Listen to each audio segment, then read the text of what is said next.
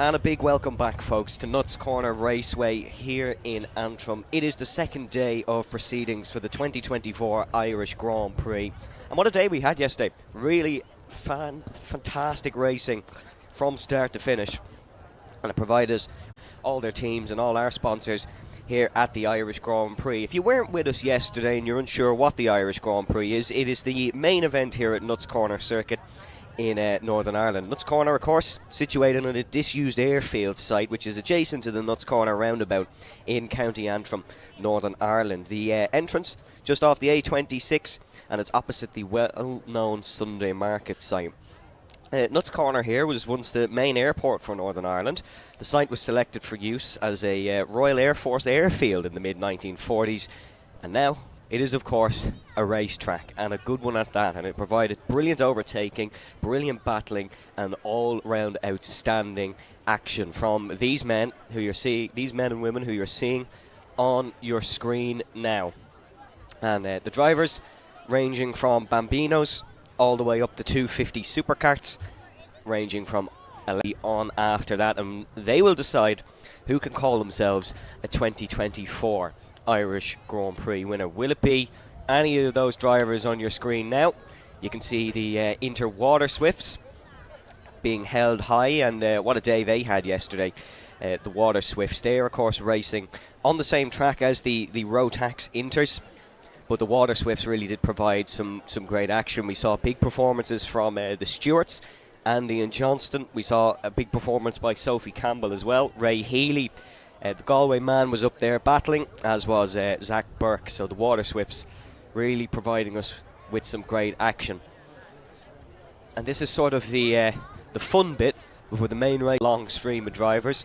They really provided some entertainment despite being at such a young age. The Bambino, the slowest of the karts here, but don't think that's necessarily slow. The Bambino's ranging from a 50cc Comer engine in some to a Might E electric motor in the others. And the Might E electric motor was really one of our talking points yesterday because it was significantly quicker than the 50cc Comer engine. Henry Hales is the favourite going into today in the Bambino class. He took pole position for timed qualifying, took Heat 1 win and the Heat 2 win. Freddie Purnell was behind him for the most part, except for Heat number 3, where Freddie Purnell was battling with Jack Harper for the podium places. So there's three sort of main runners in that. That is Freddie Purnell, Henry Hales and Jack Harper. Then of course you have the cadets as well, the cadet class. They have 3 different engines. This is a Cadet Libra class here in Nuts Corner. And you might be wondering, what is a Libra class? Well, it's the buzzword that we give to the combined cadet grid. And those cadet karts, we have the Rotax Micromax kart, we have the Iami Cadet, and we have the Honda Cadet. Oliver Meredith putting in some big performances in the cadet class. He was really quick, battling with Callum McVeigh, Ethan Robinson throughout the field. But really the cadet class is open. We don't really have a favourite in it because there's such a big group of drivers, I should say. And it is highly, highly contested. But those are a couple of the names you can keep your eyes and ears peeled for later this afternoon. We'll have all the racing action coming up from Nuts Corner in a few moments.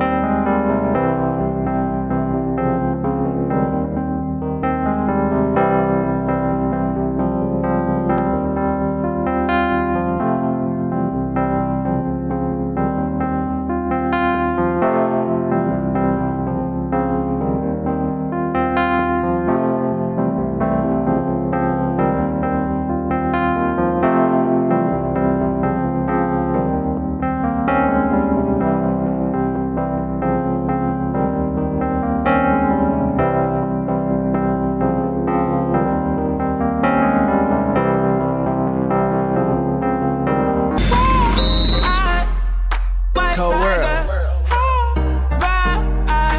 Southside, can't get enough, can't get enough. Eastside, westside, worldwide. Ride out. Now I ain't got no kids yet, but this right here's for practice. I hate to get the seats in the bins wet, but that's how good your ass is. Make an old man get his glasses, make Wesley pay his taxes, then follow your moves all week on Twitter. Probably make a gay nigga reconsider. You're now rockin' with the best, man. Dress game down to the sex game. Won't brag, but the boy been blessed, man.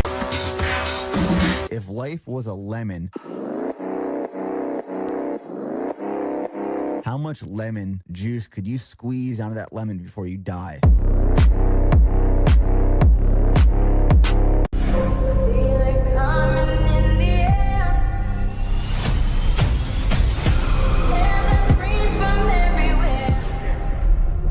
Only thing that's on my mind is who's gonna run this town tonight. Yeah, I say that we are. This is Rock Nation. Pledge your allegiance.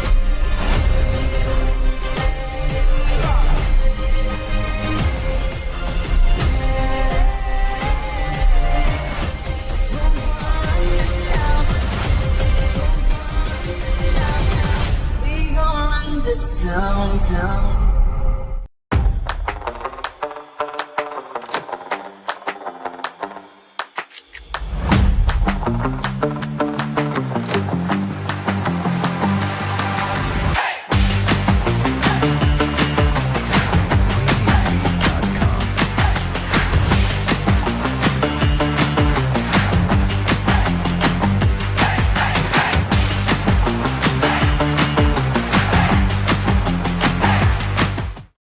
Hi everybody, it's Karun Chandok here, and I've come to check out the new mighty Bambino electric kart.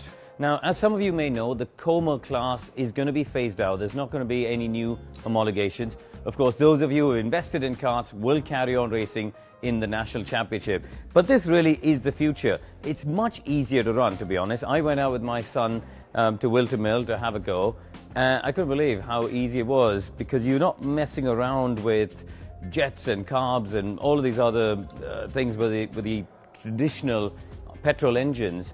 With this is very much plug and play.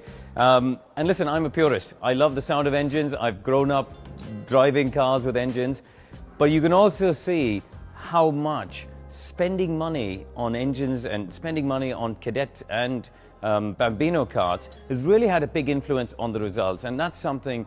These are housed in here. They've got about 3 horsepower, which is just perfect for young kids at the age of 6 coming in to drive. Obviously, if they're under 6, we can put in restrictors. And honestly, it's a little plug that goes in, and you can restrict the speed to 15, 20, whatever mile an hour you want, really, for kids to have their first go and learn how to drive it. And yeah, it's nice to see where the future is going. And obviously, with Bambinos, it's going to be the first step.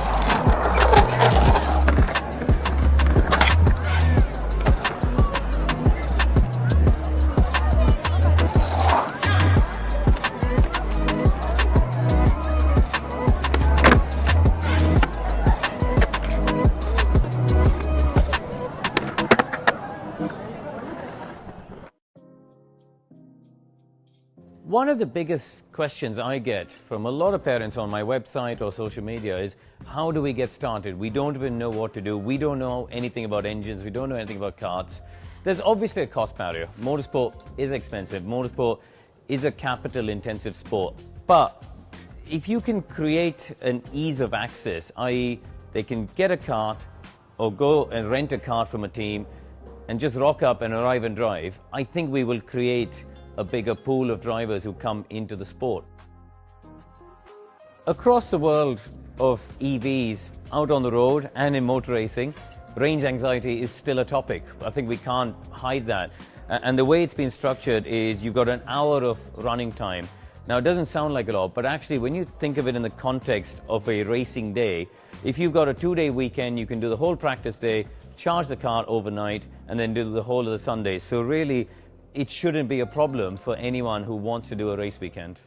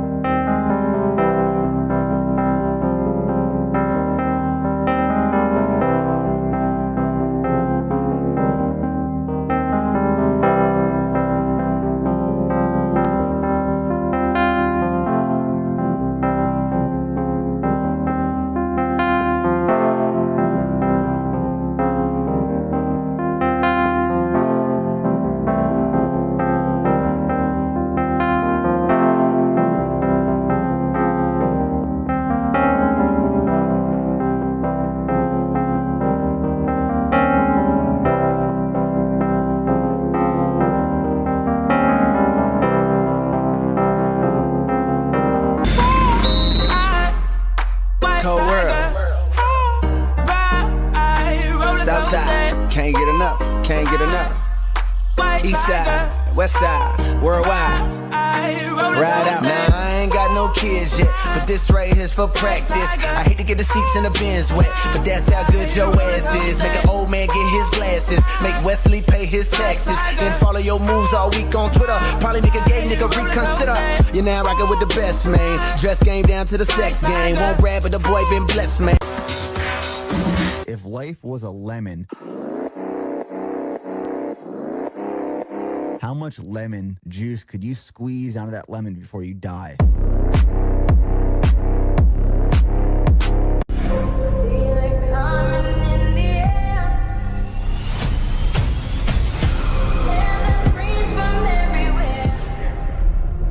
Only thing that's on my mind is who's gonna run this town tonight.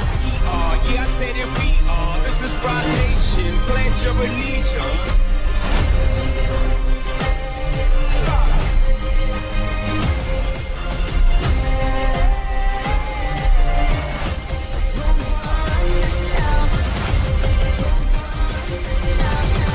We gon' run this town.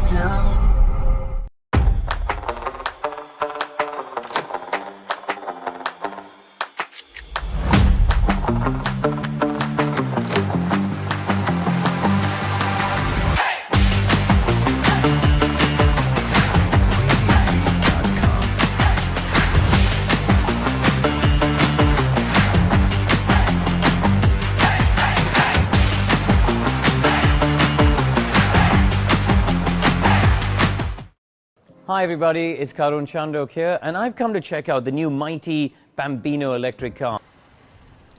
And welcome back to Nuts Corner, folks.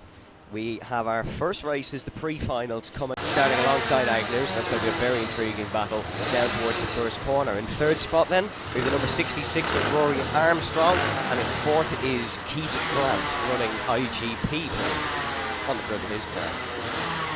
Then in fifth place we have the number 319, that's Adam Holmes. Alongside Adam is the number 22 of TJ Taff, who will be looking for a bit of a stronger day today, maybe than he had yesterday in sort of the latter heats. Behind Taff will be Chad Lehman, and beside Chad on the grid, I should say, will be Evan Johnston. But these Junior Miami X30s, 13 to 15-year-old kart drivers, I should say. 125cc single-cylinder two-stroke engines, electric starter and water-cooled, of course. The max power of these bring around 23 horsepower at about 11,250 RPM. These guys are running on the Comet race tyres. Should be getting ready to go now. Agnew at the front in the very familiar orange car, running the red, white and black helmet. There's a lot of daily motorsports cars near the back of the grid here in this one, so keep an eye for them. You can see Michaela Hart, she's down the back, or towards the back in this one, but really this race is all to decide your grid for the main final coming up this afternoon, and this will be the first final when we get to that point, so there'll be a lot of pressure on these drivers then to put on a good show, but for now it's all about getting yourself a good end position in this race. This is the Junior Miami X30s. On pole for this one is Luke Agnew in the 304, and then alongside we have the number 36 of Theo Lestrange. Fourth spot 66 Rory Armstrong, and alongside him Keith Grant. Then the 319, it's Adam Holmes. Holmes will be joined alongside the number 22, that's TJ Taff. But yep, these Junior Miami X30s will be providing the action as we are waiting to go and get our first on-track action of the day. Bit of rust maybe in the opening couple of laps for these guys. They will not have been on the circuit since we last saw them yesterday afternoon, and of course these have had the longest break theoretically, because they were the first of the final heats yesterday. Agnew looking ready on the grid, ready for action. The winner of 2 heats yesterday and a very strong result in the third. Luke Agnew will potentially see himself as favourite here in this Junior Miami X30 Irish Grand Prix class. He didn't manage to get the win last year, despite also taking 3 wins. So Agnew knows that nothing is a given when you come here to Nuts Corner. Nothing is guaranteed. This circuit owes you absolutely nothing. And Luke Agnew will know that, and he knows he's got to deliver his best to beat a very strong field beside him. Theo Lestrange, driving for Daily Motorsports, he's in second. He won the Motorsport Ireland Round 2 in White River. And he also races in the Tillotson T4 Junior karts. We have none of them here, of course, this weekend at the Irish Grand Prix. We only have the Tillotson T4 Seniors. But still, absolutely fabulous driver is Theo Lestrange. And definitely keep an eye on him. He is looking relaxed and ready for action. We're coming out on track now. Agnew is going to get us out. One last helmet tap. And he is on his way. Luke Agnew just leading them round. These guys will be doing a very quick sort of formation laps here just to get the temperature in the tyres, just to get the kart back up to speed. It's the first time they have driven, of course, today on the Sunday. Out 3 times yesterday plus the practice. No practices here today, so it is a bit of a different ball game for these junior Miami X30s. Weaving their way up the hill and down towards the right-hander, which did become an overtaking zone yesterday, would you believe it, in towards that uphill right-hander. We saw a couple of dives, although most of the overtaking came in that first sort of sector, or the first couple of corners. In through 1 was a bit of a dive zone. In through 2 especially, we saw some fantastic moves. Then turn 3 and 4 definitely were providing with a bit of racing. And then in towards that uphill right-hander, of course. But we can see them coming around to the flag stand now. The drivers have been warned to behave on these race starts by the race marshals and the race stewards. So they know, can't jump the start, you've got to go once you see those white boxes and orange cones. And now we go racing here for the pre-final in the Junior Miami X30 class. A fabulous start by Luke Agnew. He's up and away in towards turn number 2. Great start. Rory Armstrong now up to second, but he does have cars coming around the outside, side by side in towards turn number 2 now. Rory Armstrong under a lot of pressure, but still looking to take second spot. Bit of a nudge out to the right hand side. Rory Armstrong has been overtaken. Agnew is away at the front, but there's changes more further back. That is Theo Lestrange, who Rory Armstrong is fighting with. Good start from Adam Holmes and Chad Lehman as well. TJ Taff has got a decent getaway and still in contention for a good result here in this one. But it is Agnew who is leading in towards the right-hander, and Luke Agnew is doing a fabulous job indeed in the opening couple of laps of this race. It's a longer heat, this one. We have more time available. There's 8 minutes to go. It's 9 minutes plus 1 lap this, as opposed to the 7 minutes plus 1 lap that we had yesterday. But here's Luke Agnew down towards the flag stand for the first time, and he starts his Sunday in similar fashion to how he started Saturday morning, by leading here at Nuts Corner. Agnew flies past turn 2. The driver in second place is Adam Holmes in the 319, so that little tussle with Rory Armstrong has benefited him, and Adam Holmes is up to second place after a really, really good start. In third then you do have Theo Lestrange. Rory Armstrong down to fourth despite getting that good initial getaway. Evan Johnston in fifth. TJ Taff holding position in sixth. Chad Lehman has lost a spot. Chad is down to seventh, but still plenty of time to go in this one, as you can see them head in towards the right-hander. Adam Holmes putting the leader Luke Agnew under a little bit of pressure now, and Agnew, he knows how to defend around this Nuts Corner circuit. That goes without question. It's just, does Adam Holmes know how to overtake around it? Had a very strong performance, did Adam. Would have been happy going to sleep last night, because he ended his day in fine form. And as they head past the flag stand once again down towards turn number 1, it is still Agnew who is leading, but being put under a huge amount of pressure here by Adam Holmes. Holmes, of course, from County Meath. This is his second year here in the Irish Grand Prix. Didn't race in 2023, but this is his second race. And you can just see them heading down towards the hairpin to head up the hill. Agnew being put under a huge amount of pressure. Fastest lap of the race currently for Holmes. It's a 57.447. Said it on the last lap, of course, but we will probably see that beaten as they get further up to speed. There's one straggler down the back, so some problems for, I believe it's one of the Daily Motorsport karts that has fallen down the order, disappointingly. The gap just staying the same between Agnew and Holmes, but That's good news for Adam Holmes, and now he's got a slipstream down towards the first corner. Here comes Adam Holmes. He's up and ahead of Luke Agnew. What a move by Adam Holmes to make the move, and now he maybe will start at the front for the final. Agnew, though, will be back. He'll be fighting back. He knows how to race, but that's a great move for Adam Holmes. Third place driver now coming into this battle. That's Theo Lestrange. Rory Armstrong setting the fastest lap on the last lap in the number 66. You'll see him in the green and white Tony Kart livery. Just coming into camera shot now is, look at this, Agnew putting Holmes under a huge amount of pressure, and is Luke Agnew going to try dive down the inside? He is in that corner, just not wide enough for a dive, but this one certainly is. And is Agnew going to look for it? No, Holmes stays in front, so it'll probably be the same until they reach the first couple of corners once again.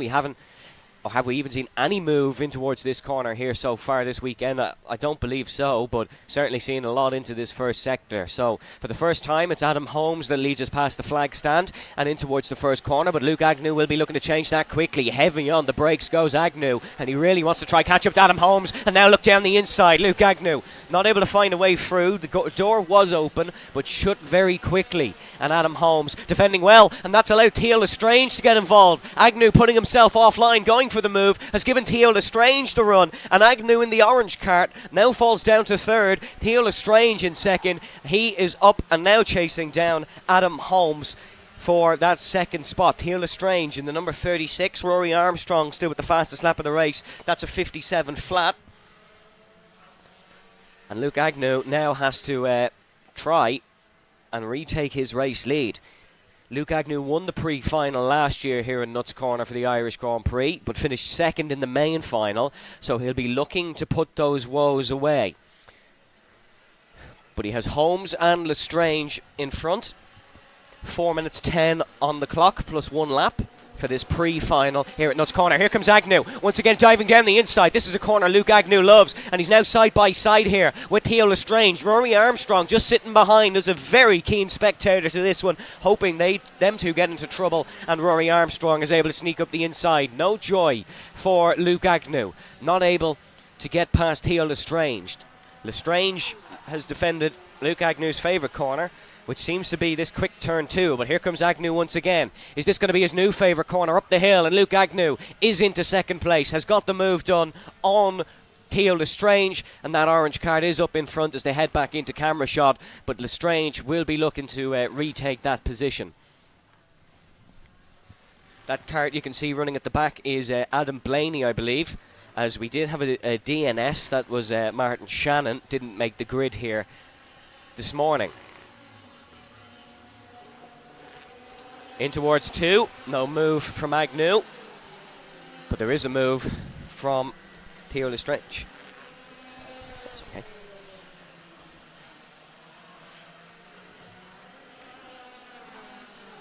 Down towards turn 4, Luke Agnew now, he's in his groove and he's motoring, because that gap is visibly closing between himself and the race leader. Adam Holmes in the race lead here, of course.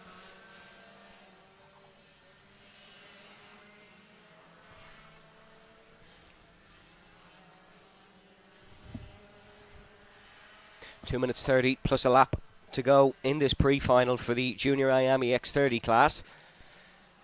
And it's definitely not decided, because Agnew, there's a bit of breathing space, about 2 or 3 kart lengths between himself and the third place man of Theo Lestrange, and Adam Holmes is under big pressure here at the front. Luke Agnew wants this move and wants his first place back around this Nuts Corner circuit. Here comes Luke Agnew.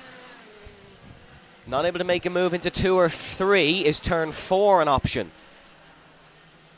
It is. Here's Agnew. Here is Luke Agnew. Right down the inside goes Luke Agnew. That didn't take him long to retake first place. Just started lapping quicker, did Agnew. It's like he got a bit of confidence underneath his kart after making that move on Theo Lestrange. A slow start for Agnew. Fastest lap of the race now, and he is leading.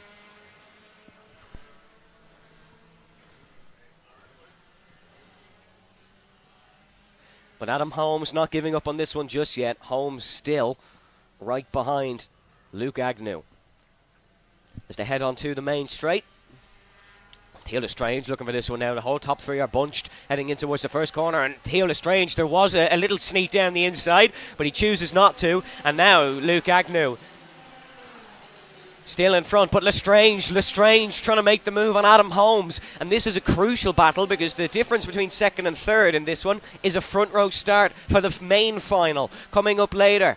Pre-final here, of course, if you're just joining us. This is the Junior Miami X30 class. And Lestrange tries it down the inside, but there's no move on for Theo, and he'll have to just stay behind. He's now under pressure from Rory Armstrong. Rory Armstrong, we said he was a keen spectator. Now he decides to become involved in the fight. Rory Armstrong is up to third and ahead of Theo Lestrange. Lestrange was going for a move from second, and 2 corners later he's down to fourth. Theo Lestrange, a bit frustrated with that one, but he'll be looking to try and make amends here in the remaining 30 seconds plus a lap in this one. So 2 more laps to go in the Junior Miami X30 pre-final here in Nuts Corner Circuit, County Antrim. Luke Agnew has started to stretch his legs, and there's a bit of breathing room between himself and Adam Holmes, but you've got to take that while it's here. Breathing room never given. It's such a high competition. TJ Taft just sat behind Theo Lestrange now, but Lestrange is hot on the heels of Rory Armstrong still. Armstrong in the number 66 is not pulling away from Theo Lestrange, and probably won't for the remainder of this race, even if he does stay in front. Here comes Lestrange, dicing and ducking in towards the uphill corner, and it seems like Rory Armstrong is just staying in front. TJ Taft looking to try getting involved, or at least I think it's TJ Taft. No, it's Keith Grant who's actually getting involved, not TJ. TJ Taft down to 9th in this one behind Michaela Hart. So it is Keith Grant actually that is up and ahead. But 1 more lap to go. The white flag board being raised, and Agnew knows he's 1 more trip round to defend his pole position here in the pre-final.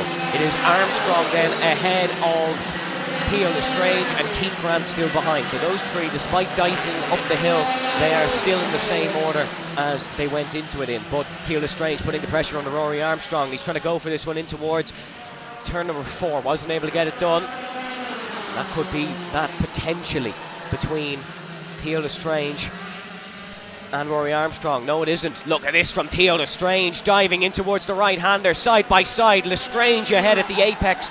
Theo Lestrange is up into 3rd place. Rory Armstrong now under pressure from Keith Grant. Keith Grant looking to dive down the inside here in this one. Not able to make the move. There's a little bit of dicing, and someone's just snuck past Keith Grant in the background. That seems to be Evan Johnston, but we'll get a clearer look at it as they cross the line. Luke Agnew will start on pole for the final. He's repeated what he did last year in the pre-final and has taken the win ahead of a very hotly contested mid-pack. Luke Agnew is your race winner here in the pre-final ahead of Adam Holmes, and then Theo Lestrange confirmation in 3rd.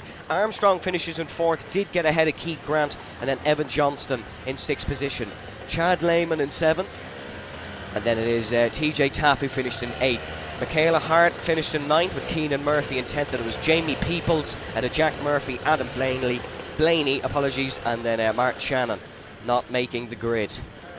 Well, the action still continues. Next up we have the Cadet Libra class coming up, and starting on pole for the cadets is the number 203 for Daily Motorsports as they head down towards turn number 1 and onto the main grid.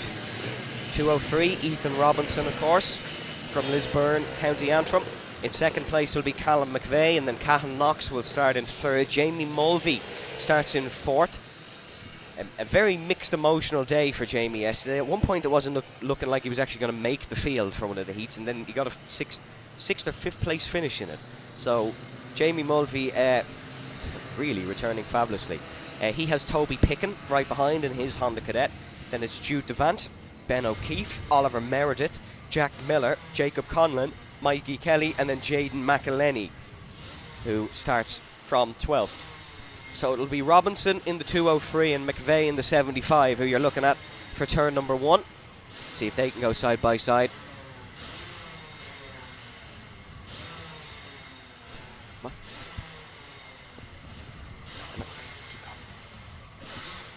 Here they go then, rounding past the flag stand. 2 by 2 they go. Robinson actually needs to get alongside McVeigh here, otherwise McVeigh is going to be starting on the pole, but into the tram line.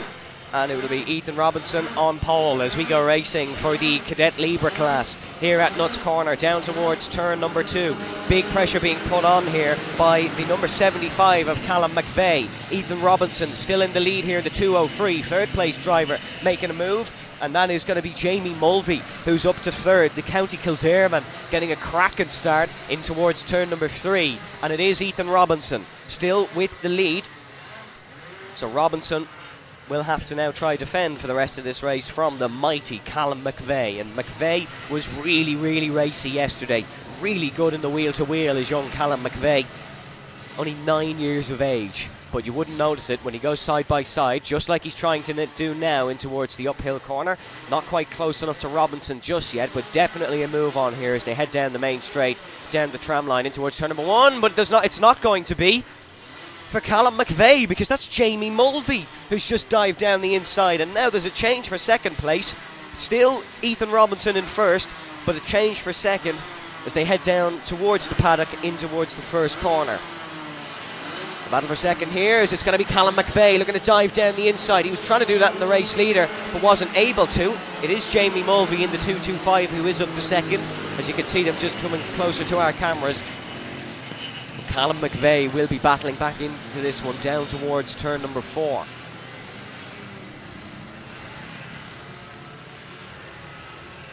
McVeigh's forced Mulvey offline, and McVeigh, no, just not going to be able to do it around the outside. Very difficult corner, that one, to get a move done in, inside or outside. It just naturally assists the Kart in front. This one doesn't though, and Callum McVeigh knows that, so he's trying to make the move, wasn't able, had to back out. Inside line really does hamper your run through that right-hander, because you need to get a good exit into the second sector, into the third sector, apologies, because if you're ahead in towards the horseshoe here, which is this corner they're going through now, you'll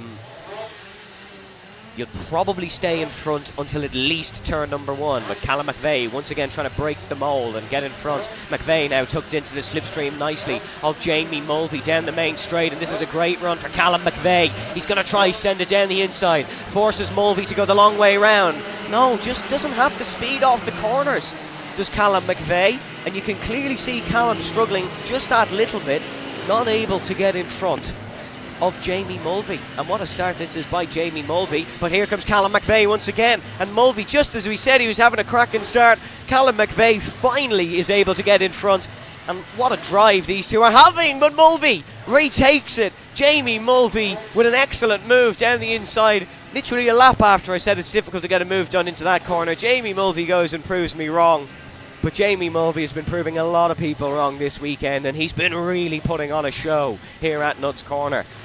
We haven't mentioned him in a couple of corners at least, but it is still Ethan Robinson who is at the top of the order. There's 5 minutes 50 to go in this one. Oliver Meredith up to 4th in the 204 with the fastest lap of the race so far. So Oliver Meredith setting some quick times and trying to get himself up onto the podium places. As you see, they head down towards the first corner now. It is Robinson who leads Mulvey, who leads Callum McVeigh. And then it is Oliver Meredith still in 4th, but circling around behind him is number 233, I believe it is. That is Mikey Kelly. Yep, it is Mikey Kelly who is behind Oliver Meredith.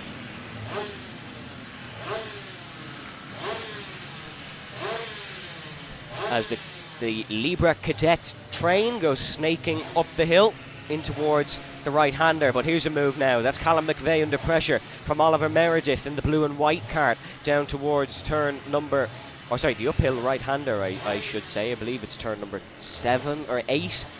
But we know this one. This is down in towards the horseshoe, and Meredith just staying behind McVeigh. They'll go for the movement towards turn number 1 here.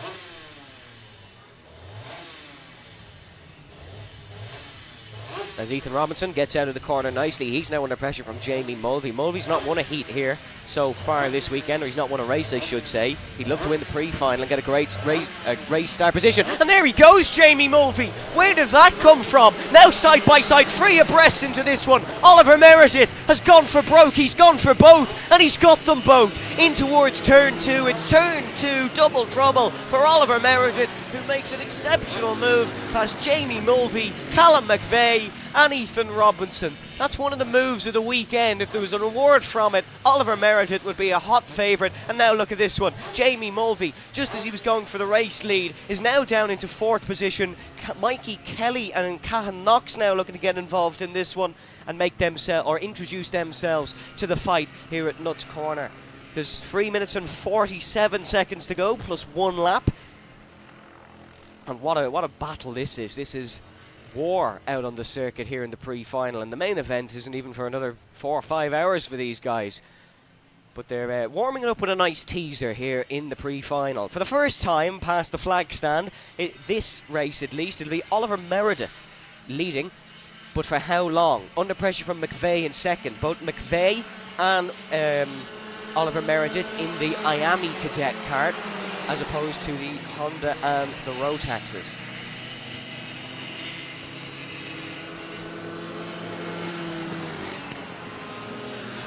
Battling for the minor places as they circle around. That's Jude Devant, Jaden McElhenney, Toby Picken, all fighting for the lower order, which is still very important for the final, because we saw Oliver Meredith has come from down the grid here in this one, and he's currently leading the race. So especially in these cadet karts, you can overtake in them. They are a small frame. If you're here in Nuts Corner, if you're in any of the Northern Irish, UK or Irish karting circuits, and you're walking past a cadet, you'll notice it's a very small kart. It's pretty much just an engine, a seat and a steering wheel. Although every mechanic in the world probably hating the fact I said that, because it is a lot more than that, but in theory that's the size of it. They are only small, but they can be chucked down the inside. And here is Oliver Meredith down towards the first corner, under some pressure still from Callum McVeigh, but McVeigh keeping it cool right behind.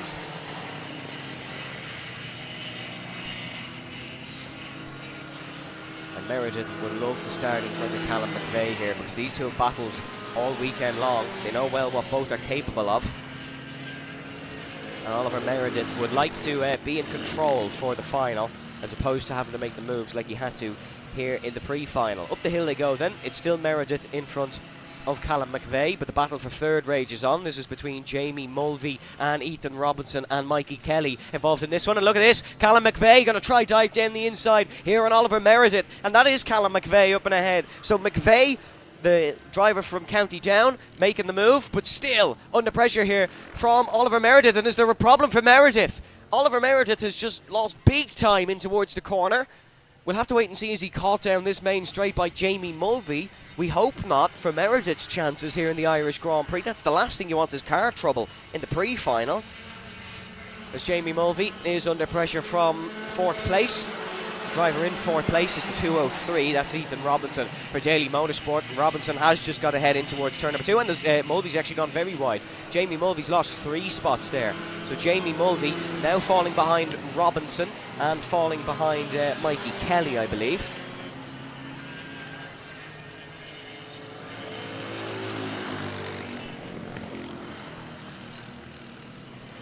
There's 37 seconds to go. We'll have 2 more laps here in Nuts Corner of this Cadet Libre Class pre-final.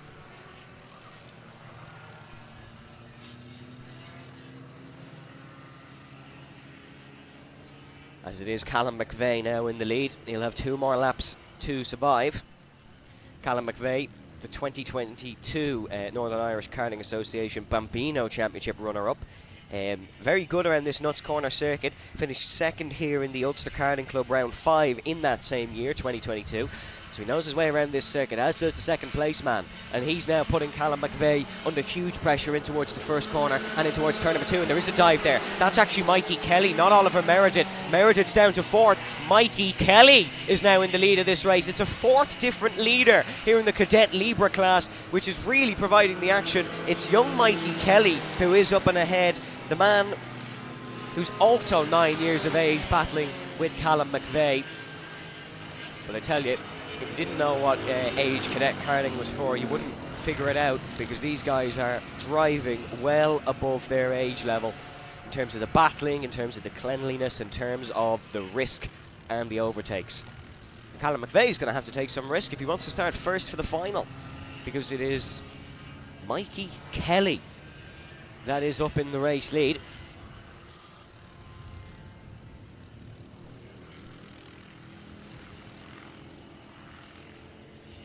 And here is Mikey Kelly rounding us towards the flag stand. 1 lap to go is out, and Callum McVeigh knows this. Callum McVeigh is going to try down the inside here. Here comes Callum McVeigh, green card, last of the late breakers. He's forced Mikey Kelly out onto the curb, and that'll give Kelly a bad run. And there goes Callum McVeigh at the inside, but Mikey Kelly with the switchback of dreams in towards turn number 2. Mikey Kelly is up and ahead once again, and Kelly somehow fends off the feisty McVeigh in towards there. But Callum McVeigh has one last tool in his box, and he's dived down the inside, and he's got the move done here. Mikey Kelly will have probably 2 or 3 more corners to try get this one back, but he's got a great exit here on Callum McVeigh, and McVeigh takes the inside line. Mikey Kelly looking to sling it round here.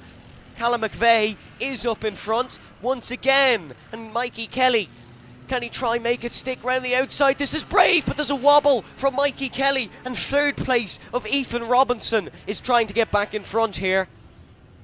But it looks like it's going to be Callum McVeigh who will take the win, but it'll be a run to the line, which Mikey Kelly will look to snatch from him. Here they go, round through the final corner. McVeigh's in front, Kelly looking to attack, but it is going to be Callum McVeigh who just about pips Mikey Kelly. Mikey Kelly going to be very happy with his starting position for the final nonetheless. Ethan Robinson then in third ahead of Oliver Meredith. Cahan Knox in fifth, and then Jamie Mulvey comes home in sixth. Disappointed for Jamie because he was having a good race. Jude Devant comes home in seventh, Toby Pickin in eighth, Jaden McElhenney in ninth, Ben O'Keefe in 10th ahead of Jacob Conlon and Jack Miller.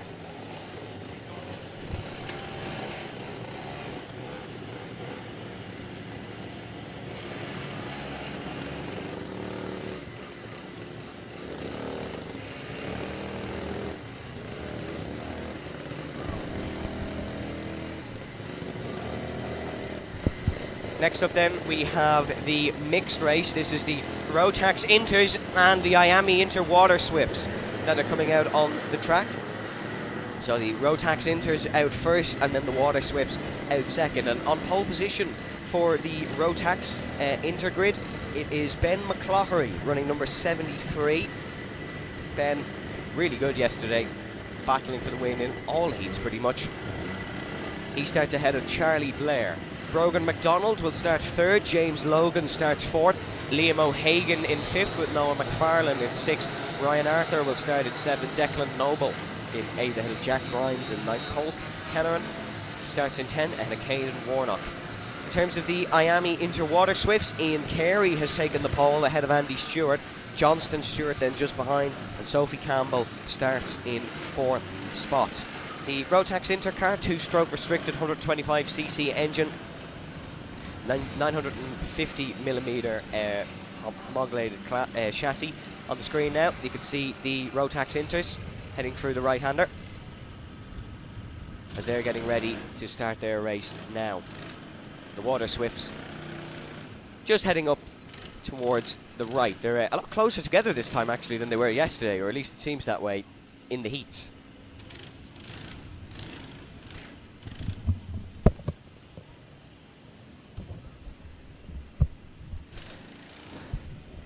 On the pole for this one, of course, Ben McCloughery, a T4 mini winner in Kiltorcan Raceway this year. He'll be looking to get the launch down towards the first corner.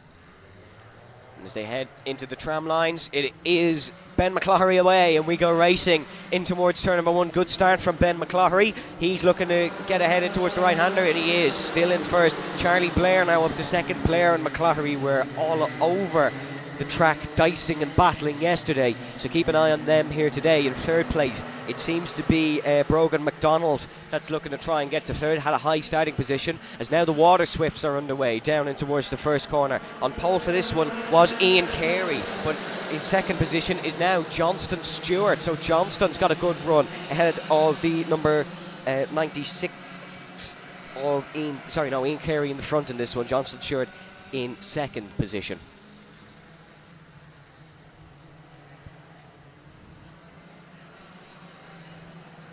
So it is Carey still in front in the Water Swifts. getting a good start, and Ian Carey looking to run away early on here in this one, as the Rotax Inters are also circling around. Ben McCloughery still in the lead of this one, but there's a battle for second going on, and this is for second spot. Charlie Blair was involved in it for Daily Motorsports, and you can see Charlie Blair still in second spot. Battling with Charlie Blair is James Logan, his teammate. 207 for Blair, 208 for Logan. Charlie Blair running the very much brighter helmet. As is there a move on here? No, not quite. Blair keeping in second position. Leader of the Water Swifts is still Ian Carey, ahead of Johnston Stewart, and then that is the battle for first position in the Inter Water Swifts class here in the pre-final. And Ian Carey doing a great job indeed. From County Meath, came second in the 2019 Miami Motorsport Ireland final in Watergrass Hill, and sixth in the same Motorsport Ireland, but in the Cadets Championship in the 2024 standing. So still racing cadets is Ian Carey, only 12 years of age, young man. McCloughery leading the Rotaxes, but there is a battle for second place. That's once again between Blair and Logan. And you can see Blair in the white helmet, Logan in the green, and James Logan looking to try and get ahead of Charlie Blair for second position and pick himself up a front row start. Ben McCloughery, this is exactly how his heat wins yesterday went. He was in the pack, but just one kart length in front of Charlie Blair at all times, and Blair wasn't really able to make much of an impact. In the Water Swifts, heading through camera shot now in turn 2, top 4 now is in a world of their own. There's been a schism in the field. And in terms of the Water Swifts, that's Carey in front, Stewart second, James Nolan in third, and then Andy Stewart in fourth spot. So Johnston and Andy continuing their strong form from yesterday and staying in towards that top 5 placings. McCloughery under pressure from Blair in the Rotaxes, down towards the flag stand and in towards the first corner. And here goes Charlie Blair. Charlie Blair down the inside. Great move on Ben McCloughery. And McCloughery, who we said was a kart length in front of all times, is now a kart length behind the fabulous Charlie Blair. Charlie having a great season as well. Had a good day here in the Rotax Cadets last year here in Nuts Corner. Finished third in the main final. He was 11th in the pre-final. So Charlie Blair knows how to cut through a field. What is he like when he's starting from pole? And that's currently where he'll start from in the main final later this afternoon. If he stays in the position he's in the Water Swift, still Ian Carey who leads, and this side by side for second place. This is between Johnston Stewart and James Nolan, and Johnston looking to try and attack Nolan here, and Andy Stewart looking to follow through. Top 4 all really close. Andy Stewart, is Andy able to dive down the inside? No, not quite, just staying behind.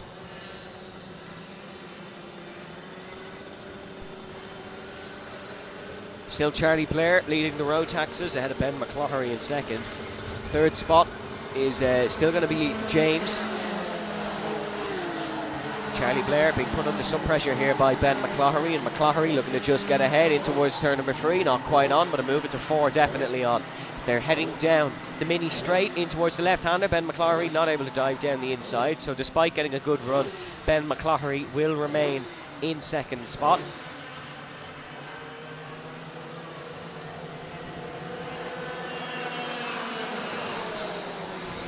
Change of lead in the Water Swifts.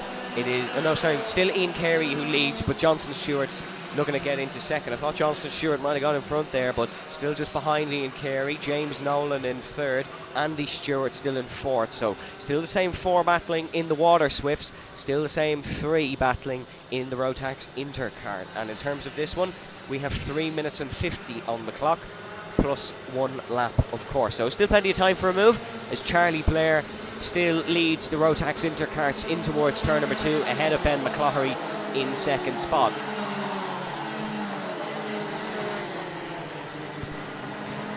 Fastest lap of this race going to Charlie Blair with a 1:08.37. That's the quickest time there, and it is some quick times, but very consistent times being put in by Ian Carey at the front of the Water Swifts. Slightly slower, but he's the quickest of that Water Swifts bunch. As you can see, still in first position. As Andy Stewart getting ahead of James Nolan. So there is a change in that top 4. It's Johnston and Andy second and third. for the Stewart family, and Johnston is up and trying to stay in front of his sister.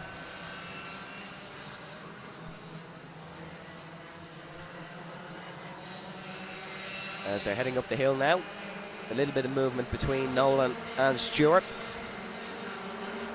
No positional change in the water swifts. Here we go. Positional change in the Rotax Intergrid. Ben McCloughery back in front of Charlie Blair in towards the left-hander. And that is a good move there by him. Ben McCloughery and Blair seems to be the real battle in this one.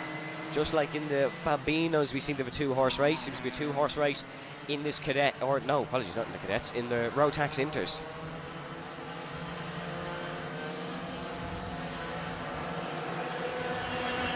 Here is the Water Swifts in towards turn number 2, and it is still Ian Carey leading the two Stewarts. Ian Carey has led this race from start to finish, started on the pole and is still in front. 2 minutes to go in this one.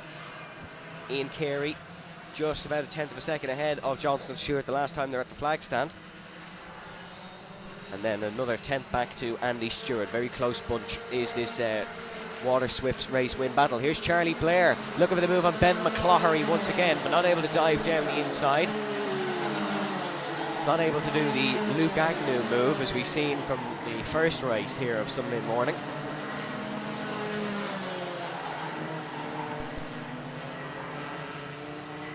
And Ben McCloughery still in front of Charlie Blair. Here's the Water Swifts down towards the first corner, and this is the first launch really from Johnston Stewart, starting to attack Ian Carey. And right behind Johnston Stewart, of course, Andy Stewart. 93 Johnston, 193 Andy. Johnston you can see in sort of the blue helmet, Andy Stewart running the pink. And Ian Carey in front is under pressure from Johnston Stewart here in the latter stages of the Inter-Miami Water Swift grid here for the pre-final. McCloughery leading in the Rotax Inters, and it is Charlie Blair still in second, but third place of James Logan is very close to Charlie Blair now. Logan could cause an upset in this one and dismantle the top two that have cemented themselves at the top of the order for so long in this race. It would really be disappointing for Blair and McCloughery if they weren't on the front row after the steady run they've had. 26 seconds left in this one, so the Rotax Inters will have one more lap after this.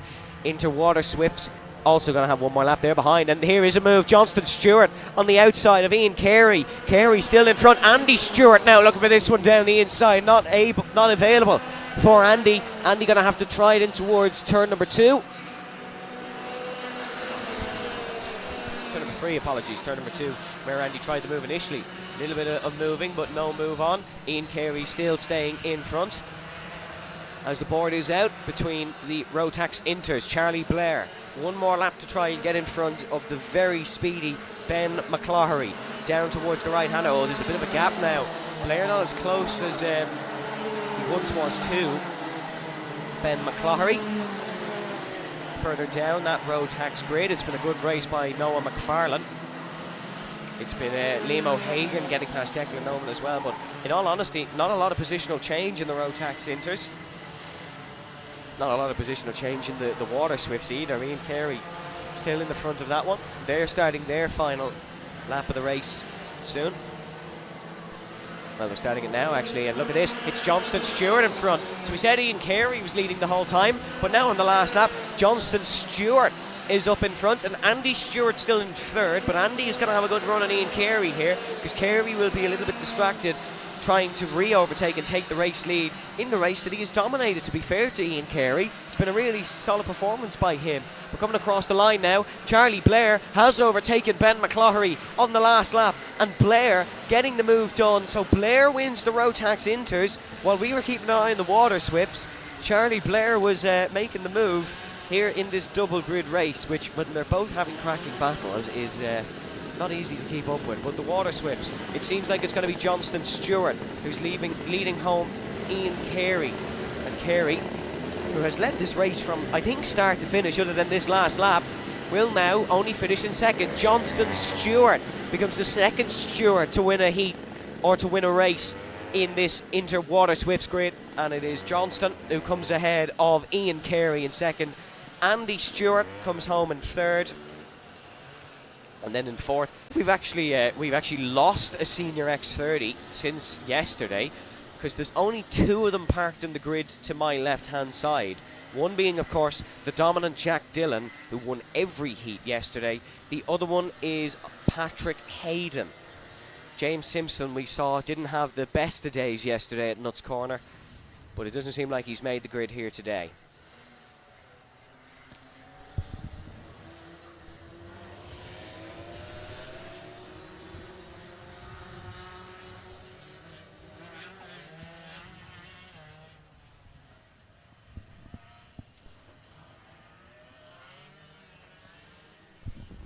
On pole position for the senior Max 177 grid is Liam Kearns. He leads Paddy Fitzpatrick and Brian Cherry. Pierce Shannon in fourth, with Matthew Wright in fifth. Ahead of Ricky Malcolmson in sixth. So Malcolmson down the back, despite being very solid in this class.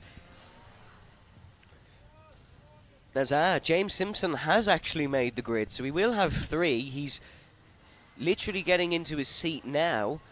So some issue for James Simpson, but it's been a mad rush to get to the dummy grid. But we do have the senior Max 177s coming towards the line now, and Liam Kearns in this all-white kart will have the inside line. As now we go racing for the senior Max 177s, and Liam Kearns does lead in towards the first corner. Kearns very dominant. In second place now is Brian Cherry. So Brian has got ahead in towards turn number 2. Spinner at the back of the senior Max grid, and that is, I think it's Ricky Malcolmson actually that's gone off in the number 69. We'll get further confirmation of that when the timing screen kicks in. But disappointing for Ricky Malcolmson. The senior X30s have got underway, but not with James Simpson, who is out of the pit lane. He is out on track, but Simpson not able to catch up to the pack. It is Jack Dillon leading this one. Jack winning all 3 races yesterday while racing in the Tillotson T4s. There is James Simpson circling around. So he is out on track, James. He will at least get a classification and into the final, because this one, of course, not the main event, so he will still get a good starting spot for the final. It is Liam Kearns who leads Brian Cherry in the 177s. Confirmation of that spinner. It was actually Matthew Wright that spun round, not Ricky Malcolmson. Malcolmson is up to 4th. Paddy Fitzpatrick battling away there as well. So it is Kearns, Fitzpatrick, Cherry, Malcolmson, Shannon, Wright. Then it is Dillon, Hayden and Simpson in the X30s. But look at the gap Jack Dillon has pulled already on Patrick Hayden. Dillon is just a maestro in this senior Miami X30. He has his hands more full in the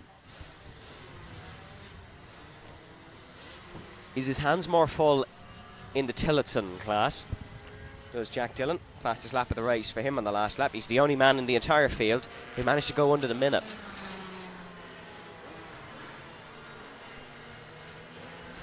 As Liam Kearns leading in towards turn number 2. He is ahead of, actually, it's the 65 of Paddy Fitzpatrick, and then Brian Cherry in the blue suit in 3rd place. So it is Paddy Fitzpatrick who is in 2nd, Kearns leading, of course, and then Brian Cherry is in 3rd.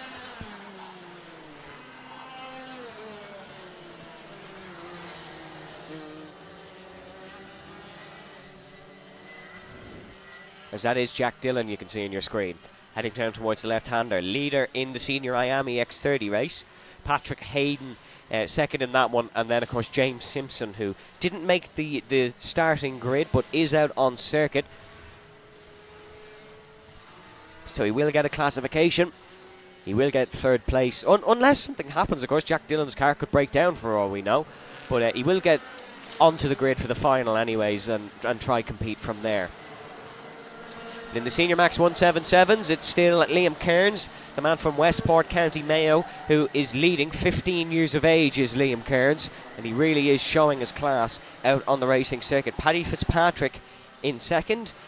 Paddy won't like me for saying this, but if you put Liam's age backwards, you get the age of Paddy Fitzpatrick. So you can see there is a range of experience here in the Senior Max 177 grid. This Senior Max kart is a 125cc restricted 2-stroke. It is basically a Senior Max kart, but it's a heavier kart and driver weight combination.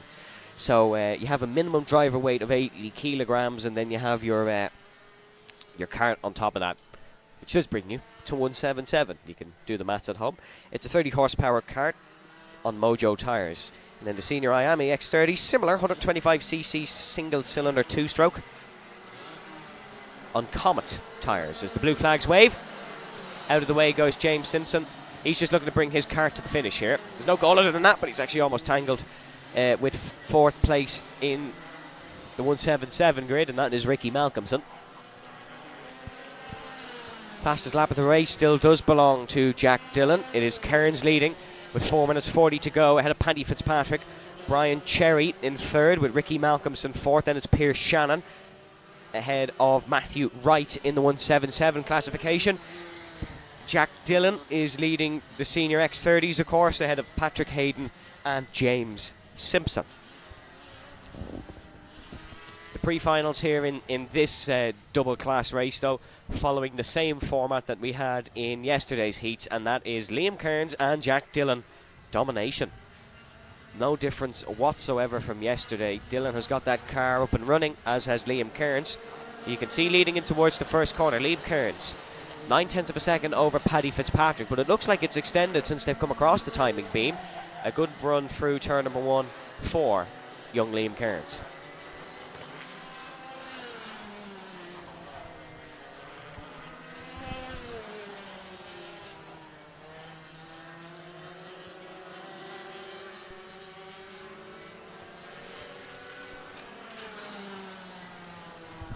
New fastest lap of the race for Jack Dillon. All but 2 going under the minute mark now. Jack Dillon 4 seconds under it. 56.7. The fastest lap of the race for Jack Dillon. He's a 3.8 second lead over Patrick Hayden. And Jack is actually catching the back of the Senior Max 177 grid. So really a fantastic job by Jack Dillon in order to confirm his dominance in the pre-final here and get that pole position for the final coming up this afternoon.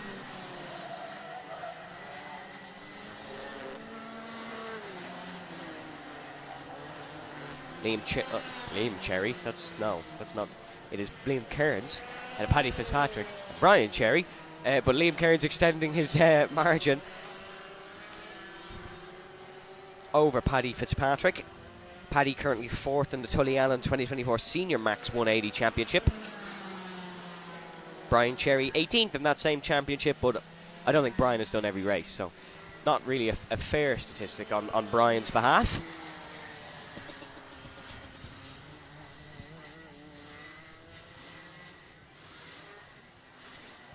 Kearns leading down towards turn number 1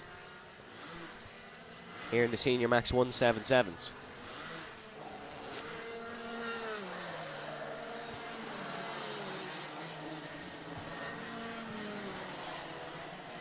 Paddy Fitzpatrick running a great race in second. Had a great Heat 3 yesterday, did Paddy Fitzpatrick. Was frustrated with how Heat 2 went, but Heat 3 going really well for Paddy. Brian Cherry still keeping with him, only 4/10 between those two. But this is a good race from Paddy Fitzpatrick, and he'll be happy. He'll look to try get ahead of Liam Kearns early on in the final. I think that's the tactics that Paddy has to play. As you do see Jack Dillon sweeping up the hill in the Senior X30s. Jack will be back out later, of course, in the Tillotson T4s. In between that, we'll have the Bambinos and the Junior Maxes.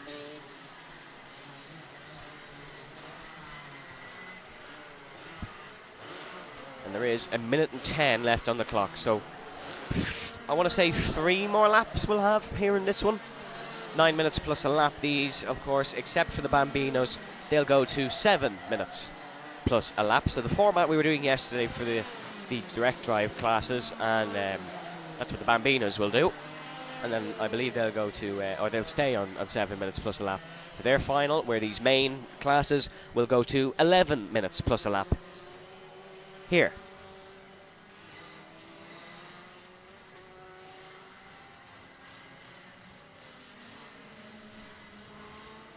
Brian Cherry looking to put Paddy Fitzpatrick under a bit of pressure in towards the horseshoe corner, but no move really on for Brian Cherry, was just getting close.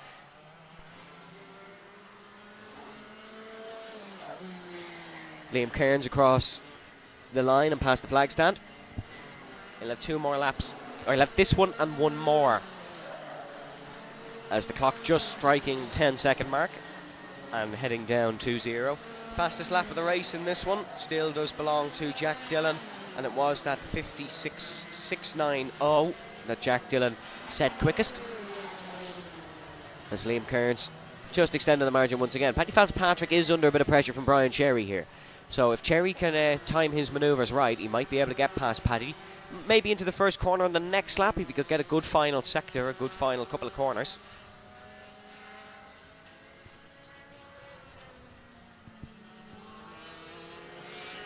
But no, didn't get the best run up the hill, and Paddy Fitzpatrick just keeping a cart length or two in front of Brian Cherry.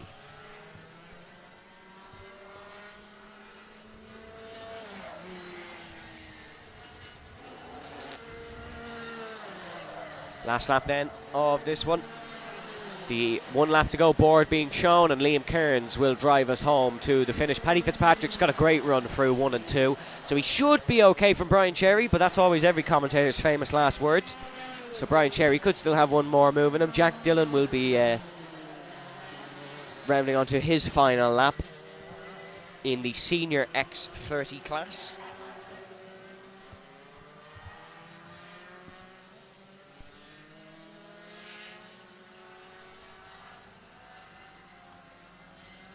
Liam Kearns rounding into the final couple of corners now to bring us home in the senior maxes. He'll start on pole and will be disappointed if he's not able to win the final here. But for now, in the pre-final, it's domination by Liam Kearns, who crosses the checkered flag, and a brilliant win for him. It'll be Paddy Fitzpatrick alongside him on the front row. Brian Cherry not able to launch a last lap attack, and Cherry will stay in third. Jack Dillon just circling around the circuit. He'll come home to win the X30s, and it will be Patrick Hayden behind him. Ricky Malcolmson dropping down the order, so Ricky may have picked up a penalty of some sorts, but Ricky Malcolmson drops down the order. So full confirmation of your results from that one then. In the Senior Max 177s, it is Liam Kearns who takes the win ahead of Paddy Fitzpatrick in second, Brian Cherry in third, Jack Dillon in fourth overall in that one, but he did win the Senior X30s. Just to keep going through the 177s, it is Pierce Shannon and Ricky Malcolmson, Matthew Wright, and then the X30s, Jack Dillon leading home Patrick Hayden and James Simpson. Next up here in Nuts Corner, we have the Bambinos. Hope you're enjoying the action at home, and make sure to pop a subscription on the Ulster Karting Club's YouTube channel to support us all here on the live stream programme.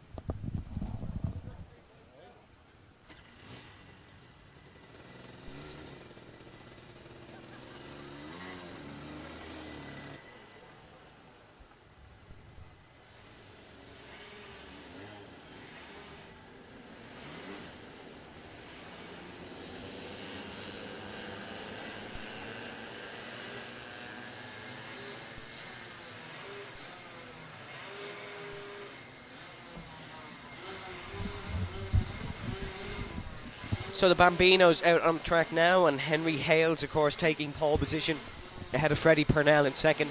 This one, a standing start on the grid, of course, folks, for these Bambinos. If you weren't with us yesterday, these guys do a standing start rather than the rolling start. But to run you through the grid then, the top 8, all in the Might E Bambinos, and then the Comer engines behind them. That's not because they're in different classes, that's because the Might E engine has the Might E motor, I should say, not engine, has proved superior this weekend. Henry Hales on the pole ahead of Freddie Purnell. Jack Harper then in third. Mason Monaghan in fourth, with Corey Lyons in fifth. Then in sixth position is Jude Lee Bolster. Ollie Upton starts seventh. Summer Upton starts eighth. Ollie McKiernan will start ninth, ahead of Dawson Jones in 10th. Ben Nicholson starts 11th. Cooper Devant in 12th. And then Rhys Fry rounds us out in 13th position. This is Rhys Fry's first ever karting event. So we do love to see Rhys out on track, and we are supporting him well here in Nuts Corner. And we do hope we see him next year at the Irish Grand Prix, which I'm sure we will, because he seems to be having a world of a time out on circuit. And that's what these Bambinos are for. It's to get these young guys into karting, get them used to the machinery, and get them ready to race in potentially the cadets in a couple of years' time.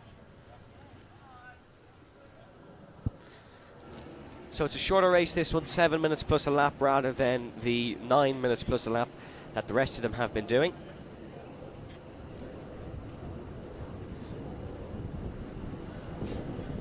As we can see, young Henry Hales on pole position. There was a great fight between Purnell and Harper, so keep an eye on them in second and third. Freddie Purnell been put under big pressure by Jack Harper in the heats. Only 2 heats these guys did yesterday. Of course, they had a timed qualifying session. So these guys are more used to sort of starting where they qualified. Henry Hales, the quickest in that session, took it in the dying embers. There was less than a tenth of a second between Henry Hales and between Freddie Purnell. So those 2 guys are close on pace, but Hales just had it over race trim.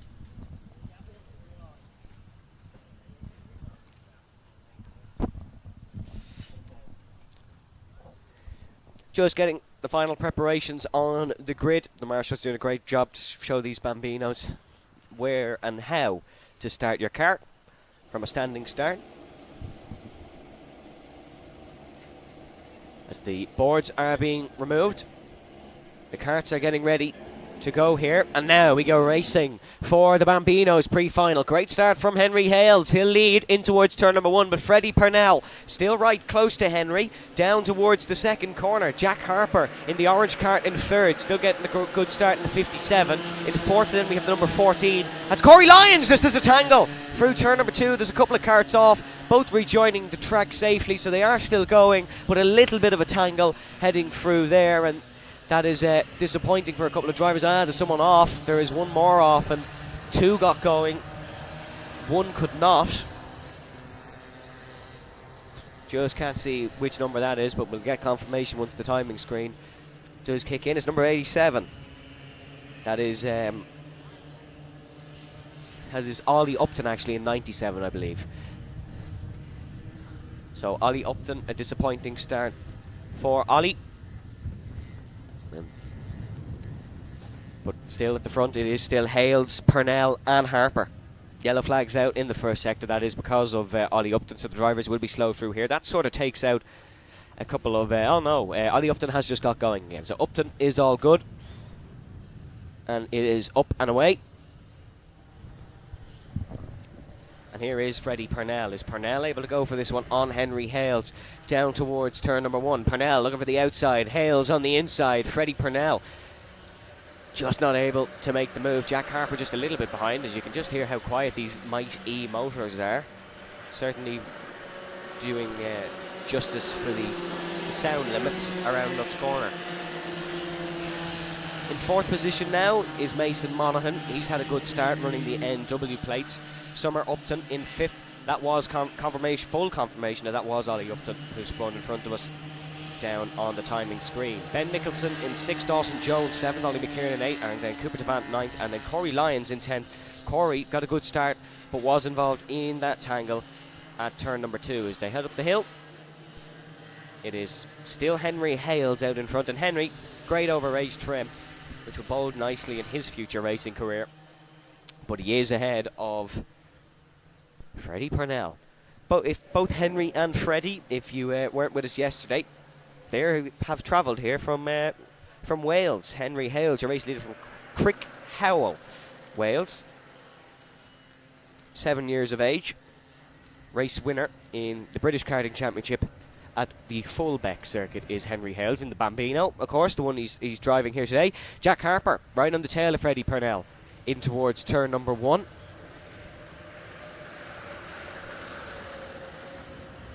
Harper just not able to get close enough. They're small karts, these ones, but difficult to overtake in because of how even they are, really. There's no real differential in these Bambinos, other than the fact some of them are running the Comer engine and some of them are running the Might E engine. but both Purnell and Harper running the Might E engine, so there's absolutely no difference whatsoever between their two machines. There's the biggest group ever of Bambinos here at Nuts Corner. It's great to have them alongside us. There's a total of 13 of them out on track. I believe we had 16 here at one point yesterday, but 13 of them out on track now in the Bambino class. 3 minutes and 20 to go in this one, plus a lap, of course, for the Bambinos. A shorter race for the pre-final and final for them. After these Bambinos, of course, we will be going to the Junior Max category, which is always thoroughly entertaining, but staying focused on the Bambinos for now. Freddie Purnell under a bit of pressure from Jack Harper.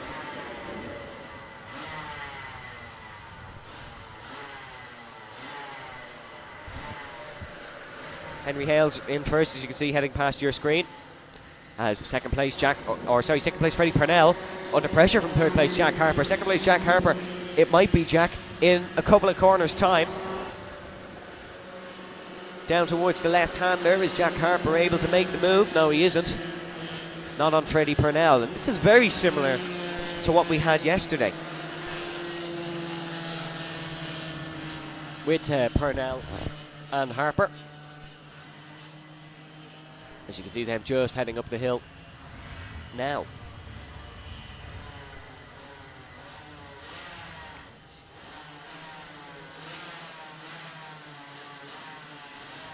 Jack Harper, as local as you can get to Nuts Corner from Dundroyd. He races for Richard Chassis Engineering. So Jack Harper, a man with a big future. Raced in the Bambinos here last year and was second in all but one race, and that was in heat number 1. Even took second in the time qualifying. So he would like to finish one position higher than second, but he's currently one position below it. As Hales head past your screen down towards turn number 2. Harper seems to get a good run through the back part of the circuit, but Freddie Purnell just that little bit quicker for the first sector. And as we've spoken a few times today, Freddie Purnell, as we've spoken a few times today, the first couple of corners you can defend in, but here's a good run. Jack Harper on Freddie Purnell, no, not able to get past. They'll head up the hill though, and Harper will try and make the move stick.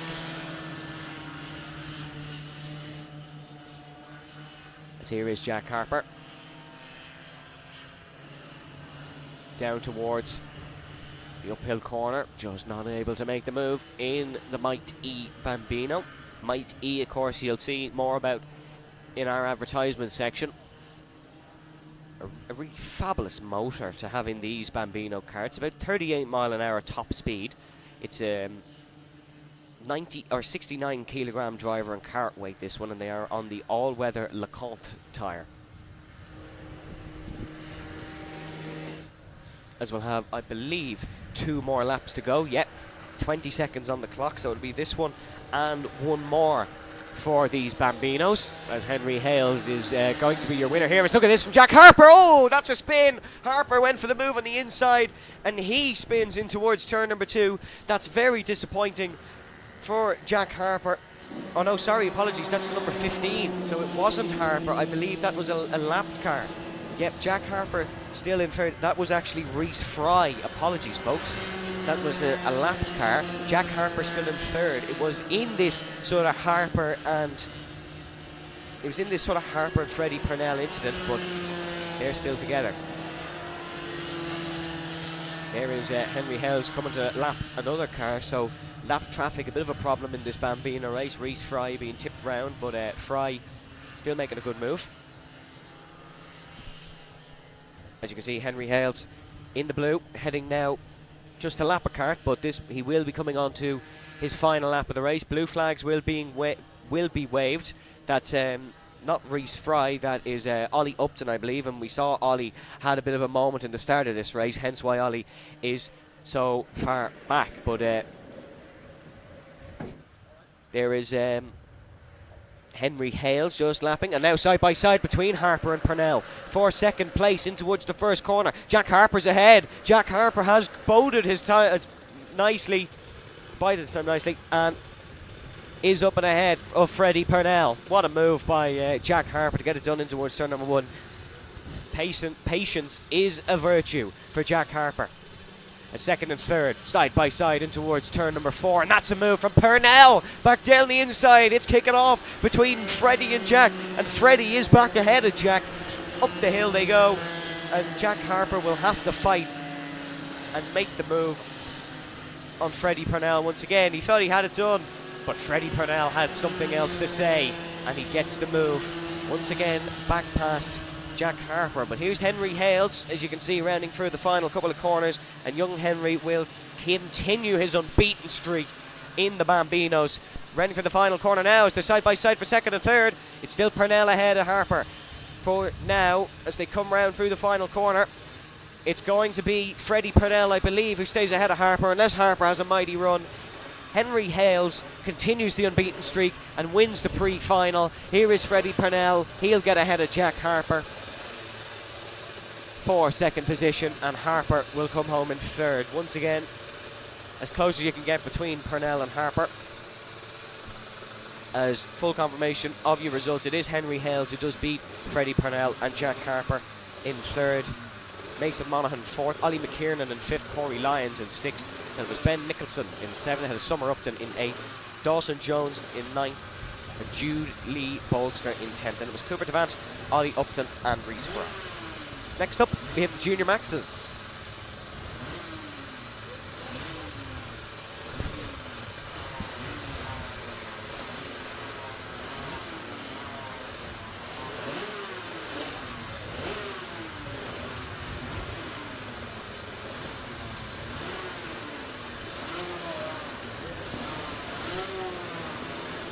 On pole for the Junior Maxes is Rory Armstrong, ahead of the number 66 of Charlie Gardner.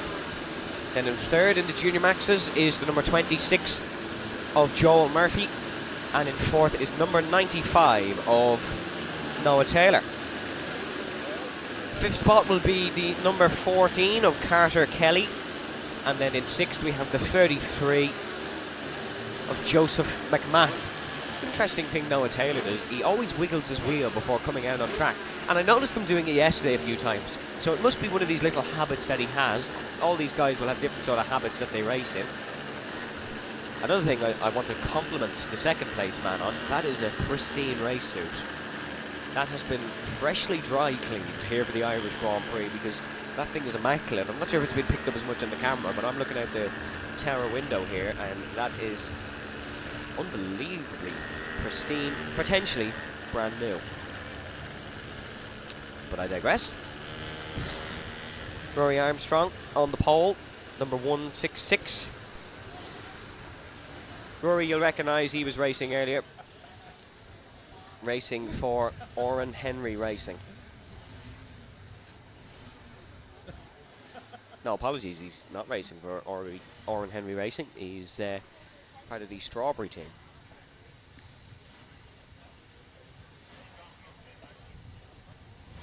Down the order, some final words of advice being given to Colm McFadden Biggerstaff, as they're going to get ready to go. One last high five for Rory Armstrong, who's eager to go and pulls out on circuit now here for the pre-final of the Junior Maxes. This Junior Max car, 13 to 16 years of age. The drivers, 125cc 2-stroke Rotax 125 Max Evo. It is 23 horsepower at approximately 8,500 revolutions. Electric starter and water cooled. It has a junior cylinder without the exhaust valve. That's what makes it a Junior Max kart.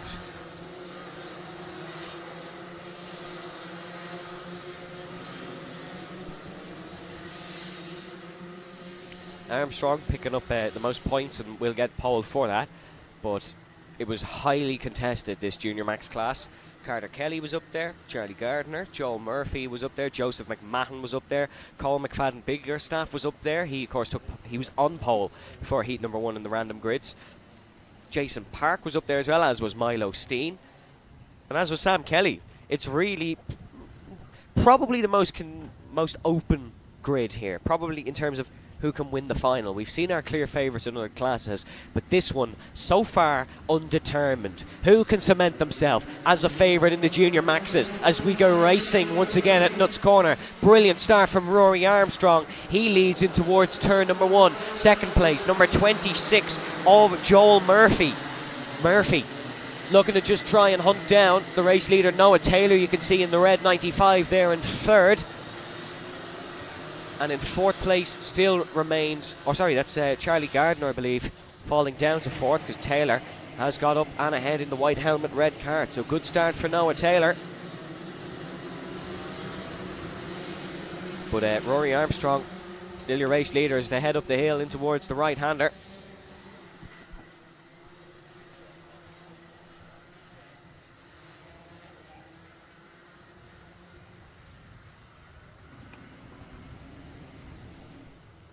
Rory Armstrong will round us out the first lap in the race lead here.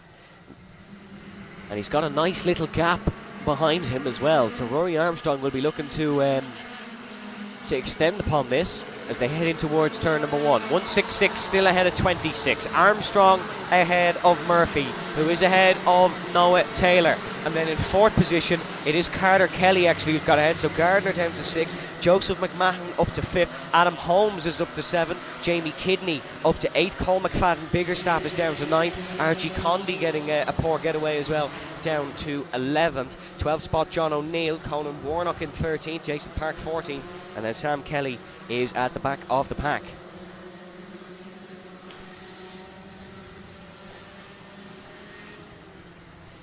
Heading into the back part of the circuit once again.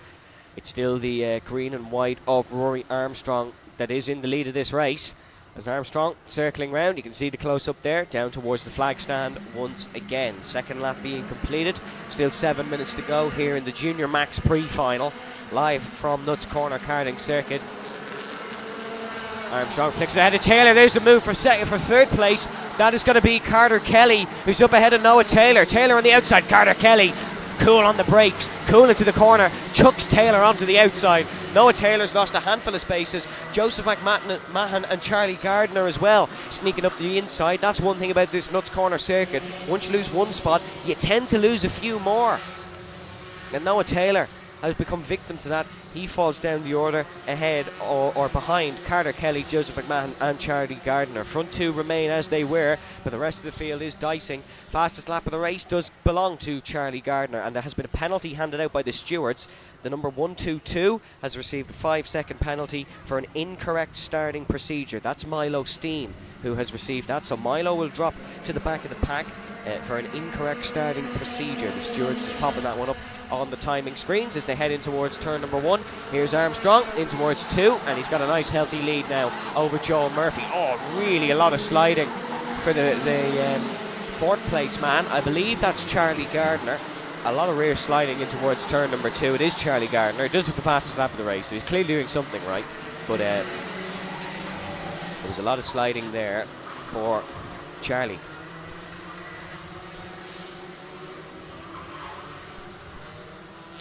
Rory Armstrong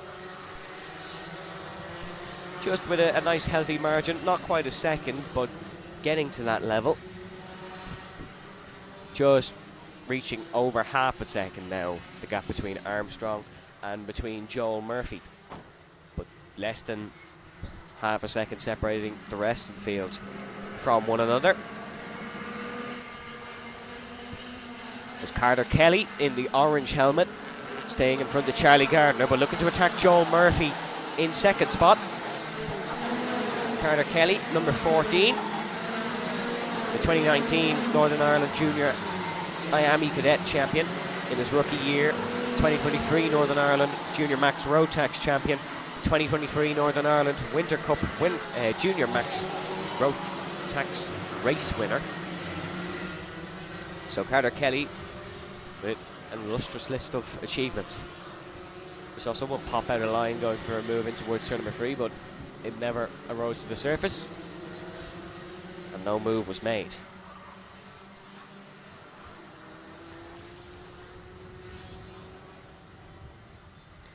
There is Rory Armstrong, just feeding towards the start-finish line once again. As there is 4 minutes and 10 seconds to go in this one. Gardner ahead of Carter Kelly as they head in towards turn number 1. Charlie Gardner has got ahead of the number 14 through the back part of the track. So that is Charlie Gardner ahead of Carter Kelly.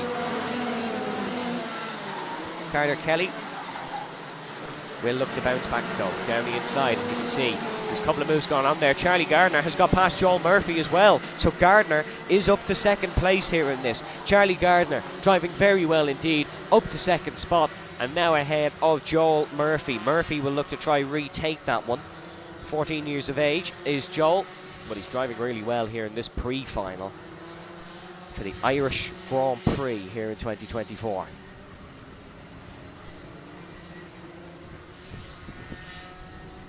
They ran through the final corner once again. It looks like Rory Armstrong is very comfortable in the position he's in, but no one else is comfortable in the rest of the pack because it is so close in towards turn number 1 for this battle for second.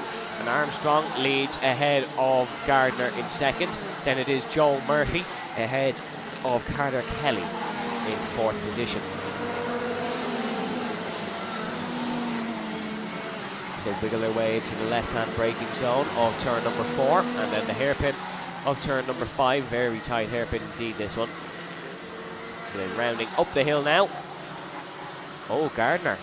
A wave of the finger for Charlie Gardner. I wonder, is that to indicate some sort of issue, or is that just giving cheek to the driver behind it, Joel Murphy? But he's not happy with something, is Charlie Gardner. There was a clear hand out of the cart there for whatever reason. So Charlie Gardner is going to have to... we're going to have to keep an eye on Charlie Gardner, I should say. He's racing his new Kart Republic chassis for a second time here. Last year in Nuts Corner, he finished second in the Irish Grand Prix final, but he was 12th in the pre-final. So this year it's going much better for Charlie Gardner, I think it's safe to say. As you can see, Carter Kelly just slowly attacking Joel Murphy for third spot. Murphy there in the grey kart behind Gardner. It's a little bit wide for Charlie Gardner, but nothing to worry too much about for him. As they fly up towards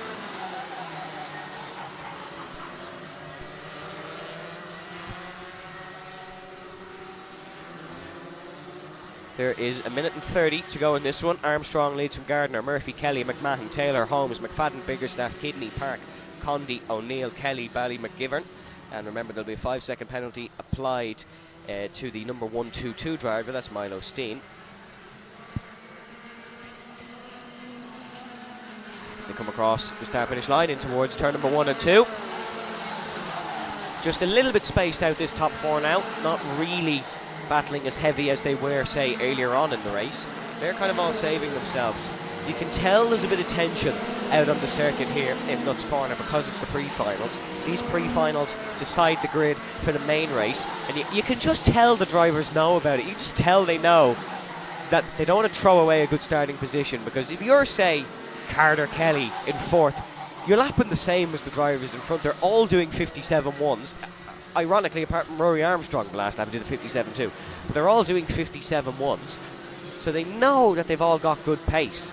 But Carter Kelly not willing to risk anything, or any of them not willing to risk anything, to jeopardise their starting position for the final of the Junior Max Irish Grand Prix. As they cross the start-finish line now, 20 seconds remaining, so this will be the penultimate lap of the race. We'll have one more after this one, as it is still Rory Armstrong who leads. Adam Holmes has lost the position to Cole McFadden Biggerstaff.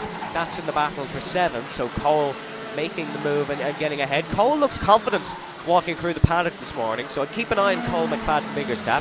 Fastest lap of the race going to Charlie Gardner on the last lap, 56.9. That's the first man into the 56s. 47, very low 47s. The rest of them doing. Rory Armstrong doing a low 47 lap time.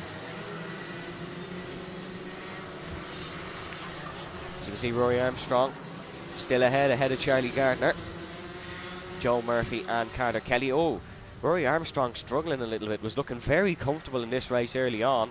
but now he's just struggling a tad, and Charlie Gardner might be able to pounce down in towards turn number 1. Not able to get it done into 1 as we start the final lap here, the Junior Max's pre-final, and Charlie Gardner is looking to try and just get ahead. As here comes Charlie Gardner. Is he able to close in towards 3? No, he isn't. How about turn number 4? Armstrong under a lot of pressure here, and Charlie Gardner's going to try sneaking around the outside. There's no move on there. Rory Armstrong keeps it close, and Charlie Gardner still just trying to pounce, not able to make the move in towards turn number 4. He'll have a go up the hill though. Armstrong has to defend. Late manoeuvre for Armstrong just in towards the corner. Realised that he had to drive a defensive line. Not late in necessarily illegal, but late in necessarily that he didn't realise the run Charlie Gardner got. And here comes Gardner. They're banging in towards the final couple of corners, side by side between Armstrong, and there's contact. Off the circuit goes Charlie Gardner. Off the circuit goes Rory Armstrong, and it's a whole load of drama here in the Junior Maxes. It's going to be Joel Murphy that wins the race. Carter Kelly is a problem as well. Carter's been pipped from the line. I don't even know who's got second. Joseph McMahon has got second.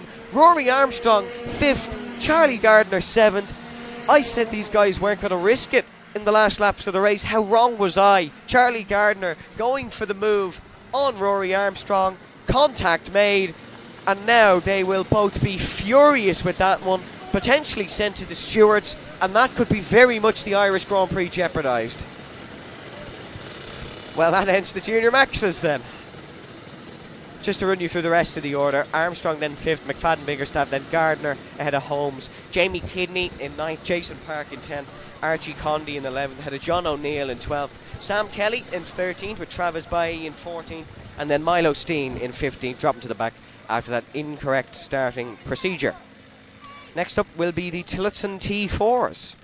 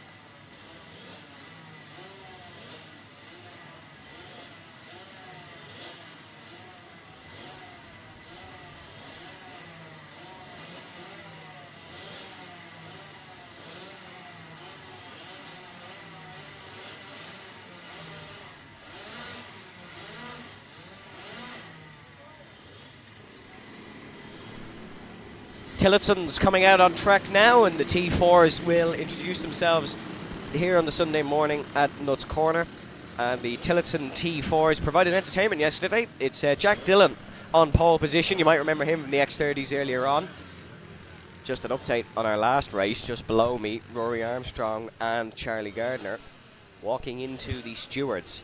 Armstrong came in to the paddock, drove into the paddock, and was a bit deflated after that one. But he'll bounce back without question.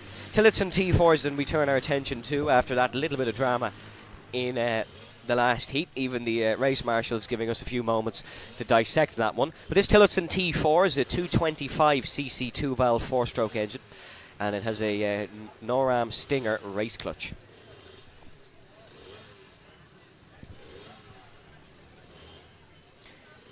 So Jack Dillon on pole for this one, Cahan McClelland in second, Luke Palmer in third, and then Ewan Miller in fourth.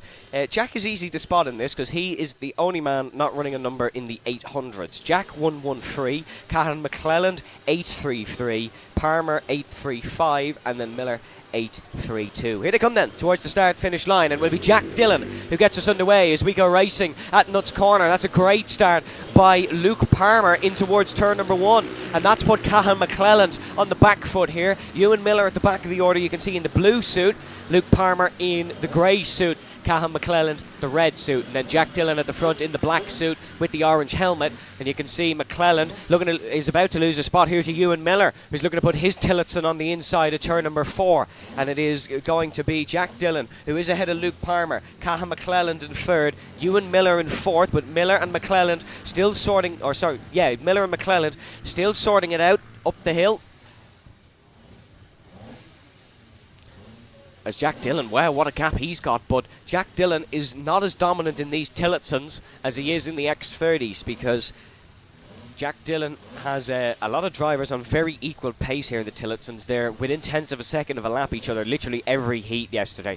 It was insane action, and he knows that Cahan McClelland, Luke Palmer and Ewan Miller will be right on his tail as we head in towards the first corner. McClelland looking to overtake Palmer. This is in the battle for second, as Luke Palmer is just ahead now from Cahan.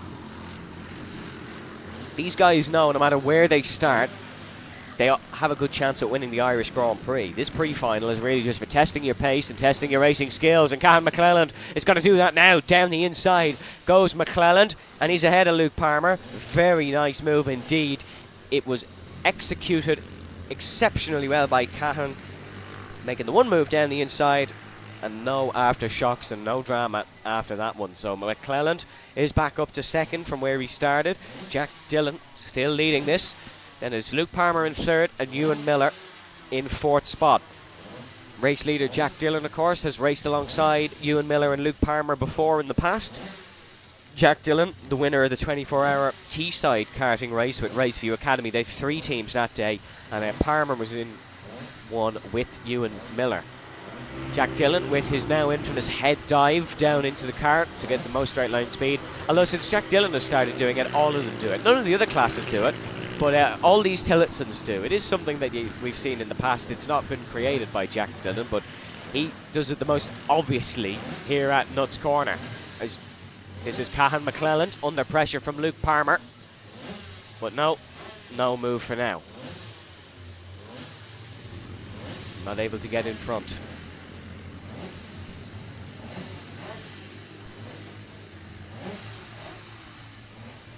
As here comes Cahan McClelland trying to chase down Jack Dillon here, but Dillon, what a start he's got. Jack Dillon is very good around this Nuts Corner circuit. I think that's something we can establish from this weekend, because Jack Dillon is doing exceptional.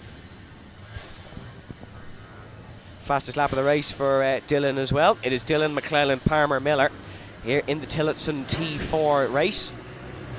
And Jack Dillon just extending his margin here. 9/10 of a second between Dillon and McClelland. This is unusual for a Tillotson T4 race. It's 6/10 back then to Palmer. And then Ewan Miller is Ewan Miller way off in this one behind Luke Palmer. So Ewan Miller has to up the ante a little bit to try catch his rival Luke Palmer. After these Tillotsons, of course, we go to the senior maxes, and then we'll be on the full circuit.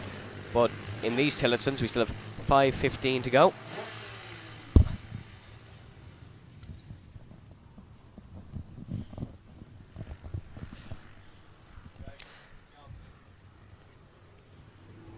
As Cahan McClellan slowly trying to cut down the gap to Jack Dillon. Set the fastest lap in the last lap with a 1:03.2. He was 0.4 of a second quicker. And McClellan is a man who sort of gets into his groove in races. Doesn't necessarily start the quickest, but he gets into his races, and now he's starting to catch Jack Dillon as they come across the line. It's certainly closer between the top two than it has been for the last few laps. As Jack Dillon stays in front of Cahan McClellan still, and Palmer and Miller are being dropped, unfortunately, in this one. They're not able to catch up.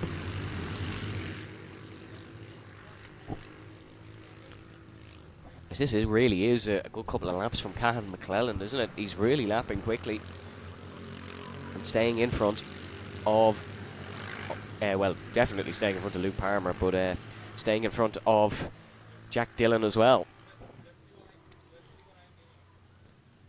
It's down towards the right-hander, McClellan. Is he going to look for a move soon? Definitely a possibility to go for the move soon, as maybe turn number 1, maybe turn number 2. These Tillotsons, a bigger kart than some of the others, and difficult to overtake. Well, they're certainly bigger than the cadets and the Bambinos, but a similar size to the senior maxes, and smaller than the supercarts, of course. We didn't even mean to tell you that. McClellan right close to Jack Dillon as they enter in towards the first corner. Jack Dillon just in front of Cahan McClellan still. McClellan not able to get close enough in towards turn number 2. And turn number 3, is he able to get close? No, he isn't. So Cahan McClellan still staying behind, and McClellan, he's there. Definitely can go for a move, but needs probably an extra 1/10 of a second. Luke Palmer and Ewan Miller way behind now of these top two, and now McClellan, this is it. He's right close to Jack Dillon heading up the hill. Dillon's got to be careful and have his wits about him here as Cahan McClellan looking to go for this one in towards the uphill right-hander. Is McClellan ahead? Cahan McClellan is ahead here in the Tillotson T4s, and a race that was being dominated by Jack Dillon now has Cahan McClellan in front as there was almost a car gone round. Cahan McClellan catches it nicely. Jack Dillon stays behind. McClellan, in all honesty, almost took the lead and lost it immediately, but held it nicely heading through the final couple of corners. Definitely a race on now between Jack Dillon and Cahan McClellan. This was almost looking like it was going to be a stale T4 affair, but now it's all kicking off here in the Tillotson class, and this will allow Palmer and Miller to catch up that little bit. Cahan McClellan staying in front for the time being. Jack Dillon hot on his heels. Miller and Palmer might have a fight of their own for third, but this is really separating the two rows on the grid for the final. We have the top two of McClellan and Dillon, and then Palmer and Miller just behind. Although yesterday in the heats it did seem like it was going to be between McClellan and Dillon for the Irish Grand Prix. It's certainly between McClellan and Dillon here for the pre-final, the main final coming up later this afternoon for this Tillotson T4 class, which we'll be bringing you in a few hours time. But for now we're deciding the grids, and we know how dramatic these races can get in the last couple of laps. If you missed the Junior Max race, well, Rory Armstrong and Charlie Gardner coming into contact on the final lap from first and second and hampering their grid start for the Irish Grand Prix final. McClellan once again leading past the flag stand, but Jack Dillon is close this time. Wouldn't be surprised if Jack Dillon makes a move soon. Ewan Miller putting Luke Palmer under a whole lot of pressure in the battle for third and fourth. Dillon not able to get ahead though. Neither is Ewan Miller, so it all stays as it was here heading on to final couple of laps in this one. 7 laps complete, 1 minute and 14 to go. They're setting 103 laps here in these Tillotson T4s. The fastest lap of the race does belong to Cahan McClellan's, but Jack Dillon was the quickest of the bunch on the last lap, setting a new personal best with a 103.3.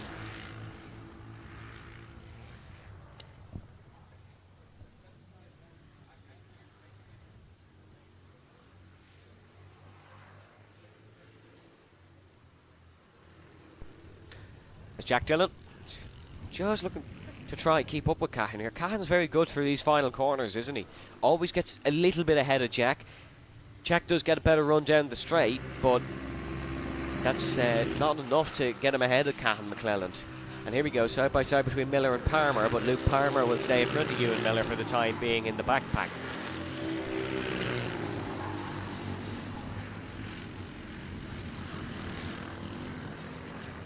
As Jack Dillon really close now this time round. Is there a move on in towards the left-hander? No, not quite. Still a bit too far behind. But Cahan McClelland is certainly not home and dry just yet. There's still a bit of pressure being put on by Luke Palmer.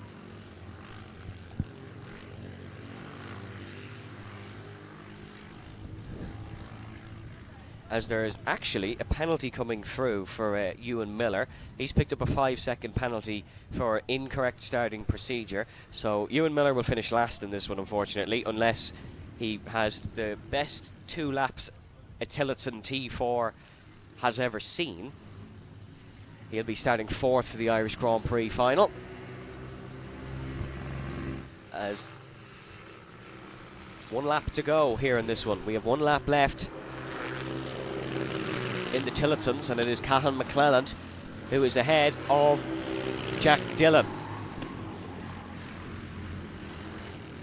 And look at this, great run by Jack Dillon on Cahan McClelland, and Dillon's going to try it down the inside here. It's last lap antics once again at Nuts Corner, and Jack Dillon is ahead of Cahan McClelland, but McClelland going to fight back in towards the hairpin. It's to no avail. Jack Dillon is your new race leader once again, led from pole, lost the lead to Cahan McClelland, but he is now up ahead. Jack Dillon into the race lead on the last lap. It's not as dramatic as Rory Armstrong and Charlie Gardner gave us earlier, but Jack Dillon is in the lead of this race. And Cahan McClelland, I don't think is going to be able to get it back now. The checkered flag is waiting to be waved for Jack Dillon. Sunday morning drive for Jack Dillon. Not quite, but it's his 2nd win of the day ahead of Cahan McClelland. But Cahan, has he got a good run to the line? No, he hasn't. Jack Dillon, your race winner. Then it'll be Cahan McClelland in 2nd, Luke Palmer in 3rd, and Ewan Miller will finish in 4th. I thought Cahan almost had the run there, as it seems like Luke Palmer and Ewan Miller have carried on racing. They've done 1 more lap.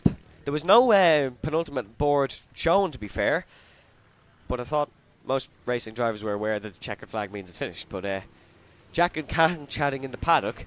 Ewan and Luke are still pushing each other out on circuit, so they'll get a little bit of a given out to by the stewards for that one, for not paying attention to the flags, but nothing more than that, I imagine. As here they are into the pit lane goes Jack Dillon and Luke Palmer. Next up then we've got the Senior Maxes, and on pole position for the Senior Maxes is the number 58. That is Sean McCormack from Delgany, County Wicklow. He won a heat yesterday. In 2nd spot is the number 95. That is Nathan Glenn. In 3rd is the number 141. That is Zach Rogers. Then the number 50 is in 4th position. That is Dylan McDermott. Then next behind him we have the 407. That is going to be Ruben Byrne, and alongside Ruben Byrne will be Zach Leckie. So they're your top 6 here for the Senior Maxis.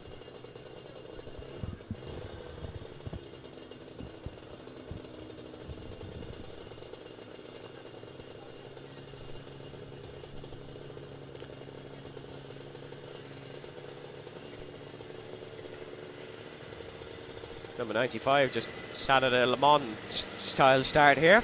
As the Senior Maxis go roaring out of pit lane.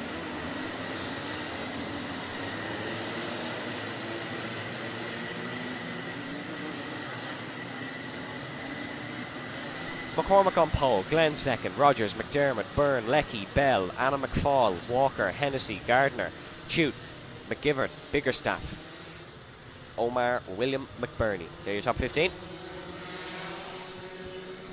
for these Senior Maxes. Senior Rotax Max Kart, 30 brake horsepower at 11,500 RPM. Spare engine weighing 26.5 pounds with a complete power pack of 51 pounds. And of course has a wheelbase of 1,040 millimetres.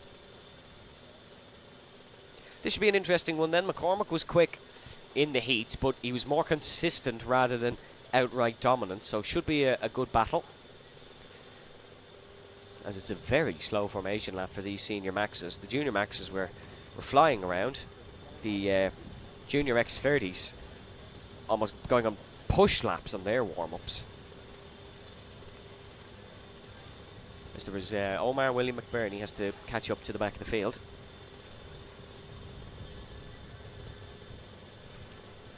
As here we go then, up towards the final corner, and it will be Sean McCormack who leads from the pole, and he'll be looking to try and take a good run down towards turn number 1 as we go racing here in Nuts Corner once again for the senior maxes. McCormack didn't get a great initial start, but he has got the launch and brakes latest in towards the first corner.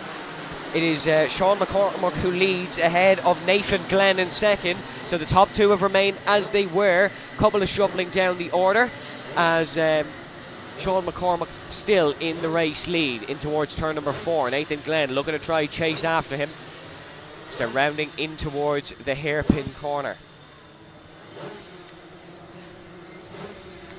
Bit of shuffling around the field as we have all the cars in the pack. I know there was one who was a little bit back as they're going side by side down towards the right hander, and they've slowed up actually, so it seems like we have an aborted start of some sort. Very slow in through here, as it seems like we have some form of aborted start, and we will go again. So not at full pace, as is an aborted start for the senior maxes here at Nuts Corner.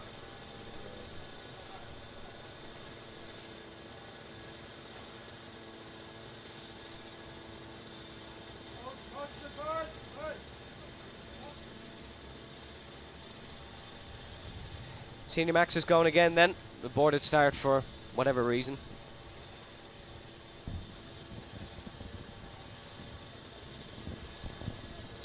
Here we go then. Sean McCormack will have another go down towards turn 1. I think they went a bit early. That could be why it was an aborted start, because I know Sean started accelerating very early. The marshals were very strict in where they want these drivers accelerating from, and that's now as Sean McCormack in towards turn number 1. He leads ahead of Nathan Glenn, although the second or the third place driver, that's the 141.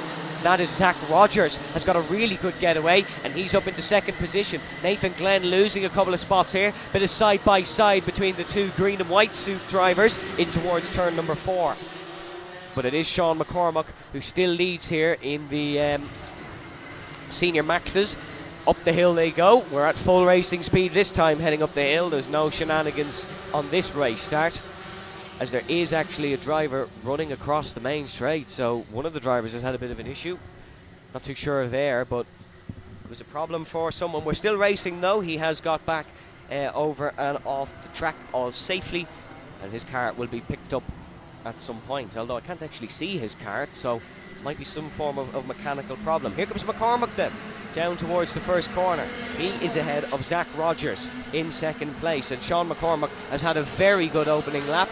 There goes the 58, there goes the 407 of Ruben Byrne actually now in second. So Ruben Byrne has got a good, has had a good run for the back part of the track, and Ruben Byrne is up to second position. Dylan McDermott up to third, Zach Rogers fourth, then it's Glenn, Leckie, McFall, Bell, Chute, Biggerstaff. They round out your top 10. But more importantly, Sean McCormack still in the lead of this one, ahead of Ruben Byrne. Ruben, 19 years of age, currently second in the Tully Allen Car Club Senior Max 160 Championship. So putting his Senior Max skills to the test here and chasing down Sean McCormack into the back part of this Nuts Corner karting circuit.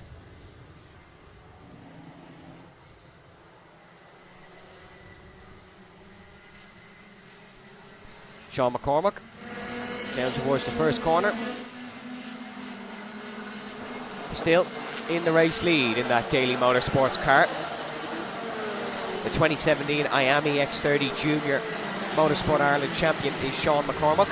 He finished 4th here in the final last year, 6th in the Prix final, so an improvement upon that as well.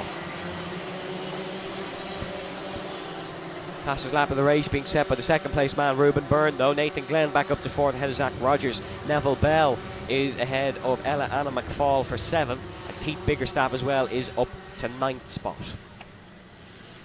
So there are the positional changes in the opening couple of laps. We have 6 minutes and 20 seconds to go plus a lap here in this one.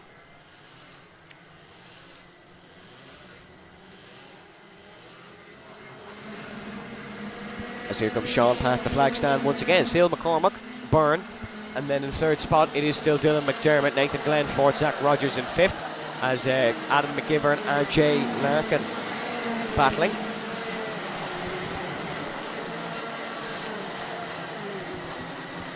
But it's all been self-explanatory so far for our race leader. He's not been in too much tussles. Self-explanatory other than that restart that he had to conduct, but that was more than fine. Didn't phase a good driver at all.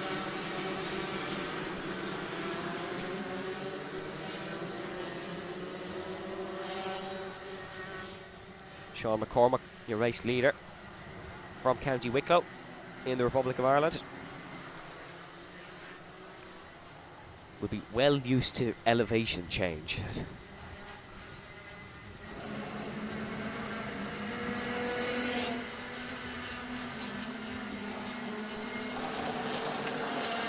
As Ruben Byrne has had a good lap there. Ruben Byrne not actually setting the fastest lap. It was Dylan McDermott who did, but it was a good lap for Byrne. He was able to catch up to Sean McCormack. Glenn still in fourth, Rogers fifth, Leckie sixth, Anna McFall ahead of Neville Bell now for seventh. So McFall and Bell having a great little fight for those positions.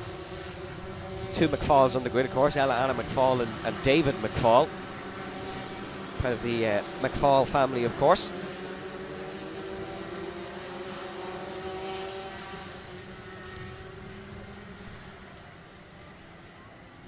And Sean McCormack definitely looking a little bit closer to Ruben Byrne now, and he won't want that. Ruben Byrne will be delighted, but Sean McCormack not happy with that at all. Wants to be leading out front in the way he was in the opening minutes of this one. We have 4 minutes and 14 to go here in the pre-final for the senior maxes. Dylan McDermott in third, still doing a stellar job.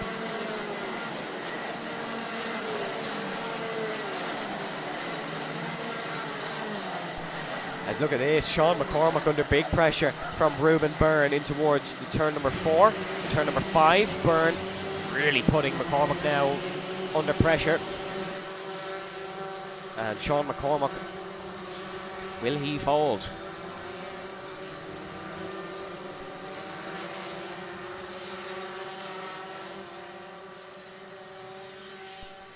McCormack really now within touching distance of Ruben Byrne, and Byrne will be looking to get ahead.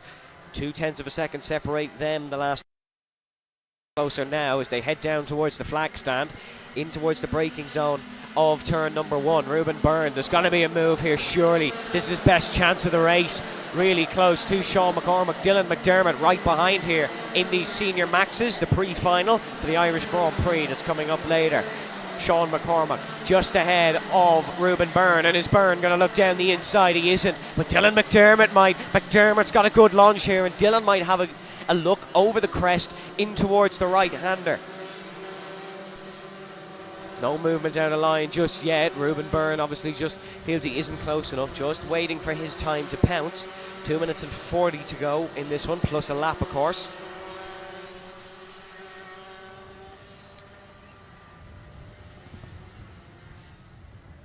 But Sean McCormack, despite being clawed in by Ruben Byrne, he is just staying in front. Ruben, 19 years of age. Sean, 20 years of age. Both with a lot of karting experience under their belts. So they'll be putting it all out on track here at Nuts Corner. But second is still a good starting position as well, and I think Ruben Byrne knows that and has that in the back of his mind. So he saw what happened in the junior maxes earlier on, and you don't want to risk a good starting position for the Irish Grand Prix, especially in a class like this where it's so difficult to overtake, it's so difficult to cut through the pack unless you're seconds quicker.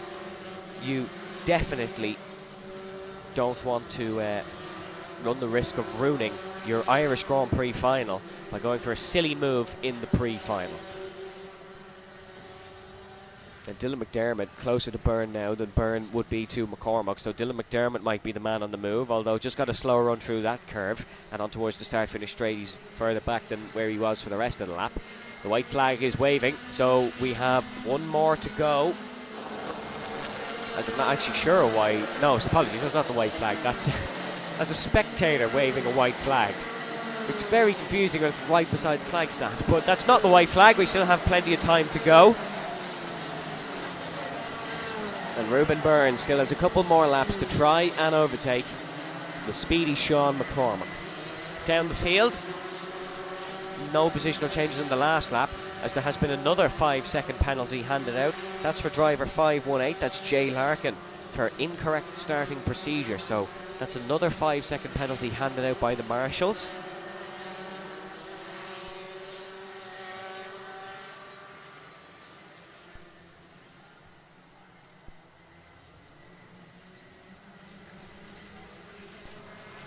I say they come past the tram line once again. 30 seconds to go. Be 2 more laps in this race. It'll be this one and the white flag lap, the actual white flag lap next time round. Ruben Byrne now gets a good run at Sean McCormack. McCormack's had a bad run for the first sector, and is Ruben Byrne going to try dive it down the inside? No, he isn't. Ruben Byrne just staying behind. Dylan McDermott not taking any risks whatsoever. He's the keen spectator in this race, hoping that the top two can collide in a similar fashion to how they did in the Junior Max Rotax class. But Sean McCormack still in front for the time being.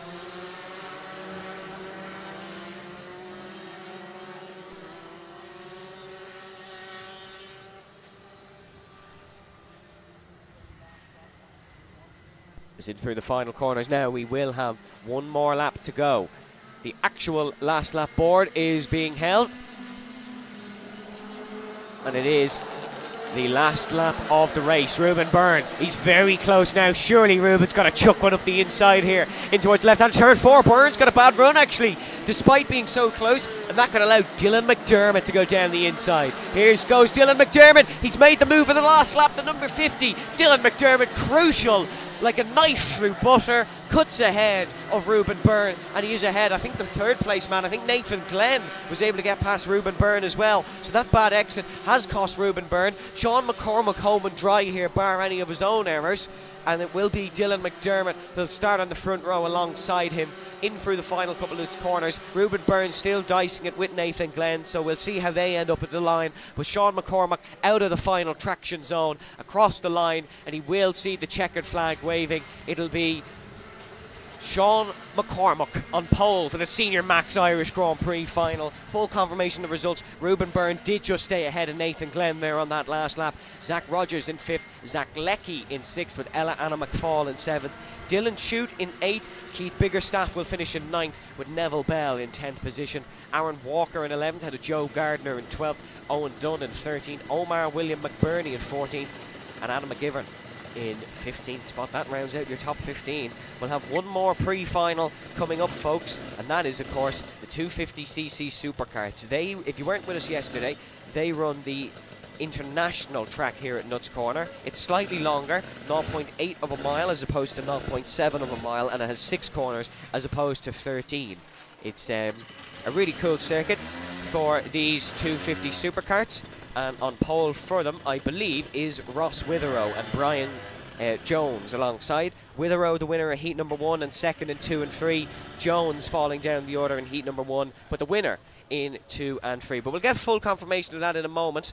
No, apologies, it will be Brian Jones on pole position and Ross Witherow in 2nd. They've just swapped around there in the paddock. So it is Jones who is on pole. These supercarts, of course, have to get a bit of a run-up to start them. They get a bit of a push start. And they are out on the longer circuit.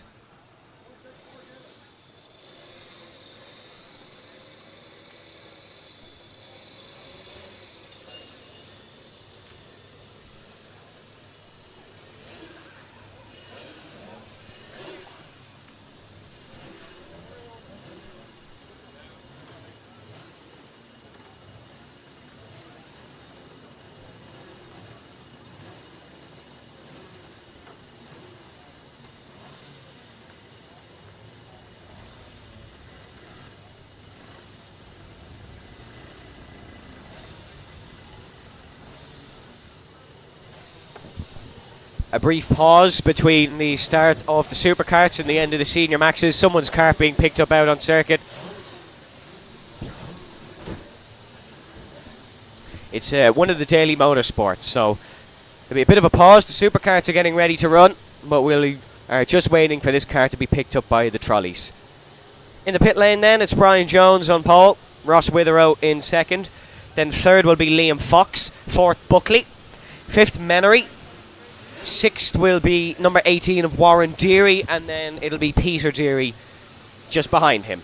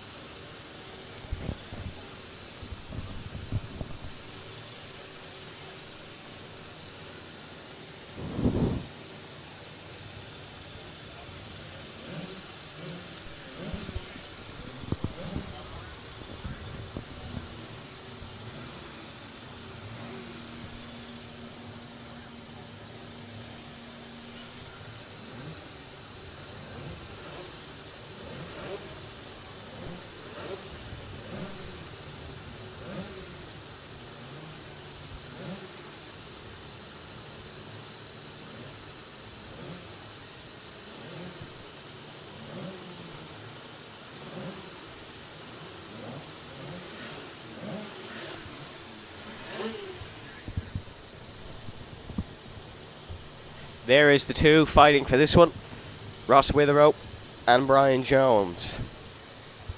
Jones, winner of last year's Irish Grand Prix from Scarva, County Down.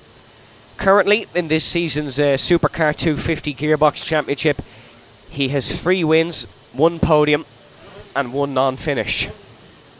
Second in the championship overall. Ross Witherow alongside him from Newton Ards. He raced in the 125 gearbox karts last year, but didn't get to make it to the final. He was a non-classified finisher in 10th spot.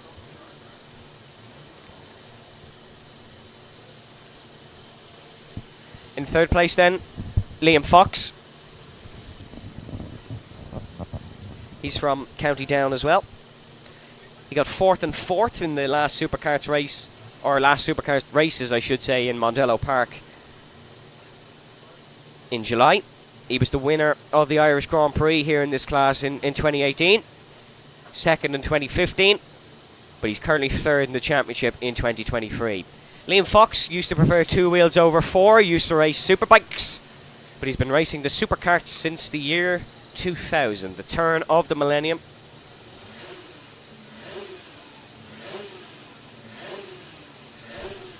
As fair play to whoever is standing behind Ross Witherow's car while he is revving it.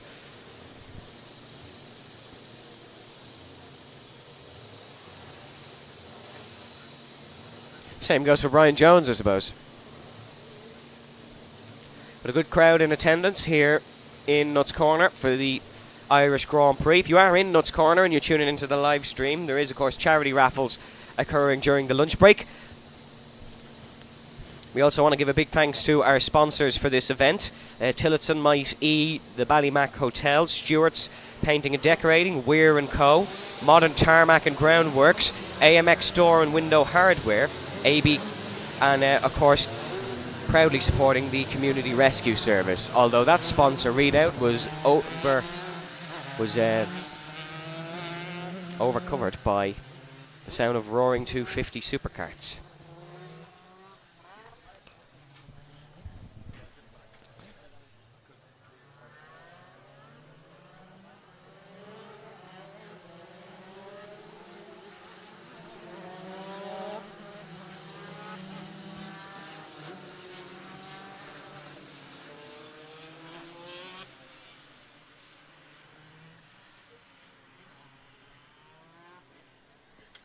Supercarts just on the warm-up lap now, coming around the hairpin. And the real difference maker here at Nuts Corner in the Supercarts track is this first corner, the hairpin. I was speaking to some experienced supercar manufacturers and drivers, and they were telling me if you have to drop a gear through that corner, you can lose up to a second a lap here, and it's a 34-second lap. So if you're losing a second a lap in the hairpin by having to drop a gear, you are you're not in a good place in this Supercarts grid. And Ross Witherow, I think, might have figured that out about halfway through yesterday, because all of a sudden his pace did pick up. We're still on another warm-up lap here. We haven't gone green just yet. These supercarts getting 2 warm-up laps, because the international circuit is quite short for them, to be fair, compared to, say, other circuits where Ross Witherow was racing last week at the in Assen in the Netherlands, a circuit that you will be definitely familiar with if you watch any form of touring cars, or if you watch MotoGP, the Dutch TT, taking place in Assen. But here in Nuts Corner, these supercarts are getting ready to go. Supercarts, 9 minutes plus a lap again here for the pre-final, and it will be Brian Jones looking to get the launch down towards the first corner and fend off Ross Witherow. Ross, we saw, started slowly when he started down the order. Needs to get a good launch here if he wants to keep up with Brian Jones as they're heading down towards the flag stand now. As we go racing here at Nuts Corner, it's a poor start by Witherow. It's a great start by Brian Jones, who's up and away and down towards this first corner here in the international circuit.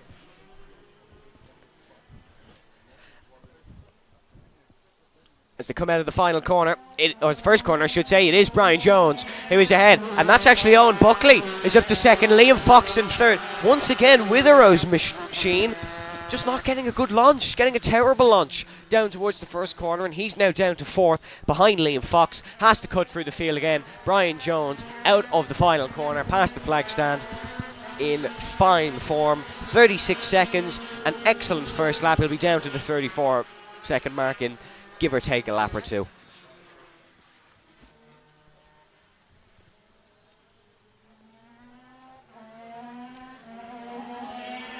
And there goes Owen Buckley in second place, and Ross Witherow. Witherow's ahead of Fox, so Ross Witherow up to third place. He is ahead of Liam Fox now, braking in the uphill right-hander.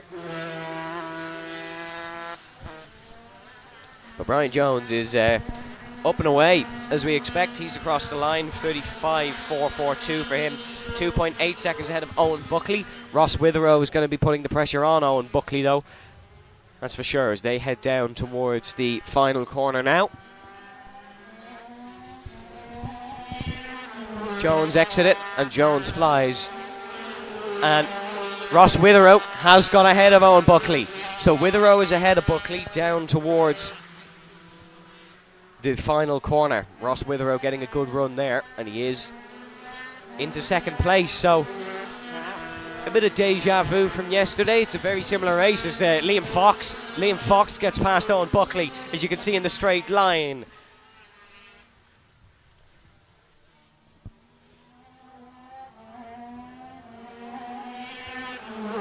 Brian Jones once again getting a thumbs up from the pit stand. Jones, very experienced in these supercarts, and he is proving that here this weekend, but his engine is roaring down the straight. Brian Jones, like, even just by the sound of it, sounds like it's just running superior to the rest of the field. Fastest lap of the race though goes to Ross Witherow, so exactly the same way that we were yesterday. Witherow just doesn't get his first few laps are really not good, but then he just kicks it up and he's going. Warren Deary, I believe, is in the pit lane, and yet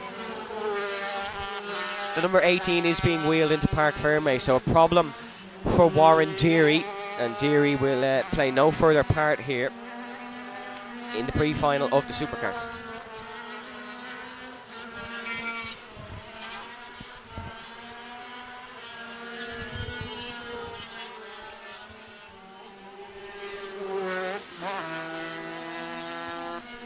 As Brian Jones almost starting to catch lap traffic, and we still have 5 minutes and 40 seconds to go.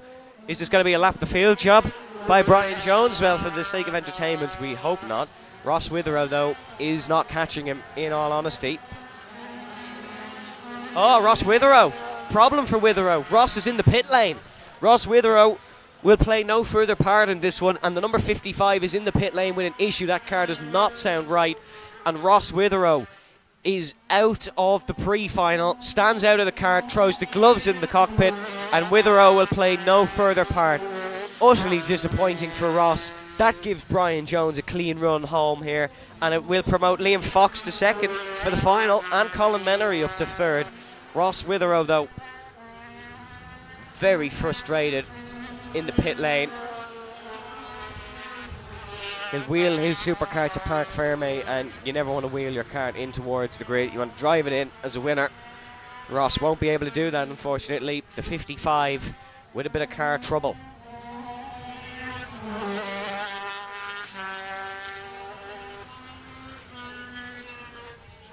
It's Brian Jones, 11 seconds now ahead of Liam Fox, with 4.5 minutes to go.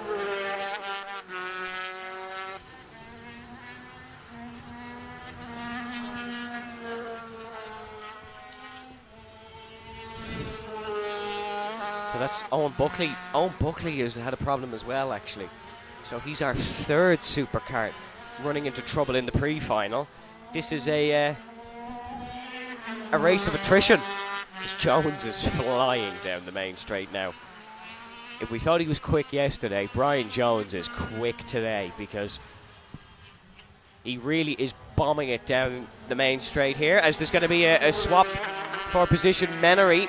No, sorry, apologies. Actually, that is Peter Deary being lapped by Liam Fox. So Deary now a lap down. There goes Colin Menery, just flicking past the camera shot.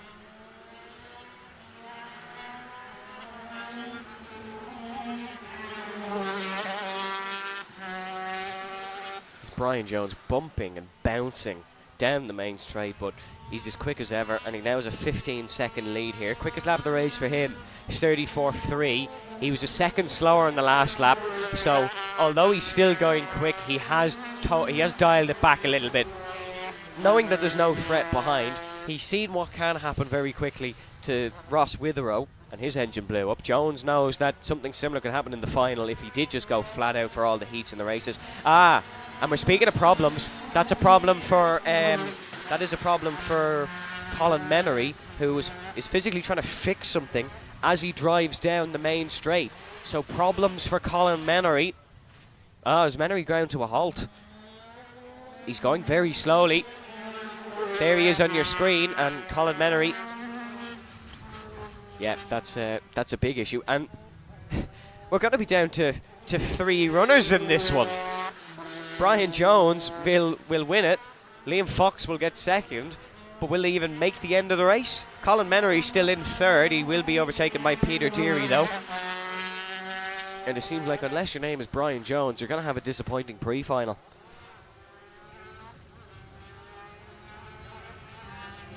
Menery running quicker now, so he seems to have fixed whatever issue he had.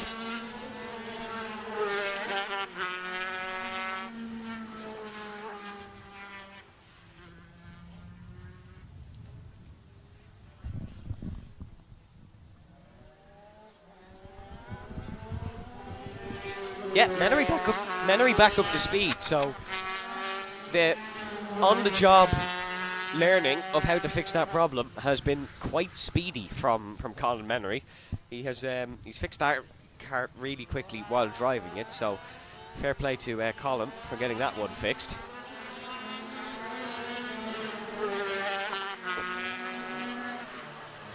There's Brian Jones just behind the hairpin now. Where is Brian Jones, actually?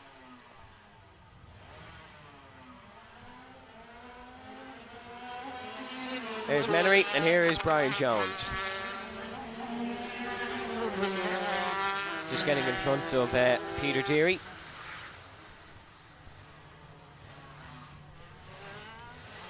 .45 seconds to go here in this 250 Superkarts pre-final at Nuts Corner. The last of the pre-finals today. If you're just joining us, we'll have the finals coming up after lunchtime, and we have a nice bit of programming for you ready for lunch today, so make sure you do stick around and watch that. Gareth Keys doing a couple of paddock interviews yesterday, so you'll get to hear from some of the superstars here of Nuts Corner, and the Superkarts being led by Brian Jones. Jones actually did have some form of error on the last lap because he was about 2 seconds off what he's been lapping, but still leading by 16.4 seconds, so Not much of an issue for Brian Jones. This will be the second final lap of the race. The 9 minutes are now up, but we have plus 1 lap after that.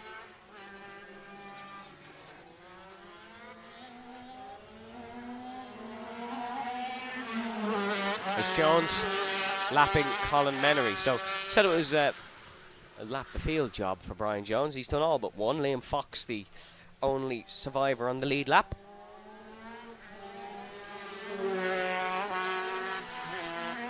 And Jones is being told there is one final lap left for him to cement his place on pole for the final of the Superkarts Irish Grand Prix. But Brian Jones, in the form he's in and in the form his kart is in, is not looking like he's going to have too many issues in winning that one. But never say never in racing. Commentator's curse could well come true, and you could never celebrate too early, especially before the race starts. But he can celebrate this one once he comes across this final corner, because Brian Jones will greet the checkered flag with delight, and it will be a third win of the Irish Grand Prix weekend here at Nuts Corner for Brian Jones, who takes it home ahead of Liam Fox in second position. Liam just heading in towards the final corner now, flying past your camera. Colin Menery has finished in third. There was 3 official retirements from that one. Ross Witherow, Owen Buckley and Warren Deary. Liam Fox coming home in second now. Peter Deary will get a classification finish and he'll come home in fourth place. But that is the pre-finals completed here in Nuts Corner Karting Circuit. It'll be the main final starting with the Junior X30s that will be coming up after the lunchtime. But what an interesting morning of pre-finals. The finals will be way more dramatic. We can guarantee that for sure. We saw how tense and how exciting things got in the pre-finals. Well, the main finals, they're actually racing for something. So it's bound to be excitement here at Nuts Corner. But we will be heading off the live stream for a couple of moments, folks. But remember, don't go anywhere. We have plenty of content coming up to show you while you do wait. We'll have paddock interviews, and of course we'll have words from our sponsors and Nuts Corner's promotional videos. But stay with us, folks. We won't be gone too long, and we will be back for the main finals here at the 42nd running of the Irish Grand Prix.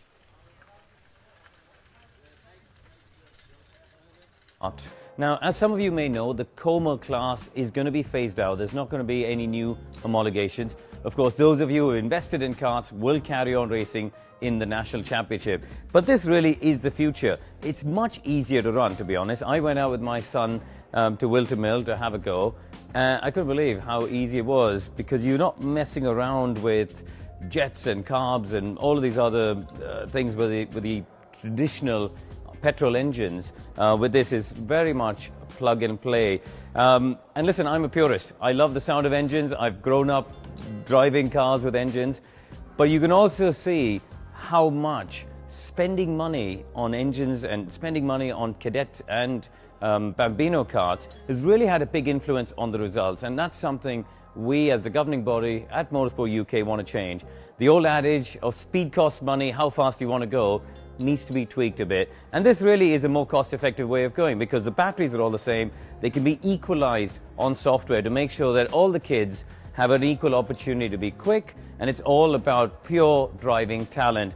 So the batteries are housed in here. They've got about 3 horsepower, which is just perfect for young kids at the age of 6 coming in to drive. Obviously, if they're under 6, we can put in restrictors, and honestly, it's a little plug that goes in, and you can restrict the speed to 15, 20, whatever mile an hour you want, really, for kids to have their first go and learn how to drive it. And yeah, it's nice to see where the future is going, and obviously with Bambinos, it's going to be the first step.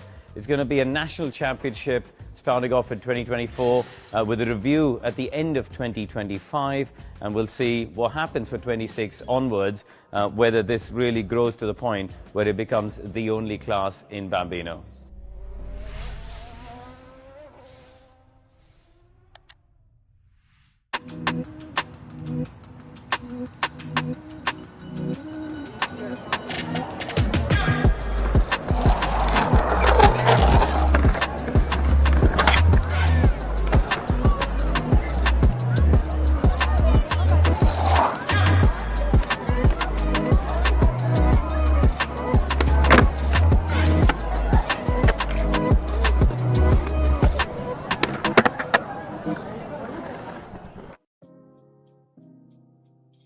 one of the biggest questions I get from a lot of parents on my website or social media is, how do we get started? We don't even know what to do. We don't know anything about engines. We don't know anything about karts. There's obviously a cost barrier. Motorsport is expensive. Motorsport is a capital-intensive sport. But if you can create an ease of access, i.e. they can get a kart or go and rent a kart from a team and just rock up and arrive and drive, I think we will create a bigger pool of drivers who come into the sport. Across the world of EVs, out on the road and in motor racing, range anxiety is still a topic. I think we can't hide that. And the way it's been structured is you've got an hour of running time. Now, it doesn't sound like a lot, but actually when you think of it in the context of a racing day, if you've got a 2-day weekend, you can do the whole practice day, charge the car overnight, and then do the whole of the Sunday. So really, it shouldn't be a problem for anyone who wants to do a race weekend.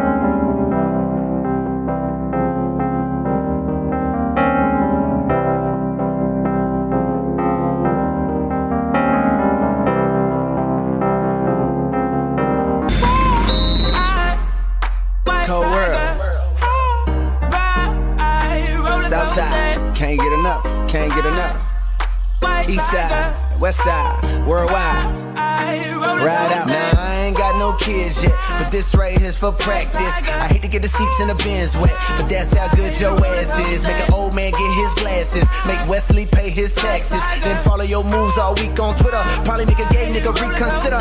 You're now rockin' with the best, man. Dress game down to the sex game. Won't brag, but the boy been blessed, man. If life was a lemon, how much lemon juice could you squeeze out of that lemon before you die? Feel it coming in the air. Hear the screams from everywhere. Only thing that's on my mind is who's gonna run this town tonight. Yeah, I said it, we are. This is Rock Nation. Pledge your allegiance.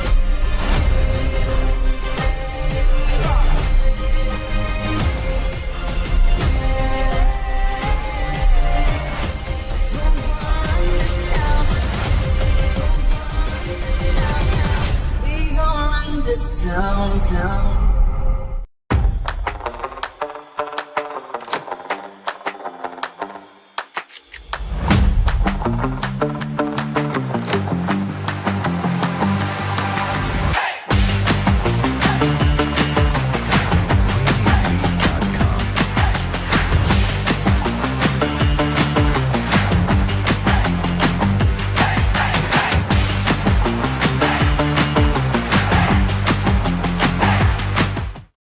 Hi everybody, it's Karun Chandok here, and I've come to check out the new mighty Bambino electric kart. Now, as some of you may know, the Como class is going to be phased out. There's not going to be any new homologations. Of course, those of you who invested in karts will carry on racing in the National Championship. But this really is the future. It's much easier to run, to be honest. I went out with my son to Wilton Mill to have a go. I couldn't believe how easy it was, because you're not messing around with jets and carbs and all of these other things with the traditional petrol engines. With this is very much plug and play. And listen, I'm a purist. I love the sound of engines. I've grown up driving cars with engines.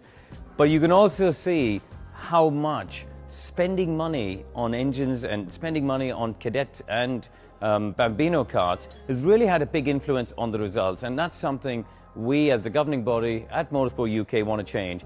The old adage of speed costs money, how fast do you want to go, needs to be tweaked a bit. And this really is a more cost-effective way of going, because the batteries are all the same. They can be equalized on software to make sure that all the kids have an equal opportunity to be quick, and it's all about pure driving talent. So the batteries are housed in here. They've got about 3 horsepower, which is just perfect for young kids at the age of 6 coming in to drive. Obviously, if they're under 6, we can put in restrictors. And honestly, it's a little plug that goes in, and you can restrict the speed to 15, 20, whatever mile an hour you want, really, for kids to have their first go and learn how to drive it. And yeah, it's nice to see where the future is going. And obviously, with Bambinos, it's going to be the first step. It's going to be a national championship starting off in 2024 with a review at the end of 2025, and we'll see what happens for 26 onwards, whether this really grows to the point where it becomes the only class in Bambino.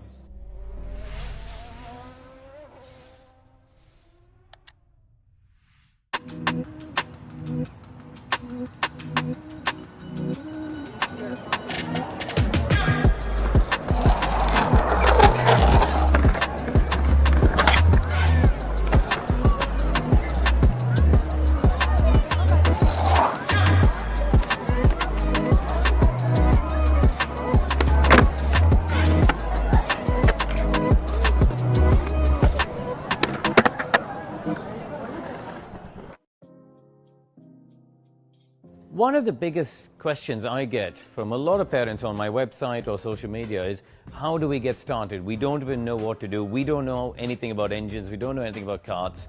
There's obviously a cost barrier. Motorsport is expensive. Motorsport is a capital-intensive sport. But if you can create an ease of access, i.e. they can get a kart or go and rent a kart from a team and just rock up and arrive and drive, I think we will create a bigger pool of drivers who come into the sport. Across the world of EVs, out on the road and in motor racing, range anxiety is still a topic. I think we can't hide that. And the way it's been structured is you've got an hour of running time.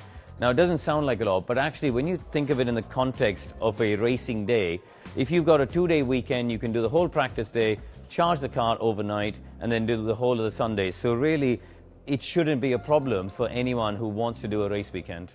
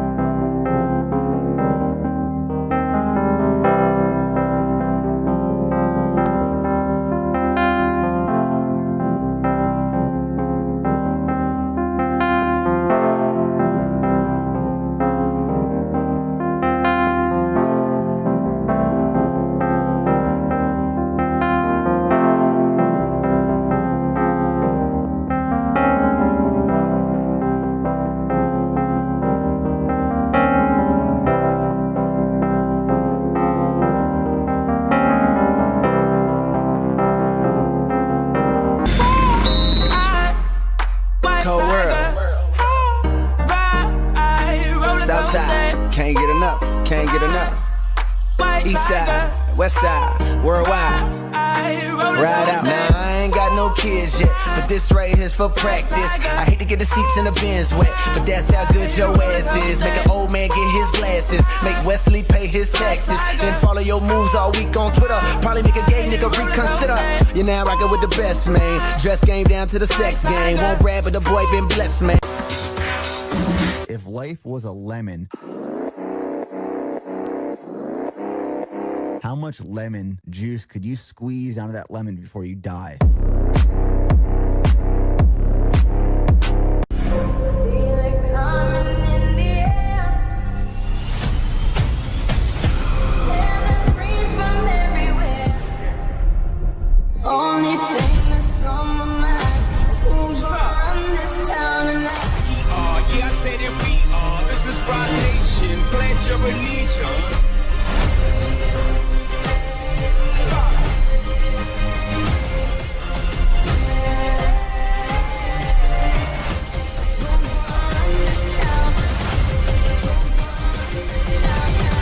We gon' run this town.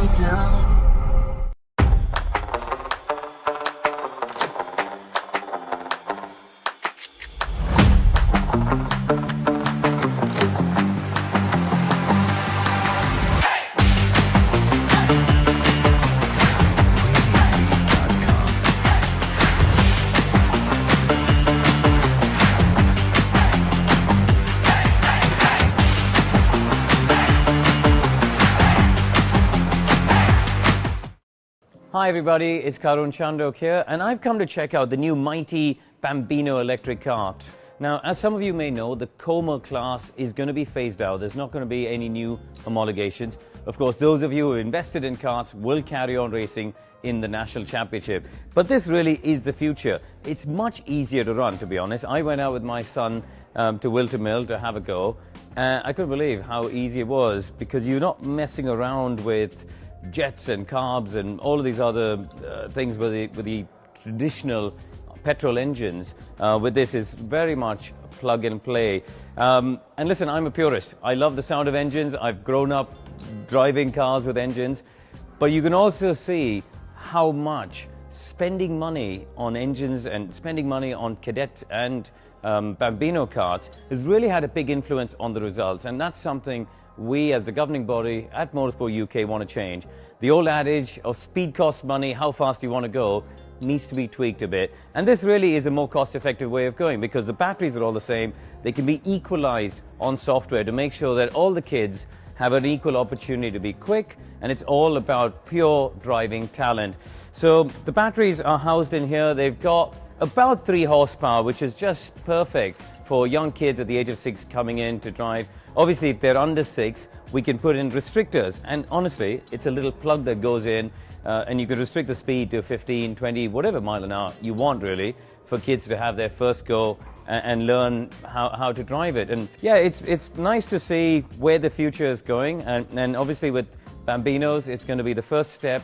It's going to be a national championship starting off in 2024 with a review at the end of 2025, and we'll see what happens for 26 onwards, whether this really grows to the point where it becomes the only class in Bambino.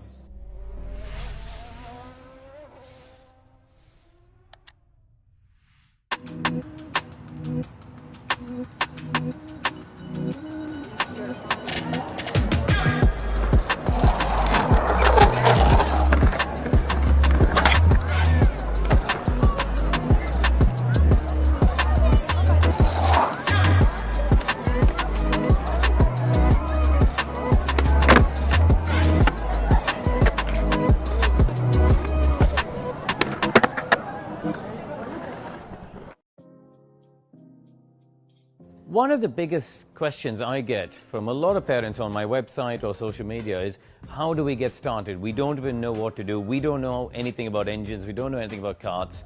There's obviously a cost barrier. Motorsport is expensive. Motorsport is a capital-intensive sport. But if you can create an ease of access, i.e. they can get a kart or go and rent a kart from a team and just rock up and arrive and drive, I think we will create a bigger pool of drivers who come into the sport. Across the world of EVs, out on the road and in motor racing, range anxiety is still a topic. I think we can't hide that. And the way it's been structured is you've got an hour of running time. Now, it doesn't sound like a lot, but actually when you think of it in the context of a racing day, if you've got a 2-day weekend, you can do the whole practice day, charge the car overnight, and then do the whole of the Sunday. So really, it shouldn't be a problem for anyone who wants to do a race weekend.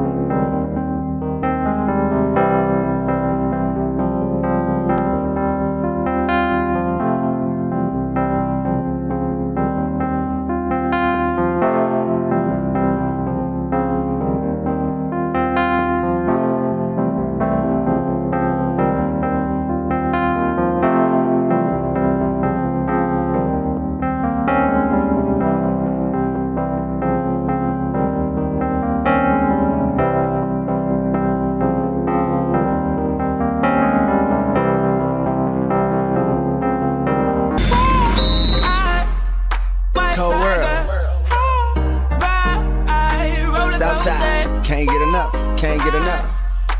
East side, west side, worldwide. Ride out. Now I ain't got no kids yet, but this right here's for practice. I hate to get the seats in the bins wet, but that's how good your ass is. Make an old man get his glasses, make Wesley pay his taxes, then follow your moves all week on Twitter. Probably make a gay nigga reconsider. You're now rockin' with the best, man. Dress game down to the sex game. Won't grab, but the boy been blessed, man. If life was a lemon, how much lemon juice could you squeeze out of that lemon before you die? Feel it coming in the air. Hear the screams from everywhere. Only thing that's on my mind is who's gonna run this town tonight. Yeah, I say that we are. This is Rock Nation. Pledge your allegiance.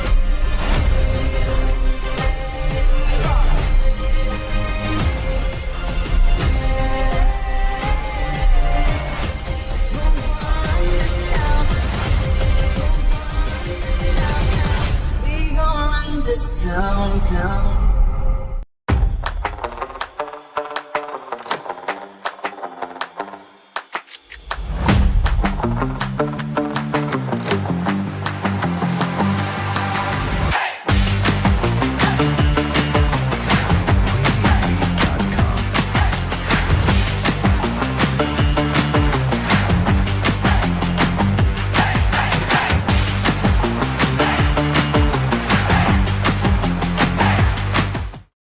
Hi everybody, it's Karun Chandok here, and I've come to check out the new mighty Bambino electric kart. Now, as some of you may know, the Comer class is going to be phased out. There's not going to be any new homologations. Of course, those of you who invested in karts will carry on racing in the National Championship. But this really is the future. It's much easier to run, to be honest. I went out with my son to Wilton Mill to have a go. I couldn't believe how easy it was, because you're not messing around with jets and carbs and all of these other things with the traditional petrol engines. With this is very much plug and play. And listen, I'm a purist. I love the sound of engines. I've grown up driving cars with engines. But you can also see how much spending money on engines and spending money on cadet and Bambino karts has really had a big influence on the results. And that's something we as the governing body at Motorsport UK want to change. The old adage of speed costs money, how fast do you want to go, needs to be tweaked a bit. And this really is a more cost-effective way of going, because the batteries are all the same. They can be equalized on software to make sure that all the kids have an equal opportunity to be quick, and it's all about pure driving talent. So the batteries are housed in here. They've got about 3 horsepower, which is just perfect for young kids at the age of 6 coming in to drive. Obviously, if they're under 6, we can put in restrictors. And honestly, it's a little plug that goes in, and you can restrict the speed to 15, 20, whatever mile an hour you want, really. So, and learn how to drive it. And yeah, it's nice to see where the future is going. And obviously with Bambinos, it's going to be the first step. It's going to be a national championship starting off in 2024 with a review at the end of 2025, and we'll see what happens for 26 onwards, whether this really grows to the point where it becomes the only class in Bambino.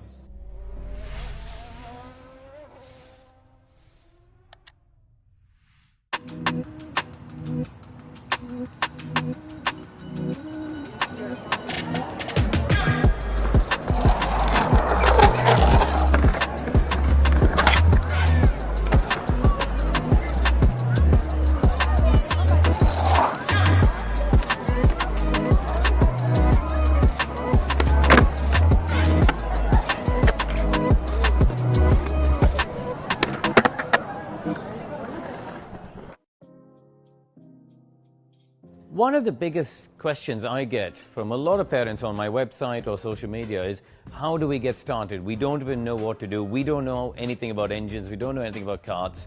There's obviously a cost barrier. Motorsport is expensive. Motorsport is a capital-intensive sport. But if you can create an ease of access, i.e. they can get a kart or go and rent a kart from a team and just rock up and arrive and drive, I think we will create a bigger pool of drivers who come into the sport.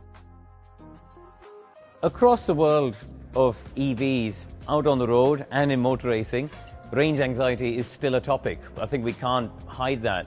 And the way it's been structured is you've got an hour of running time.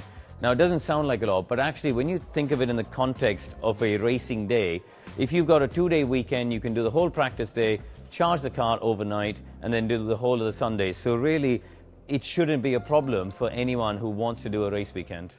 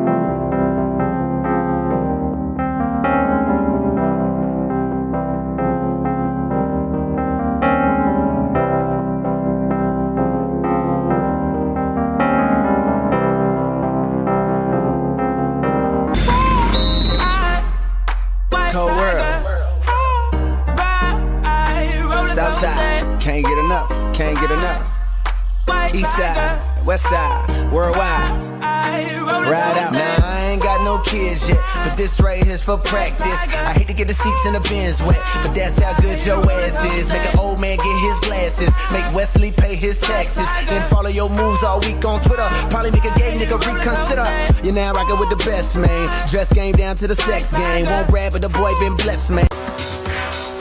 If life was a lemon, how much lemon juice could you squeeze out of that lemon before you die? Feel it coming in the air. Hear the screams from everywhere. Only thing that's on my mind is who's gonna run this town tonight. Yeah, I say that we are. This is Rock Nation. Pledge your allegiance.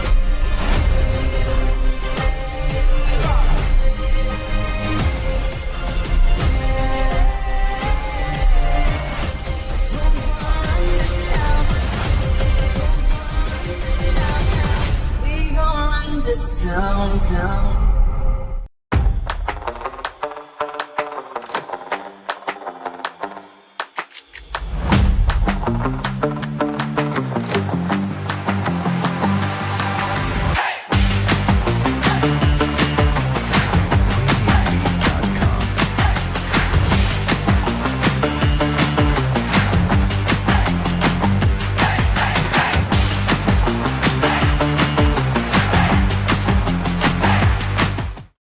Hi everybody, it's Karun Chandok here, and I've come to check out the new mighty Bambino electric kart. Now, as some of you may know, the Como class is going to be phased out. There's not going to be any new homologations. Of course, those of you who wilted in karts will carry on racing in the National Championship. But this really is the future. It's much easier to run, to be honest. I went out with my son to Wilton Mill to have a go. I couldn't believe how easy it was, because you're not messing around with jets and carbs and all of these other things with the traditional petrol engines. With this is very much plug and play. And listen, I'm a purist. I love the sound of engines. I've grown up driving cars with engines.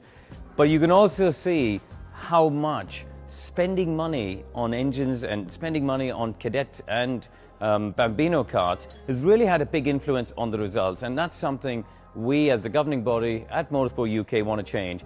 The old adage of speed costs money, how fast you want to go, needs to be tweaked a bit. And this really is a more cost-effective way of going, because the batteries are all the same. They can be equalized on software to make sure that all the kids have an equal opportunity to be quick, and it's all about pure driving talent. So the batteries are housed in here. They've got about 3 horsepower, which is just perfect for young kids at the age of 6 coming in to drive. Obviously, if they're under 6, we can put in restrictors. And honestly, it's a little plug that goes in, and you can restrict the speed to 15, 20, whatever mile an hour you want, really, for kids to have their first go and learn how to drive it. And yeah, it's nice to see where the future is going. And obviously, with Bambinos, it's going to be the first step. It's going to be a national championship starting off in 2024 with a review at the end of 2025, and we'll see what happens for 26 onwards, whether this really grows to the point where it becomes the only class in Bambino.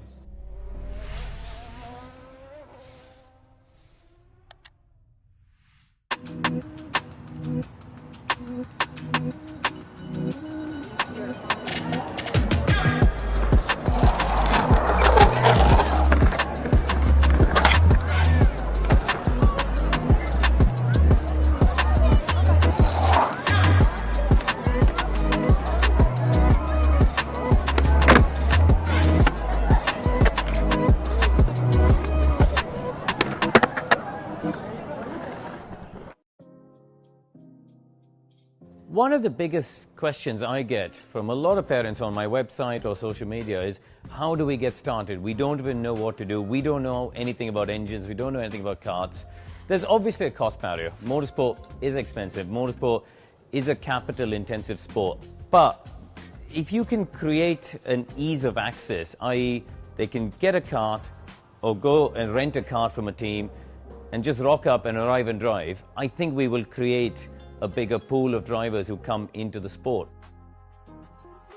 Across the world of EVs, out on the road and in motor racing, range anxiety is still a topic. I think we can't hide that. And the way it's been structured is you've got an hour of running time. Now, it doesn't sound like a lot, but actually when you think of it in the context of a racing day, if you've got a 2-day weekend, you can do the whole practice day, charge the car overnight, and then do the whole of the Sunday. So really, it shouldn't be a problem for anyone who wants to do a race weekend.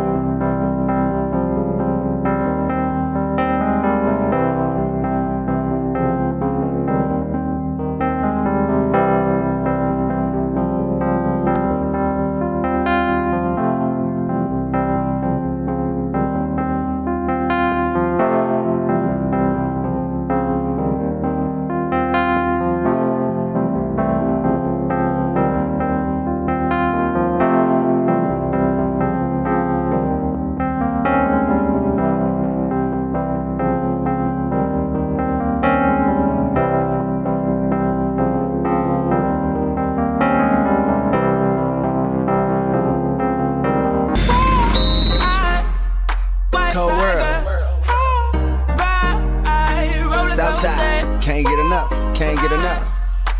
East side, west side, worldwide. Ride out. Now I ain't got no kids yet, but this right here's for practice. I hate to get the seats in the bins wet, but that's how good your ass is. Make an old man get his glasses, make Wesley pay his taxes, then follow your moves all week on Twitter. Probably make a gay nigga reconsider. You're now rocking with the best, man. Dress game down to the sex game. Won't grab, but the boy been blessed, man. If life was a lemon,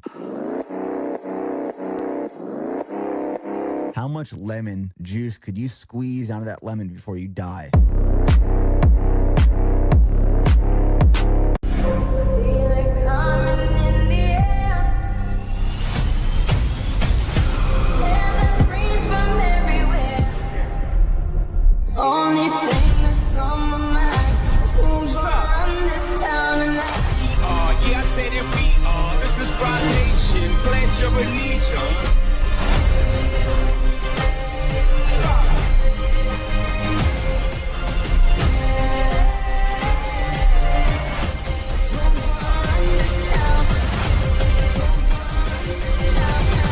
We gon' run this town.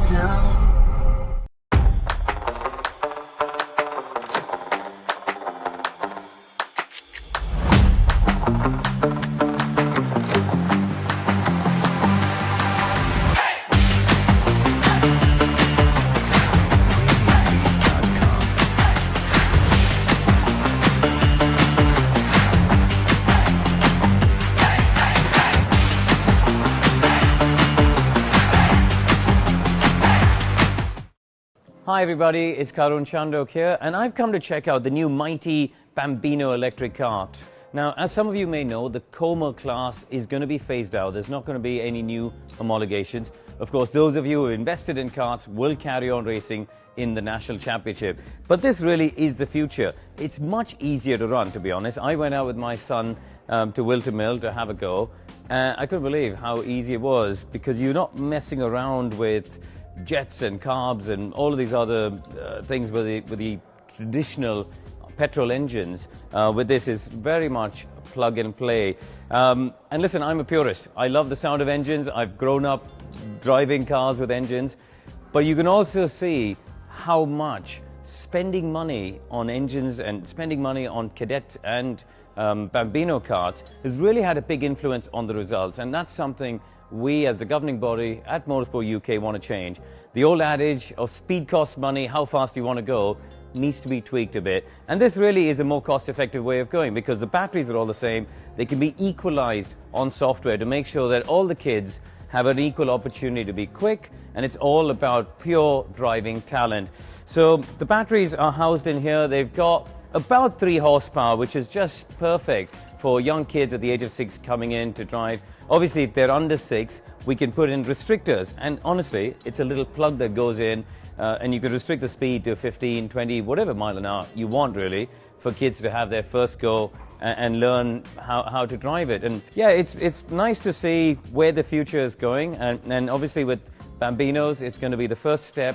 It's going to be a national championship starting off in 2024 with a review at the end of 2025, and we'll see what happens for 26 onwards, whether this really grows to the point where it becomes the only class in Bambino.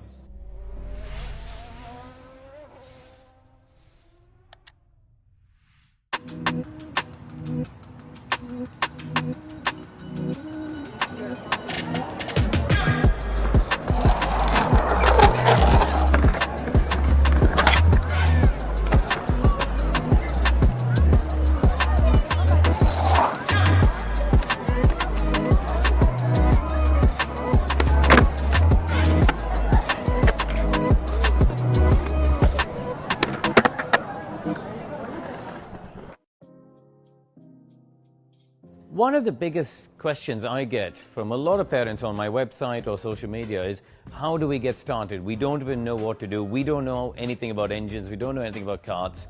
There's obviously a cost barrier. Motorsport is expensive. Motorsport is a capital-intensive sport. But if you can create an ease of access, i.e.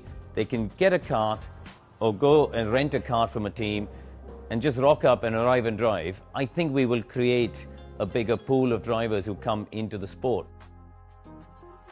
Across the world of EVs, out on the road and in motor racing, range anxiety is still a topic. I think we can't hide that. And the way it's been structured is you've got an hour of running time.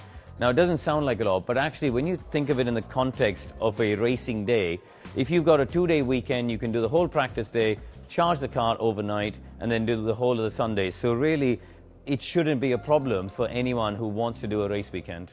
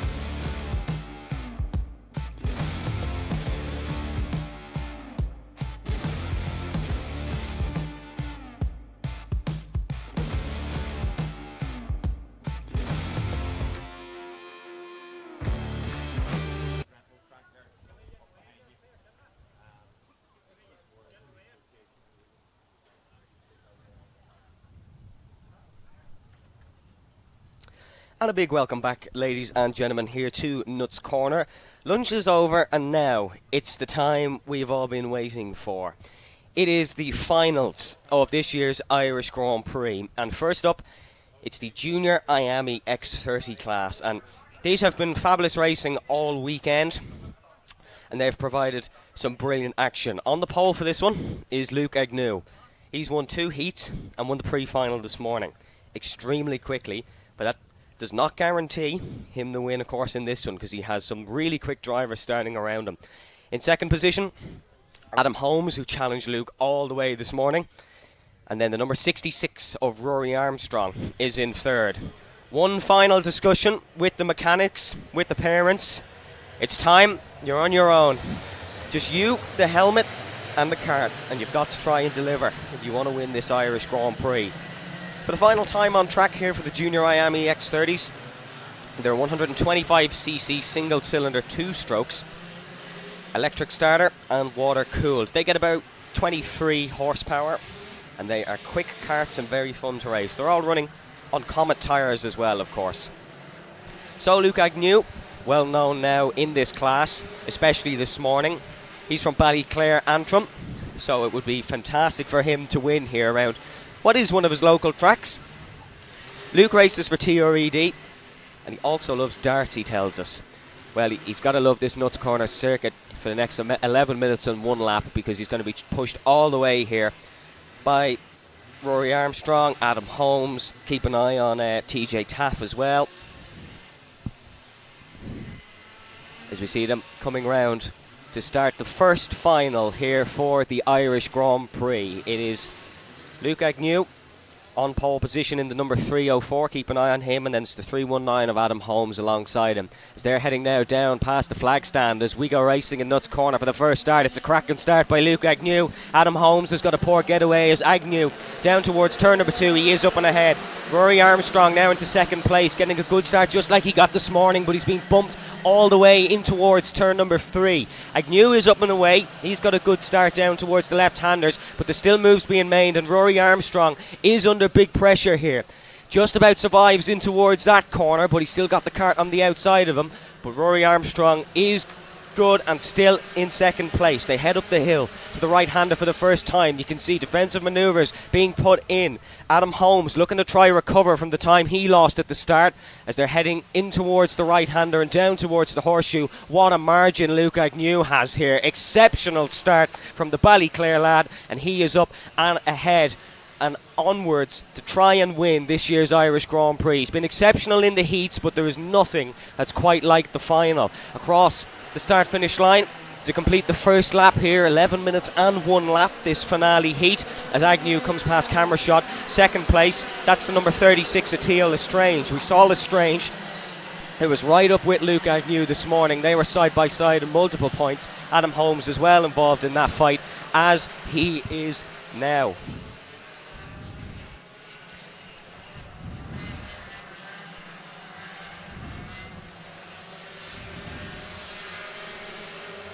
Up the hill they go, Luke Agnew, still in the race lead. The gap he had coming across the line was 0.6 of a second. Evan Johnston in third, Adam Holmes in fourth, and then it is Rory Armstrong in fifth. Chad Lehman is in sixth. TJ Taff in seventh, with Keenan Murphy in eighth. Michaela Hart has dropped down to ninth, so a poor start for Michaela here in this final race. But Luke Agnew, what a start he's got. He's a man who is a bubble of confidence right now, and he's extending that gap over Theo Lestrange. Across the line they go, fastest laps of the race trading. Evan Lestrange in the 3:11 has got a very nice lap, and he is up and ahead of Adam Holmes and setting the fastest lap currently, which is a 57.325.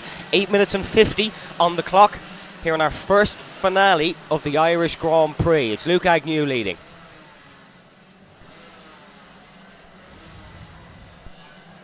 In the backpack, a couple of changes.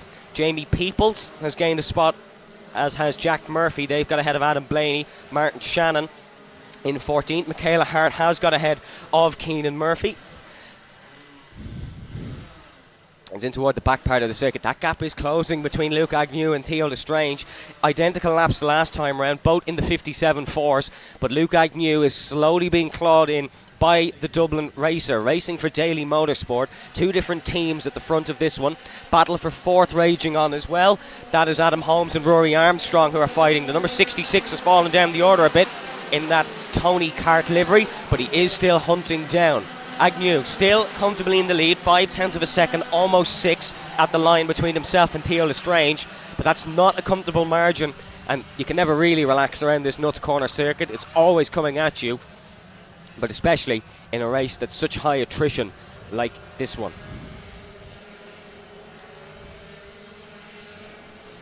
Heading up the hill, Luke Agnew still in the race lead, but Lestrange is quick. Theo Lestrange is very quick here in this heat, and he's slowly catching Luke Agnew. Both these guys know well what's on the line. Theo Lestrange last year here at Nuts Corner for the Irish Grand Prix got 6th. Luke Agnew got 2nd, of course. They're looking to win the Irish Grand Prix here this year and avenge their woes from the previous 12 months. Agnew in towards turn 2, leads ahead of Lestrange. Then in third place is Evan Johnston, Armstrong 4th, Grant in 5th, and then Adam Holmes in 6th position. Keith Grant, last year's winner here, of course.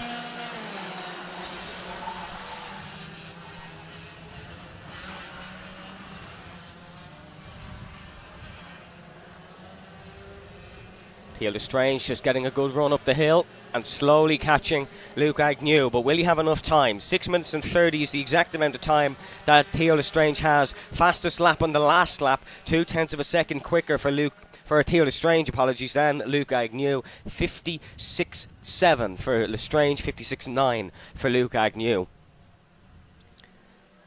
And you can just see that gap slowly closing. That won't help Luke Agnew, because every time he looks over his shoulder, that Daily Motorsports cart will just be that little bit closer. Theo Lestrange, who also races a Tillotson T4, is right behind the Ballyclare lad.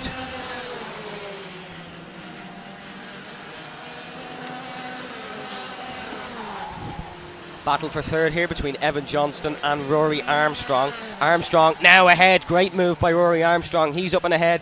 That's now third place for him, and he's going to try and go up and catch Luke Agnew and Theo Lestrange. But it does seem to be a two-horse race here at this point. But we still have plenty of time to go in the Irish Grand Prix finale for the Junior X30 classes. Next up is the Cadets, of course, the Cadet Libre class, which we will be seeing in a few moments as they come into the back part of the track.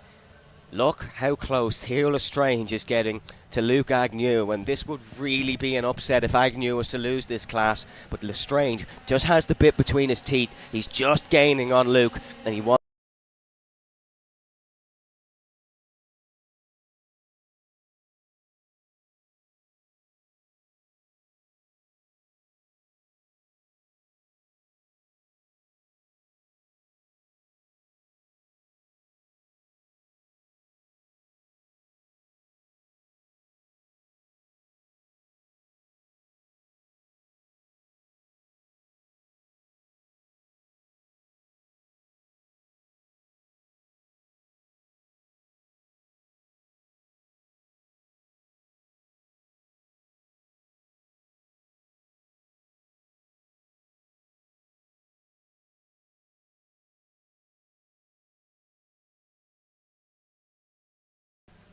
And Lestrange looking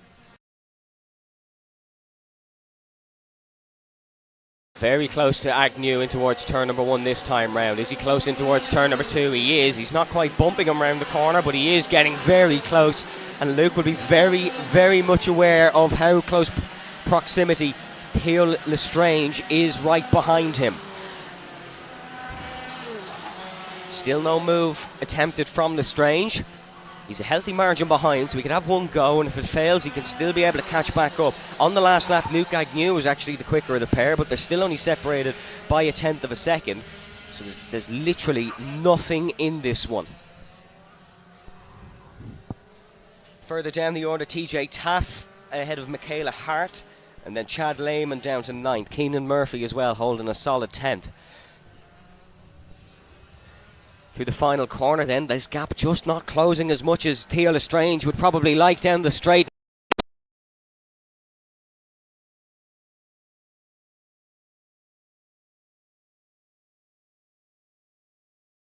And Theo Lestrange just not able to get close. Goes into turn number 1, looks for the open door, cannot find it. That's bolted shut by Luke Agnew. 2 minutes and 55 to go here in the finale of the Junior Miami X30 Irish Grand Prix. And is this Theo Lestrange's chance? No, not able. Luke Agnew still in front in his orange kart. Agnew in the lead, wearing number 304. Theo Lestrange behind, number 36. Antrim versus Dublin out on the circuit. And Luke Agnew, what's saving him here is that final sector. Luke very good through there. It's twisty, it's turny, it's not easy to follow, but Luke Agnew is very good through there, and that's what's separating him from Theo Lestrange at this point. On the last lap, Agnew was quicker again by 1/10 of a second, now 2/10 of a second in front of Theo Lestrange, but it's a game of centimetres this. There is literally nothing in it. As you can see them heading up the hill. Still Armstrong in 3rd, Grant 4th, Holmes 5th, Johnston 6th, Half 7th, Michaela Hart 8th, Chad Lehman 9th, and then Keenan Murphy in 10th position. That's your top 10. As of now, a little bit further back, you have Jack Murphy, Adam Blaney, Martin Shannon, and unfortunately Jamie Peoples a little bit down the order, having some form of issue there. But Luke Agnew still in the race lead here. The laps are slowly ticking by for Theo Lestrange. He's been right behind Luke Agnew for what feels like hours now for Luke Agnew, but it is only a matter of laps. But there's only a couple of laps left to the finish. There is 1 minute 16 to be exact, which makes me think 2 more laps after this one.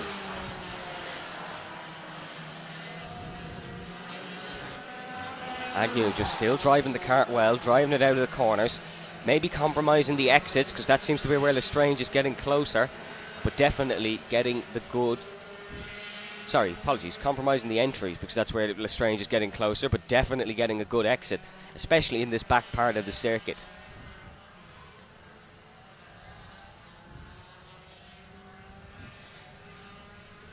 Onto the main straight once again. Lestrange is close this time. Lestrange is close, and he's getting the slipstream on Luke Agnew, and Agnew has to make a defensive manoeuvre. Here comes Theo Lestrange. This is the closest he's been for quite some time. But no, still just off and towards turn 2. In these Miami X30s, you got to be right behind you got to be right behind the kart in front. In this case, Luke Agnew through turn 2. If you want to make a move through 3 or through 4. Theo Lestrange knows that. He's trying to get as close to Luke Agnew as possible. Just not finding any joy in it now.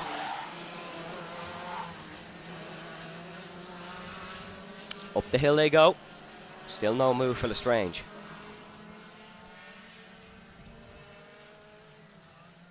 And Luke Agnew only has a couple more laps to go. 2 more laps after this one. The clock will end on the last lap. Although the whiteboard does seem to be out, so this could be going on to the last lap of the race. As now Theo Lestrange launches his attack, 1 lap to go. Lestrange knows it's now or never for his Irish Grand Prix, and he's got to try find a way past Luke Agnew. This is what these two have been waiting for. The last lap of the finale here at Nuts Corner Karting. Is Luke Agnew able to hold it in towards turn number 4? You have to feel if he gets through the uphill right-hander at the end of the lap, he's home and dry.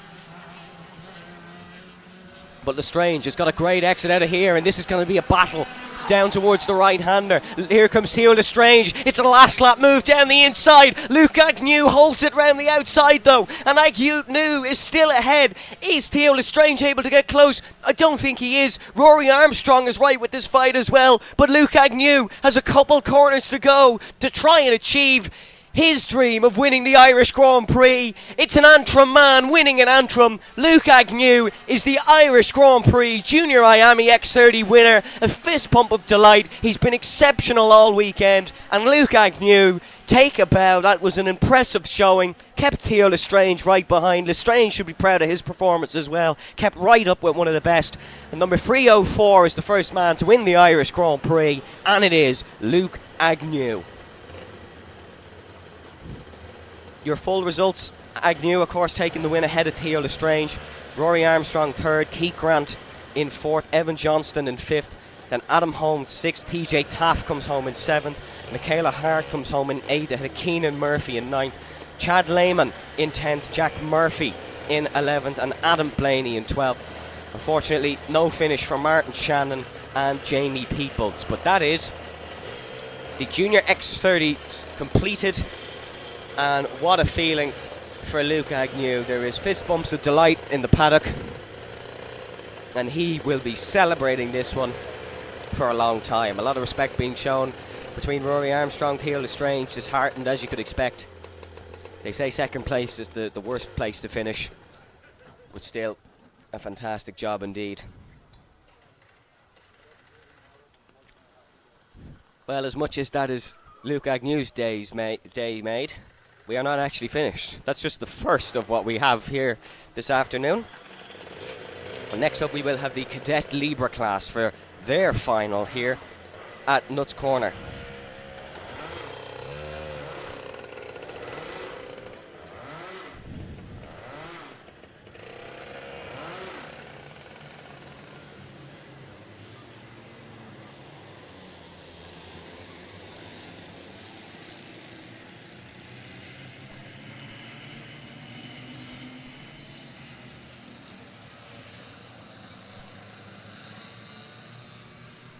Cadets out on track now, and on pole position in the cadets is Callum McVeigh, sporting number 75 from Lochbrickland, County Down. He's currently, finished 4th, I should say, in the Motorsport Ireland Cadet Novice 2023 Championship. Finished 2nd in Nuts Corner in the Ulster Karting Club Round 5 2 years ago, and of course finished 2nd in the 2022 Northern Ireland Karting Association Bambino Championship. Mikey Kelly starts alongside him on the front row in the 233. Mikey Kelly, 9 years of age, as is Callum McVeigh. And Mikey Kelly, a man who posts some of his karting on boards to YouTube, so go check them out, especially if it's an Irish Grand Prix one. But this should be a battle again to the finish, just like it was in the X30s. Callum McVeigh will bring us to the timing stand, will bring us to the flag stand, and will get us underway from our second final here in the Cadet Libra class. We go racing at Nuts Corner. Great start from Callum McVeigh. He's up ahead, and it's been aborted. We've had it aborted. Callum McVeigh did get a great start, but the start has been waved off. Green and yellow flags waving, they're still racing, but now they shall slow. The Cadet Libra class has had the start waved off. We've actually lost a few cadets, I believe, in the running order. No, we haven't, sorry. There is all 12 out on track. It didn't seem like it was 12, but that might just be delusion from the size of the senior and junior max grids. But 3rd place, Ethan Robinson. Keep an eye on him as well as Oliver Meredith. In 4th, those are 2 guys who are right up there, as well as Cahan Knox. Jamie Mulvey, also in 6th place. Keep an eye on him. They're just circling back round to have another go. And we will have a second start here in the Cadet Libre class. As if these drivers' nerves weren't probably big enough right now. They're being held and made go again. Timer restarted, 11 minutes and 1 lap to go. And here comes Callum McVeigh, leading the cadets to the start-finish line. Alongside him, of course, Mikey Kelly. Keep an eye on Kelly in that blue card. McVeigh in the green as we go racing once again here in Nuts Corner. Third place man, that is Ethan Robinson, has got a great start. Callum McVeigh leads, now it's Robinson and Kelly side by side, and it's going to be Mikey Kelly who comes out on top. Ethan Robinson not able to get in front, so Mikey Kelly in front now. Still going to be Callum McVeigh in the race lead. Fourth place now holding his own.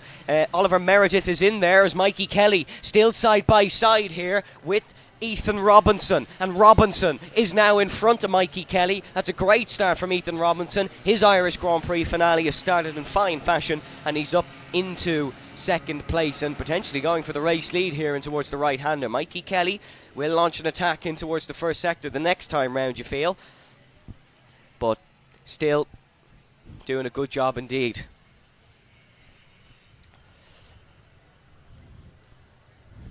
Ethan Robinson under pressure from the Callum McVeigh under pressure from the second place man Ethan Robinson. They're heading through the right hander up towards the timing stand. Keep an eye on Mikey Kelly, he's still in this fight as well and has got a good run down the straight. Defensive manoeuvre from Callum McVeigh on Ethan Robinson here in towards turn number 2. It's the 203 of Robinson looking to dive down the inside. Ethan Robinson, that's a fantastic move, that is an excellent move, it's a final worthy move, but Callum McVeigh will fight back. Robinson, look at that for a switchback in towards turn number 4. Ethan Robinson has the inside line on Callum McVeigh. McVeigh will be doing well if he holds this one. Mikey Kelly looking to get involved. Kelly now trying to go for second place. Kelly's wide. Mikey Kelly is wide. Oliver Meredith sneaks through, and Mikey Kelly will...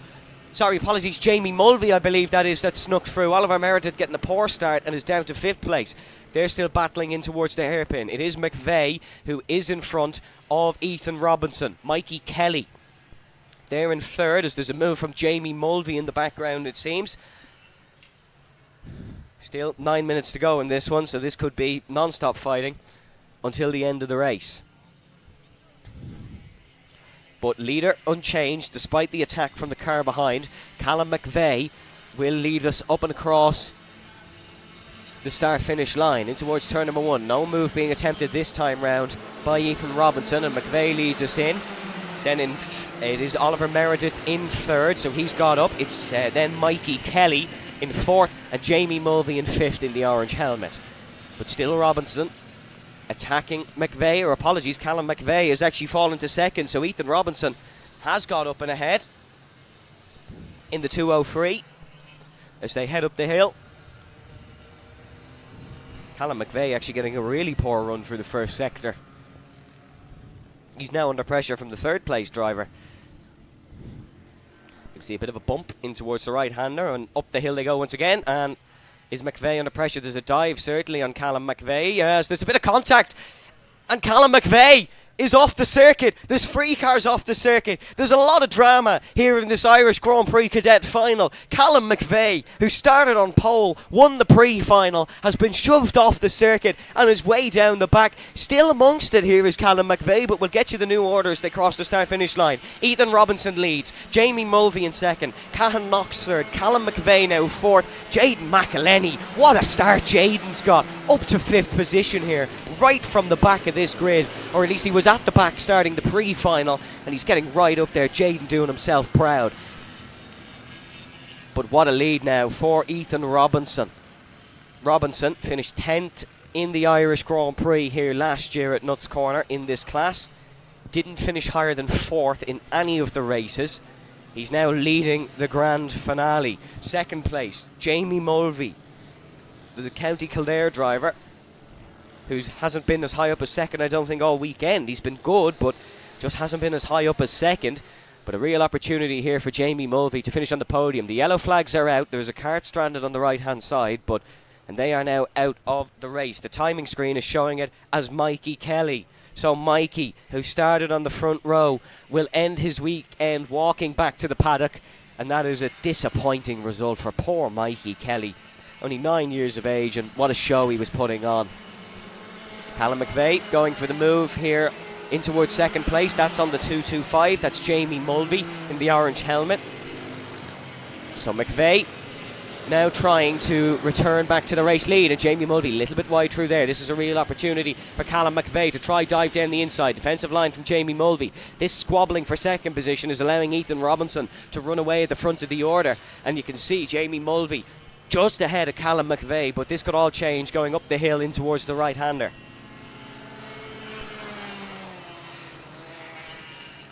Mulvey on the outside, McVeigh on the inside, and there, oh, that's a big snap for Callum McVeigh. It's more problems for Callum McVeigh. What a troubled race Callum is having.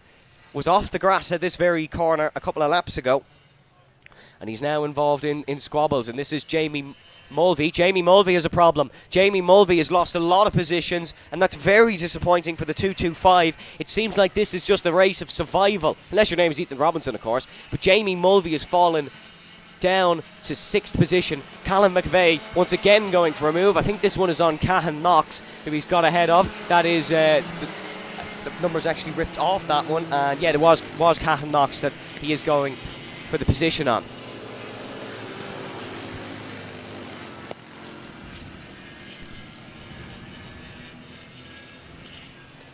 Order now: Ethan Robinson, Oliver Meredith, Callum McVeigh, Cahan Knox, Jayden McElhenney, Jamie Mulvey, Jude Devan, Toby Picken, Ben O'Keefe, Jack Miller, Jacob Conlon, and of course Mikey Kelly will play no further part. 4 minutes 50 to go here in the finale of the Cadet Libre class. Miami Cadets, Honda Cadets, Rotax Cadets. It's currently Miami on top though in this one, in the form of Ethan Robinson.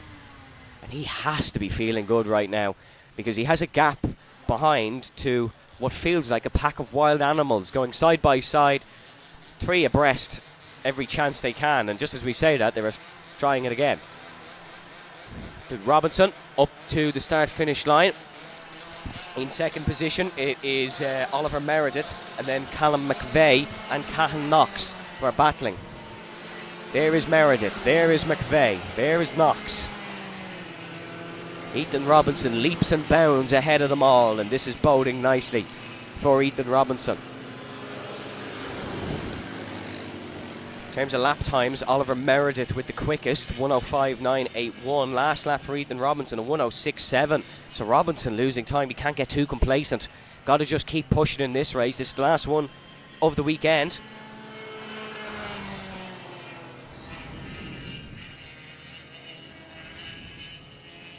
As here is Robinson in towards the right-hander.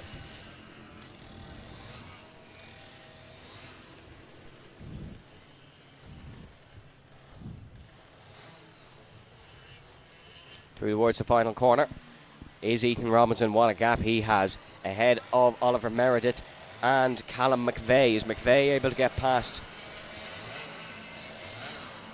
Oliver Meredith? Oliver has been good this weekend though, so Callum McVeigh may struggle potentially to get past the 204. Oliver Meredith, 2 wins in the Motorsport Ireland Cadet 96 kilogram class. He drives for Turn of 3 Motorsport. And here comes Callum McVeigh looking to launch an attack, not able to make it in towards turn number 3.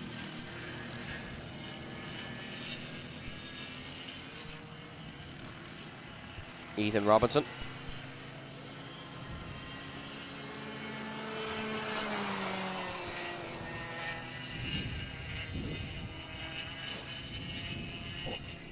Two minutes and 30 seconds here to go in this one. Ethan Robinson comfortable at the front of the Cadet Libre class grid, which is not something we've seen an awful lot this weekend. Mikey Kelly, I believe, has got back going and is circling around the track just to finish the race. I suppose finishing the Irish Grand Prix it doesn't match the chance that he had to win it, but it is some form of positive to take into next year at least. Still the same order for the podium: Robinson, Meredith, McVeigh, then Cahan Knox behind, and behind Cahan Knox, Jayden McElhenney. This will feel like a win for Jayden, because when he came into this morning he was last in this cadet grid, and he's now battling for a podium placing. Callum McVeigh not able to get past Oliver Meredith. Meredith taking a defensive line in towards the hairpin, but not able to take it as Robinson heads up the hill, as does Meredith and McVeigh.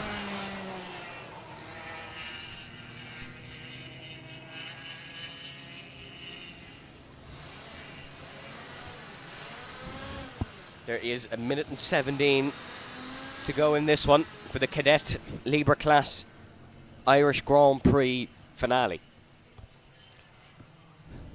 As it seems to be a day for the orange helmets.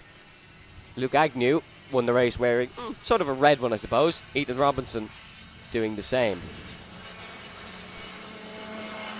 And there is Ethan Robinson heading round in the race lead. 48 seconds to go in this one.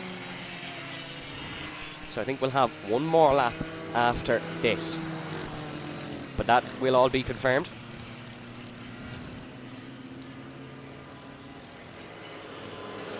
Still no joy for Callum McVeigh, not able to get past Oliver Meredith. Meredith driving a strong race here, very strong race and keeping in front of Callum McVeigh. We know it's difficult to overtake around this Nuts Corner circuit, but Oliver Meredith doing a great defensive performance.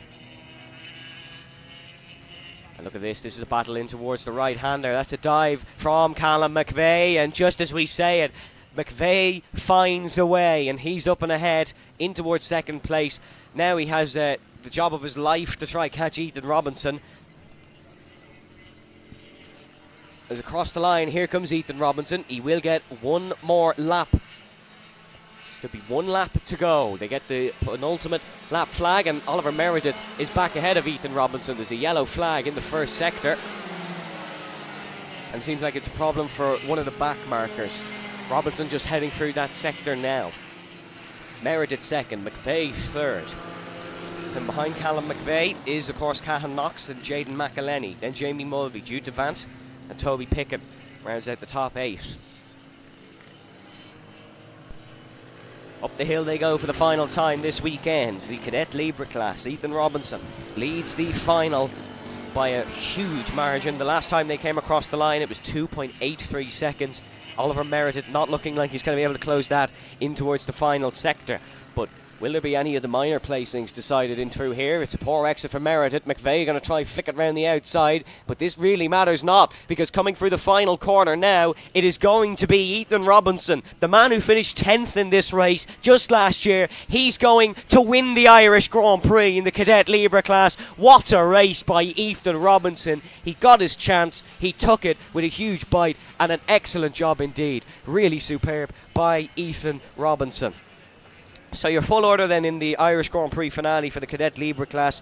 Ethan Robinson takes the win in the number 203. Then it is Oliver Meredith in the 204. Callum McVeigh in number 75 in third, with Cahan Knox in fourth. Jaden McElhenney in fifth. Jamie Mulvey in sixth. Jude Devant in seventh. Toby Pickett in eighth. Jack Miller in ninth. Jacob Conlon 10th. And Ben O'Keefe in 11th, with Mikey Kelly, the man who we did not get to see, unfortunately.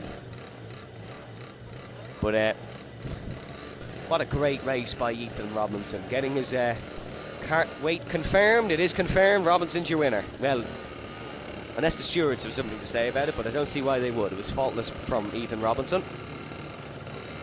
And he parks in the race winner spot with pride. Posing for the photographers is Ethan Robinson. And a really good job indeed. Your 2024 Cadet Libre Class winner, Ethan Robinson. Next up then will be the Rotax Inters. Now, all weekend we have been running the Inters and the Water Swifts together. Now we're going to do two separate finals to make it easier to keep track with, because honestly they've both been really good classes. They actually probably deserve their own race. But we will have the Rotax Inters first, and then we'll have the Water Swifts in second place.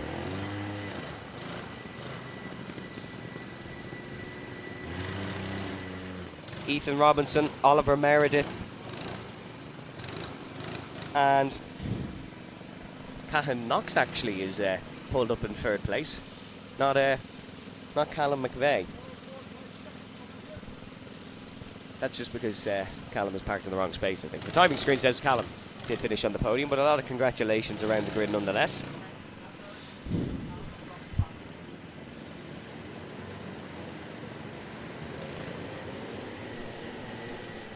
Next up is the Rotax Inters. This race was a double class race all throughout the weekend, but it is just a single race now. It's just the Inters. The Water Swifts will do their own race in 11 minutes plus 1 lap time.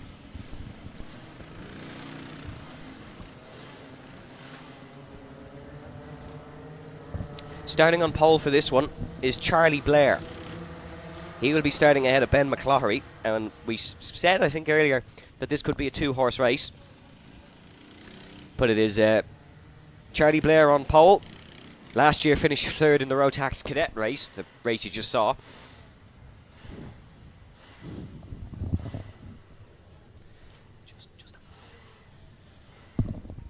Just the Rotax Inters, of course, out on track. McCloughery versus Blair.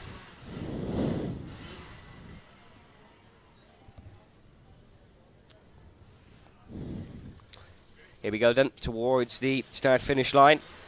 It is going to be Charlie Blair who leads us to the flag, and now we go racing at Nuts Corner. Ben McCloughery has been done on the line by the 3rd place man. James Logan is up to 2nd place here. Logan in the 208, now battling with Charlie Blair in the 207 as they circle around through turn 2 and in towards turn number 3. Ben McCloughery under big pressure from the car. No, he's not really. I thought he was. But now a move down the inside goes James Logan. McCloughery's followed through. Charlie Blair has got 2 cars down his inside in towards turn number 4, and there's nothing he can do about it. What a move by James Logan. He's in the race lead of the Irish Grand Prix here in the Rotax Inter final.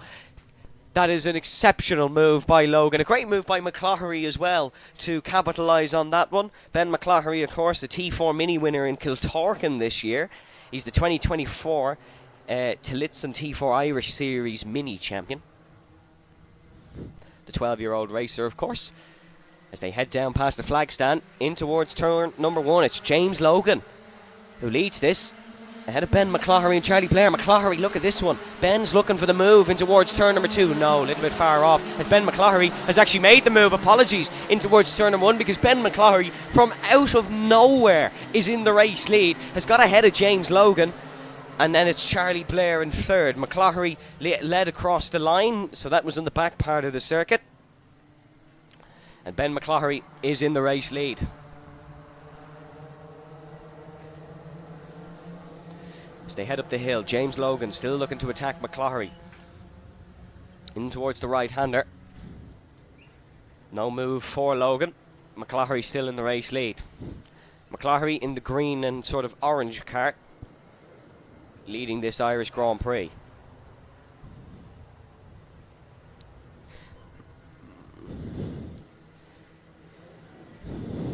As here we go, down the start-finish. Ben McCloughery looking over his shoulder, sees James Logan in his rear view, and Logan might try to take this one over Ben McCloughery. McCloughery in towards the right hand. Oh, look how close James Logan is. Trying to make the move stick.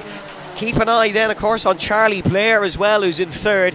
James Logan just not able to get ahead of Ben McCloughery. This one's going to be close right till the finish, though. They're all on very similar lap times. Literally minuscule margins separating McCloughery and Logan on the last lap, and Callum McVeigh. They all did a 101 flat, just different variations of that time gave James Logan the fastest lap of the race so far.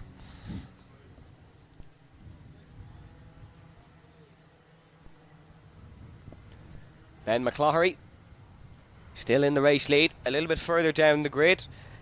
Brogan McDonald up in 5th, Liam O'Hagan 6th, Ryan Arthur 7th, Declan Noble 8th, Jack Grimes down to 9th, Cole Kennerhan in 10th, and then Caden Warnock is in 11th position. Down the main straight they go again.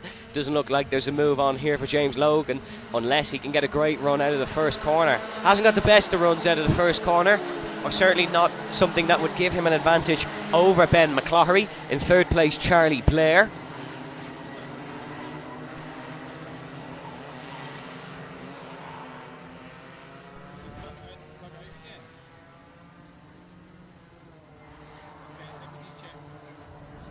McCloughery heads up the hill, still in the race lead.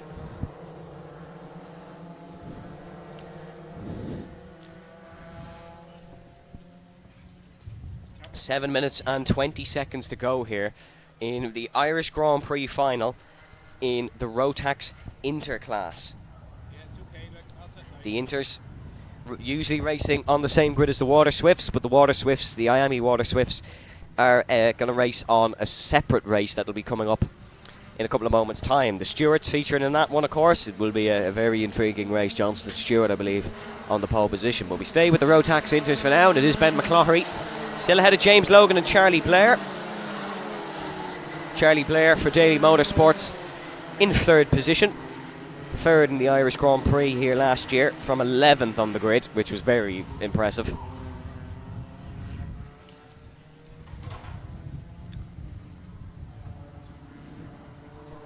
Ben McCloughery heading up the hill, and he is just pulling a little bit of a gap over James Logan. Not much, but a little bit is better than nothing. And is Charlie Blair going to look for a move soon on James Logan? Will Blair get bored of sitting behind the number 208? Potentially, because he's got to be in second if he wants the chance to win this one. We've seen multiple races come down to the last laps today, apart from that dominant win by Ethan Robinson, of course. As they come across the timing stand, Ben McCloughery has extended his margin. Fastest lap of the race, Charlie Blair. Charlie's on the move, and Charlie looking to get in front of James Logan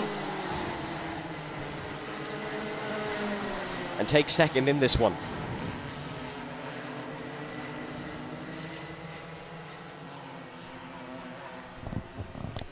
As here comes Ben McCloughery rounding through the hairpin and up the hill once again. McCloughery doing a fabulous job in this race. James Logan and Charlie Blair, they're going to have to sort this one out between themselves on who is going to be able to attack Ben McCloughery, because they can't lose too much time squabbling, otherwise they will fall out of this one and allow Ben McCloughery a comfortable win. That's the last thing they want to do. As McCloughery down through the final corner. Oh, big opportunity for Charlie Blair here in third. Blair is right on the tails of James Logan, and if he times this right, could get the move done in towards the second corner. And look at this side by side. Charlie Blair dives down the inside. He has timed it right, and Charlie Blair is up to second in the final. Here are the Rotax Intergrid, and that is a brilliant move by Charlie Blair. Now it's his turn to attack Ben McCloughery. It is going to be McCloughery versus Blair, and Charlie Blair are immediately starting to make a move on Ben McCloughery.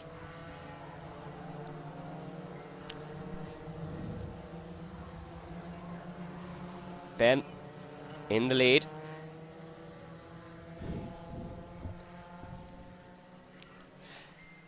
Can Charlie Blair launch a late attack? In remaining in this one, 4 minutes and 5 seconds, plus one lap, of course. And that's what Ben McCloughery is going to have to defend if he wants to try and win this Irish Grand Prix.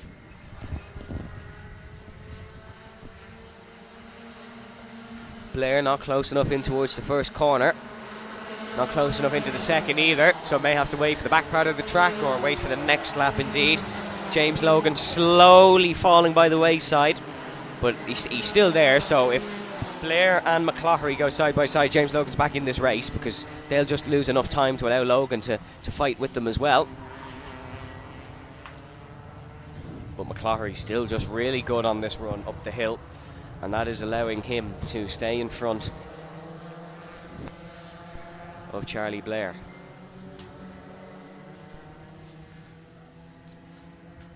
Logan right on the tails of Charlie Blair, but not able to go for the move.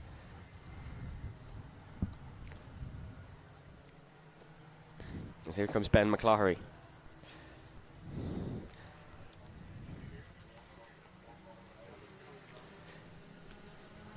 James Logan right close to Charlie Blair, here in towards the right-hander. Oh, Blair, as he ran a little bit wide, is this an opportunity for James Logan? No, it isn't. Blair hooked that up lovely on the exit of the corner. It looked like he was a man drifting away onto the grass, but hooked it up nice to young Charlie Blair.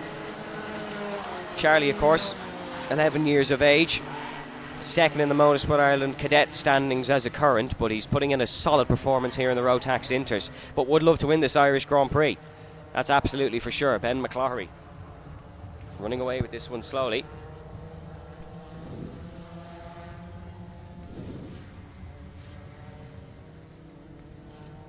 In towards the hairpin, James Logan down the inside of Charlie Blair. Has James Logan got the move done on Charlie? He has. Logan's back into second, and look at the gap that's created between James Logan and Ben McCloughery. James Logan is ahead of Charlie Blair, 2:08 back in front of 2:07. McCloughery now with a nice gap ahead of the pair of them as we're coming into the dying embers of this race. Ben McCloughery's been really quick all weekend and would be an absolutely deserved winner in this Irish Grand Prix, but you have to wonder, can Charlie Blair and James Logan get close enough as they fly in towards turn number 3. A minute and 30 to go here in this one. You'll see the white board being held out to tell the drivers that there is one more lap to go. As a bit further down the field, Noah McFarlane up to 4th, Ryan Arthur up to 6th, then Liam O'Hagan's down to 7th, Declan Noble 8th, Jack Grimes 9th, Cole Canahan 10th, and then Caden Warnock is in 11th position. That's your running order here in the Rotax Inters. But the men we are looking at is Ben McCloughery, James Logan and Charlie Blair, and there's breathing room between them all now. This is exactly what Ben McCloughery would want, as there'll be 2 more laps after this as McCloughery heads into the first corner. James Logan 2nd, Charlie Blair 3rd.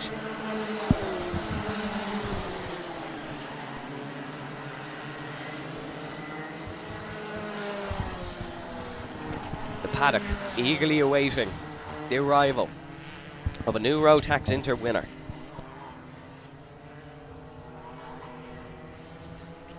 Will it be McCloughery? Will it be Logan? It's looking like it's going to be McCloughery, but one error would be all it took for James Logan to be back in this race. And Charlie Blair, of course, is just behind as well. Noah McFarlane running a steady race in 4th is Noah, your Honda Cadet champion here in the Irish Grand Prix from last year. And he was the winner of the Ulster Karting Club round 3 race in this class. Whiteboard is held. McCloughery introducing himself to greatness, because what a lap that was to put a lot of breathing room, about 5-6 kart lengths between himself and James Logan. There's a lot of battles for the minor placings. Charlie Blair's going to try take 2nd off Logan here just to give himself at least a better result than 3rd, which is where he finished in the Cadet Irish Grand Prix last year. Let's look at this. Here is Blair chasing down James Logan up the hill. This is not the battle for the Irish Grand Prix win, but it is a battle for a podium place. 2nd place and 3rd place being decided by these two. But Ben McCloughery rounding through the final couple of corners now. A man very good in a kart, wants to race T4s in the future, but for now, in the Rotax Inters, he's going to win himself an Irish Grand Prix. It's number 73, Ben McCloughery, who takes the race win ahead of James Logan and Charlie Blair. Ben McCloughery got in front after being overtaken, retook the race lead, and now is an Irish Grand Prix winner.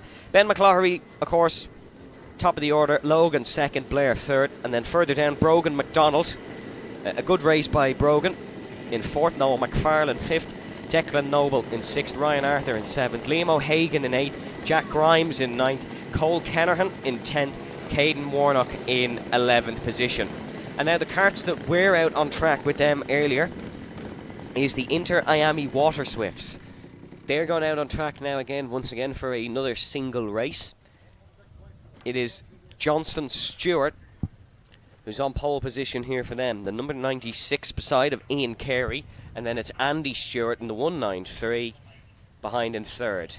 Final pep talk being given to the number 76 of James Nolan, and then the number 15 is behind that of Danny Dempsey. Danny of Turn 3 Motorsport, the 3rd generation of Dempsey to race.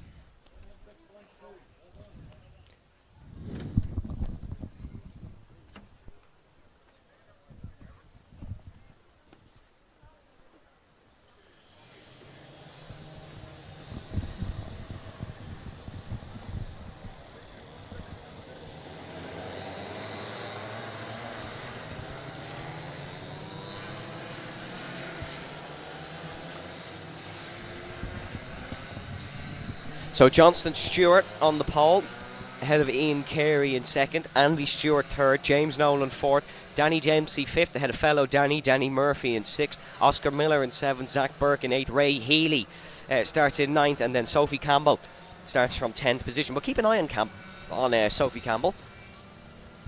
Very quick racer, and I presume she'll be up there at some point in this heat. But the Stewarts probably the big ones to watch here. Andy and Johnston. Johnston on the pole, but Andy just as quick. It was dead even between them and Ian Carey, really, wasn't it, in the earlier pre-final. There wasn't much to separate them.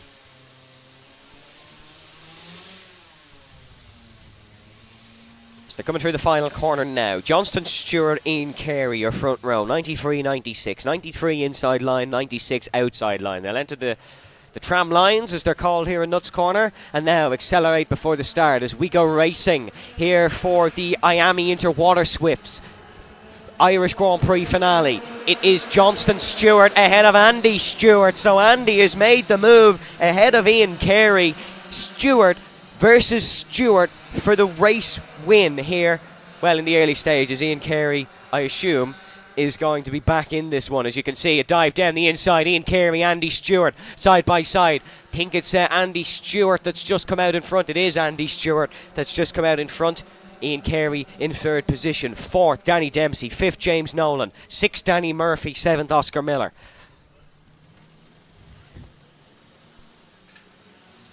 And look at this, side by side, Carey and Stewart. Andy Stewart. And it does seem to be, it is Andy Stewart that's still in front. Johnston, though, in the lead of the race.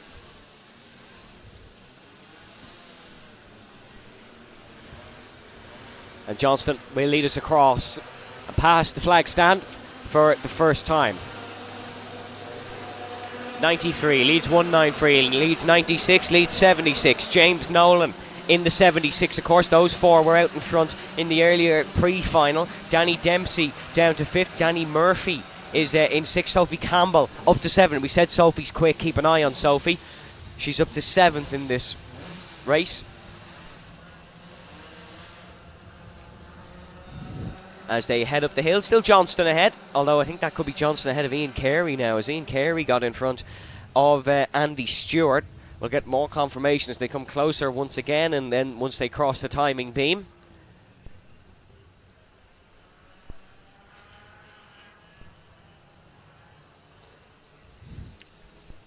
Andy and Ian both running extremely similar colour helmets, but I do believe it's still Andy Stewart ahead. So Ian Carey hasn't actually got in front. It is 93, still leading 193, leading 96. But look at this, 3 fighting in towards turn number 1. Johnston just ahead of Andy, but Ian Carey is looking to now confirm the move. Ian Carey right behind Andy Stewart as they head in towards the left-hander.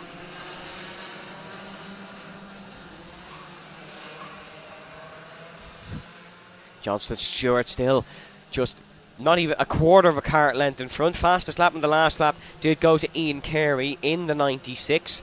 So Ian is setting quick lap times, but as we said, dead even almost between the 3. Johnston actually had a slow lap last time round. That's why they're hot on his heels again.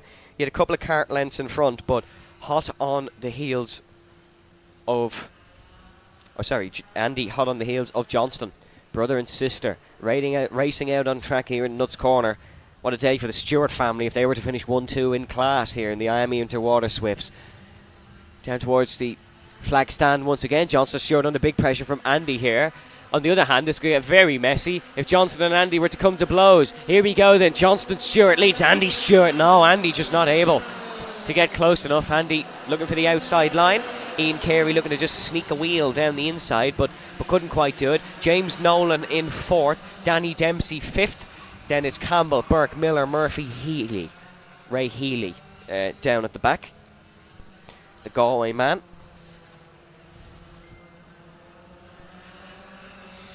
As the top 3 go racing up the hill and in towards the right-hander. Andy putting Johnston under a huge amount of pressure. not able to make much of a move, but this is still tense here in the Interwater Swifts. 7 minutes to go. So the same length as a heat race still to go. It's a clean slate for Johnston, Andy and Ian. So they're heading down the main straight in towards turn number 1. Johnston under big pressure once again from Andy Stewart. Andy not afraid to overtake Johnston. We saw these two battling in the heats, and Ian Carey. Ian's just taking that slightly different line through the first corner. I'm not sure if you've noticed at home, but Ian always seems to look like he's sneaking the wheel down the inside of Andy Stewart. Now he is going to sneak the wheel down the inside of Andy Stewart. Ian Carey up to second position. Clinical from Carey, and he is up into second. Now it's time to chase down Johnston Stewart. There is no family relations at play. It is Stewart versus Carey. Andy, the older of the two Stewarts by a year, and you can see her experience paying off because she's not going for any moves. Not saying that Johnston isn't experienced, but he's in the race lead. He can't really go for many moves, can he? Round the final corner, Ian Carey now, all right, on the back of Johnston Stewart. Fastest lap of the race still does belong to Ian Carey. It's a 1:02. And towards turn number 1. No attack just there. James Nolan has been pipped for 4th. Danny Dempsey for turn 3. Doing a good job. This is the quickest Danny's looked all weekend, actually. He is reached his peak of the 2024 Nuts Corner Irish Grand Prix at the right time. He's in 4th spot, leading James Nolan. But there is just that big gap, like we saw earlier, between the top 3 and between James Nolan, Danny Dempsey, etc., etc. Johnston Stewart looking good though. Still in front, holding his own. 5 minutes plus a lap to go in the Inter-Miami Water Swift race.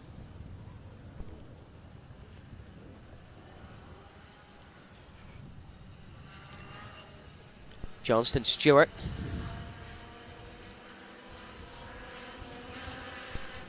Still just leading. Carey just not able to get close. Andy Stewart probably close to Carey, if anything.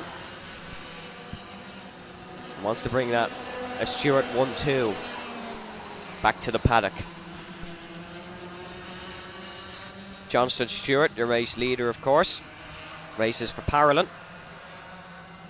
from County Antrim. We had an Antrim winner early on in the form of Luke Agnew.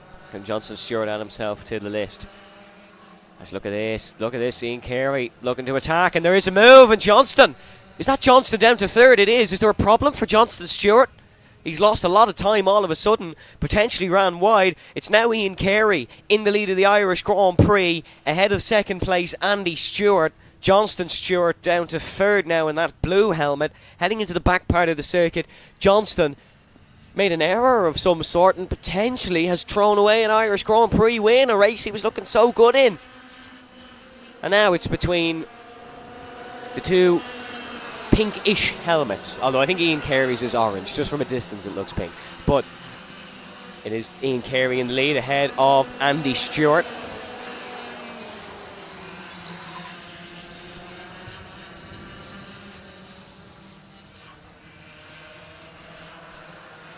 Flicking in towards turn number 4. Oh, swapped for position, but Danny Dempsey just staying ahead of James Nolan there.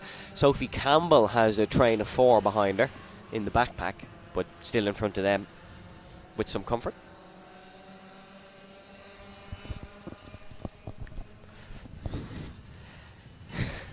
Ian Carey still ahead of Andy Stewart. Johnston has caught back up. Definitely made a mistake of some sort because his last lap was a second slower, the lap he made the error on. But we'll see what this one is. He seems relatively back up to speed though. 2 minutes 41 left here for the Miami Interwater Swifts. Andy Stewart, right? Natalia Young, Ian Carey. Battle for 4th rages on between Danny Dempsey and James Nolan.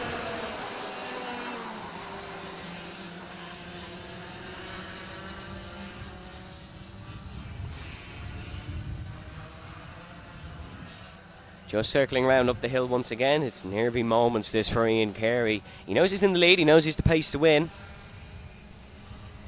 but he also has two very quick drivers behind. Johnston Stewart, well, is he back up to speed? Is he what? 0.3 of a second quicker on the last lap than Ian Carey and Andy Stewart, his sister.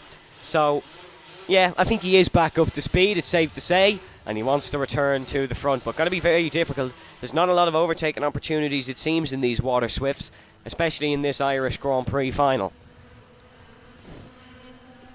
Andy Stewart hunting down Ian Carey. Carey just not able to get in front. Oh, look at this, Johnston Stewart right in the tail once again. And Johnston, when he was in the lead of the race, looked under pressure from Carey. Now that he's behind them, he looks the quickest of the three by a mile. Obviously not the case, he's not ahead by a mile, but he was 0.2 of a second quicker as well. A minute to go here in the Miami Water Swift final. And I believe we will have 2 more laps to go. Sophie Campbell has lost 6th spot to Zach Burke. Burke now up to 6th. Danny Murphy still 8th. Oscar Miller 9th. Ray Healy still in 10th position. But Ian Carey leads them towards the line. We'll have 2 more laps. 2 more laps of attempts for the Stewarts to try win the Irish Grand Prix. Andy Stewart looking very close on this lap on Ian Carey, but just not able to catch up. They know this Nuts Corner circuit inside out now, these water swifts. And Johnston Stewart once again quicker on the last lap, but like genuinely 102.594 for Carey, 102.524 for Andy Stewart, 102.521 for Johnston. So quicker by a fingernail, if even. There's Ian Carey. Oh, look at this from Andy Stewart. Is Stewart able to make a move? Andy Stewart looks to make the move on Ian Carey. Andy Stewart is in the lead of the Irish Grand Prix with a lap and a half, if even, to go in this one. Andy Stewart with a lovely move up the inside of Ian Carey. Just caught Ian napping maybe a little bit. Now Johnston Stewart looking to introduce himself to the fight once again. 1 lap to go. 3 karts, all within a second of each other. Ian Carey, Andy Stewart, Johnston Stewart, and this fight is going to be incredible. Is Carey able to make the move on Andy Stewart down in towards turn number 2? No, he is not. Andy Stewart just staying in front for the time being. Andy, second in this race last year. Can she go one better and win the Irish Grand Prix? Only has to survive the next couple of corners, but Ian Carey looking racy. Carey down the inside! Ian Carey down the inside! Ian Carey snatches it off Andy Stewart. Stewart's not going to let that one go. Now trying to dice it towards the back corner. Here comes Andy Stewart. Andy Stewart back down the inside. Johnston Stewart goes through as well. It's brother versus sister into the final sector to win the Irish Grand Prix in the Miami into Water Swifts. Andy Stewart just ahead. Carey's been left for dead.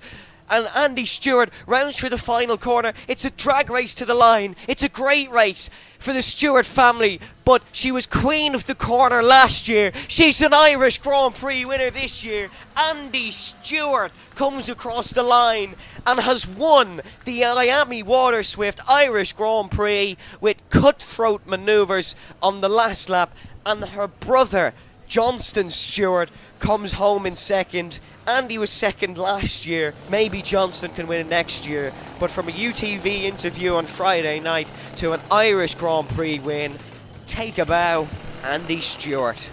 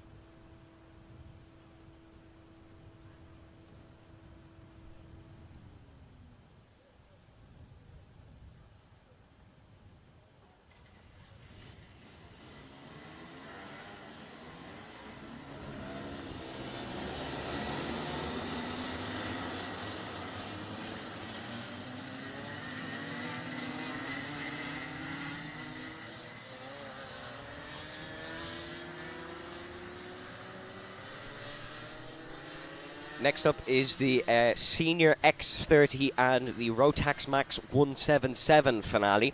So this is a double grid race, but the Senior Miami X30s only a 3-car grid. Your pole sitter for this one, Liam Kearns, Paddy Fitzpatrick in second, Brian Cherry in third, Pierce Shannon in fourth, with Ricky Malcolmson in fifth. Matthew Wright will start in sixth. And then for the Senior X30s, Jack Dillon on pole. Jack has not lost a race in this kart all weekend. Probably doesn't want to make it this one. Patrick Hayden then in eighth, with James Simpson in ninth spot. But the Senior Max 177 kart for 15 years old and upwards, it's a CIK homologated chassis, 125cc restricted 2-stroke engine. And it is a electric starter and water cooled, of course, 30 brake horsepower. Here we come to the line then. Kearns Fitzpatrick on the front row. Liam Kearns has been phenomenal all weekend, and he'll be looking to try and take the race win as we go racing here in Nuts Corner. What a start! What a start by the 4th place card in towards the first corner. That's the number 65. That is Paddy Fitzpatrick who leads, and Liam Kearns is down to 3rd, possibly for the first time this weekend. But Paddy Fitzpatrick has the race lead. Then Liam Kearns, the man who's won the Prix final, won Heat 3 yesterday as well, is down to 3rd. And in terms of the Senior Miami X30s, it is Jack Dillon who leads into the first corner, Patrick Hayden in second, James Simpson in 3rd. So Jack Dillon once again continuing a strong form from the pole and is in 3rd position. Well, this is a turn for the books then for the Senior Max 177s, because it has been Liam Kearns' domination the whole time round, but it's not now, because as they come closer to camera shot, I believe it is still Paddy Fitzpatrick that is in the lead of this race. Yep, Paddy Fitzpatrick in the lead, but Liam Kearns is going to look to try and go for 2nd place. I think that could be Ricky Malcolmson in 2nd. It is Ricky Malcolmson in 2nd, so great start, Ricky. He was the guy who dived in towards turn number 1. Hopefully not going to get penalised by the stewards for it. Not as in the 2 who finished 1st and 2nd last race, as in the 2 who decide the penalties. But Ricky Malcolmson now trying to put the pressure on Paddy Fitzpatrick. Here's Liam Kearns. Kearns going to try and sling it round the outside, but to no avail.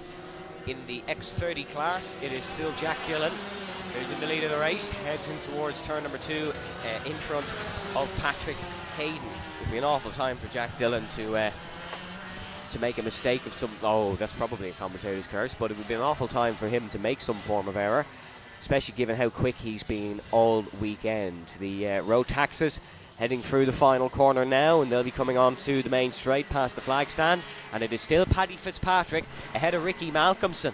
So Liam Kearns not having the quick start that he's had in the rest of his heats. Kearns in the 31, they're in 3rd place, but ultimately the favourite for this race.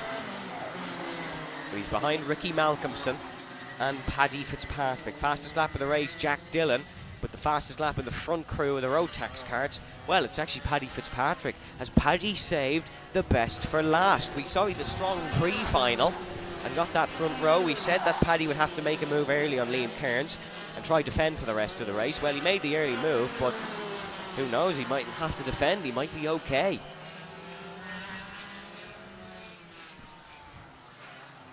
As that's Jack Dillon you're looking at in the lead of the Senior Miami X30 race. 2 classes out on track at the same time here.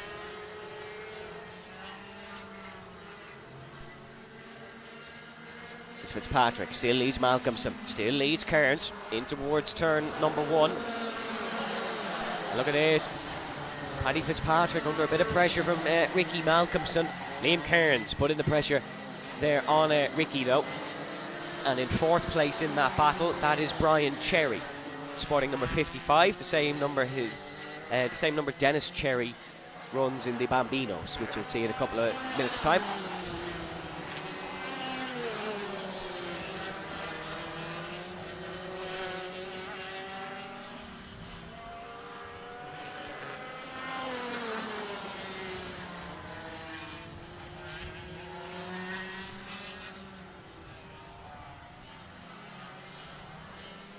Paddy Fitzpatrick rounding through the final corner. This would really be a turn for the books.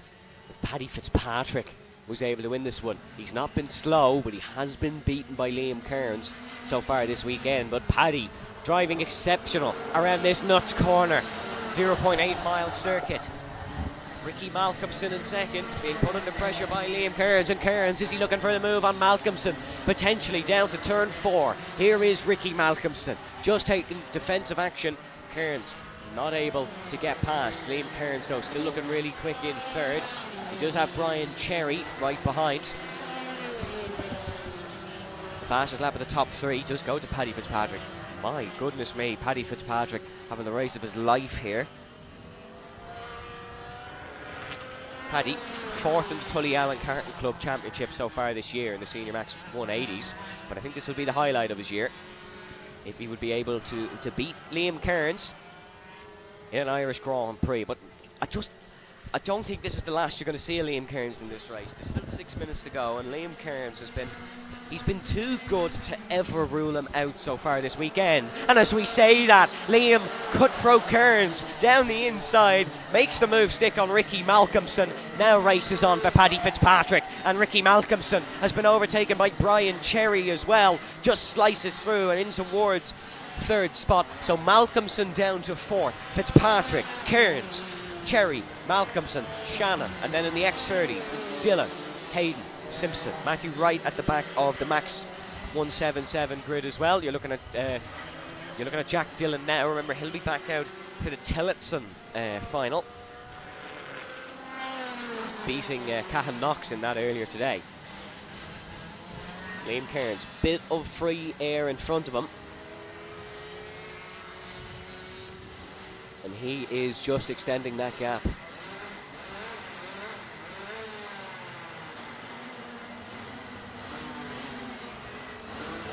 Across the line in towards turn number 2. Paddy Fitzpatrick in the green, number 65. Set an identical lap to Liam Kearns, 58.3. He was actually quicker than Kearns last time round, and that was Kearns' best lap of the session.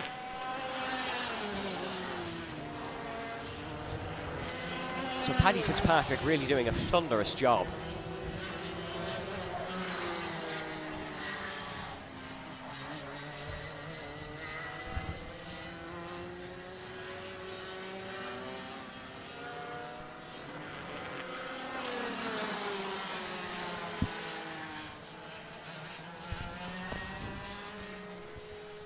Paddy Fitzpatrick still in the lead of this race, ahead of Liam Kearns in second.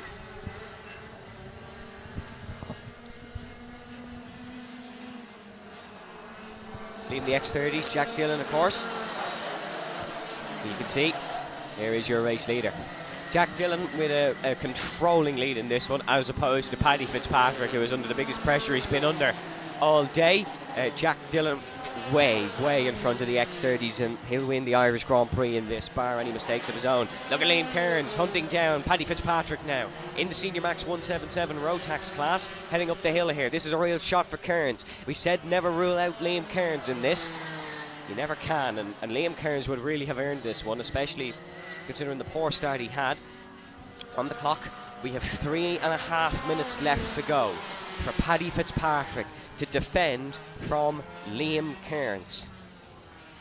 Paddy Fitzpatrick, 51 years of age. Liam Kearns, 15 years of age. So there is a bit of difference in the experience out on display, but Liam Kearns has put it up with the best this weekend. He really is exceptional around this Nuts Corner karting circuit. Look at this from Liam Kearns, right on the tail of Paddy Fitzpatrick. Kearns going to dive down the inside. Liam Kearns diving down the inside. There's a push and there's a shove. Fitzpatrick goes off. Liam Kearns goes through. And that's a great move by Brian Cherry as well. Cherry is up to second spot. And Liam Kearns is in the lead of the class that he has been so good in, the Senior Max 177s. Liam Kearns, your race leader. Paddy Fitzpatrick, great start by him. It's unfortunately fallen by the wayside. And Liam Kearns now leads.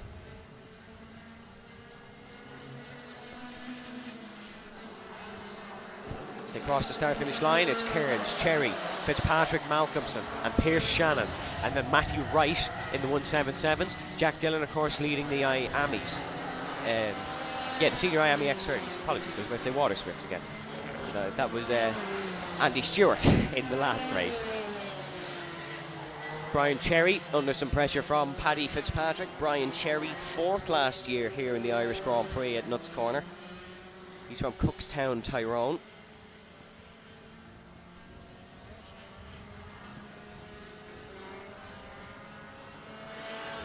As they head up the hill, 1 minute and 30 to go.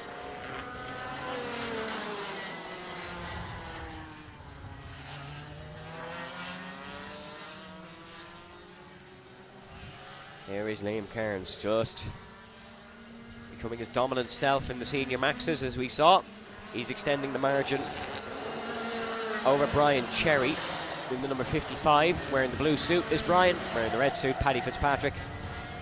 In the black overalls and white cart is Liam Kearns. Literally simple but effective.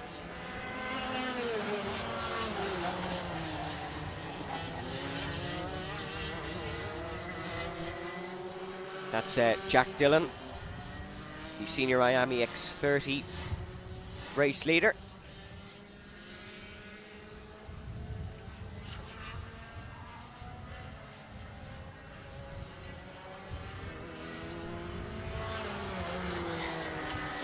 As there is not long left on the clock, 25 seconds.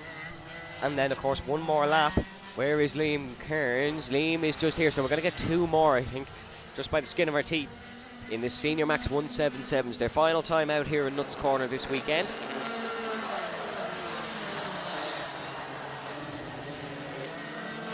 And Liam Kearns, he's not dropping Brian Cherry, because I think Brian will be delighted in second place in this one. He's on the podium, improving upon his 4th place in this class last year.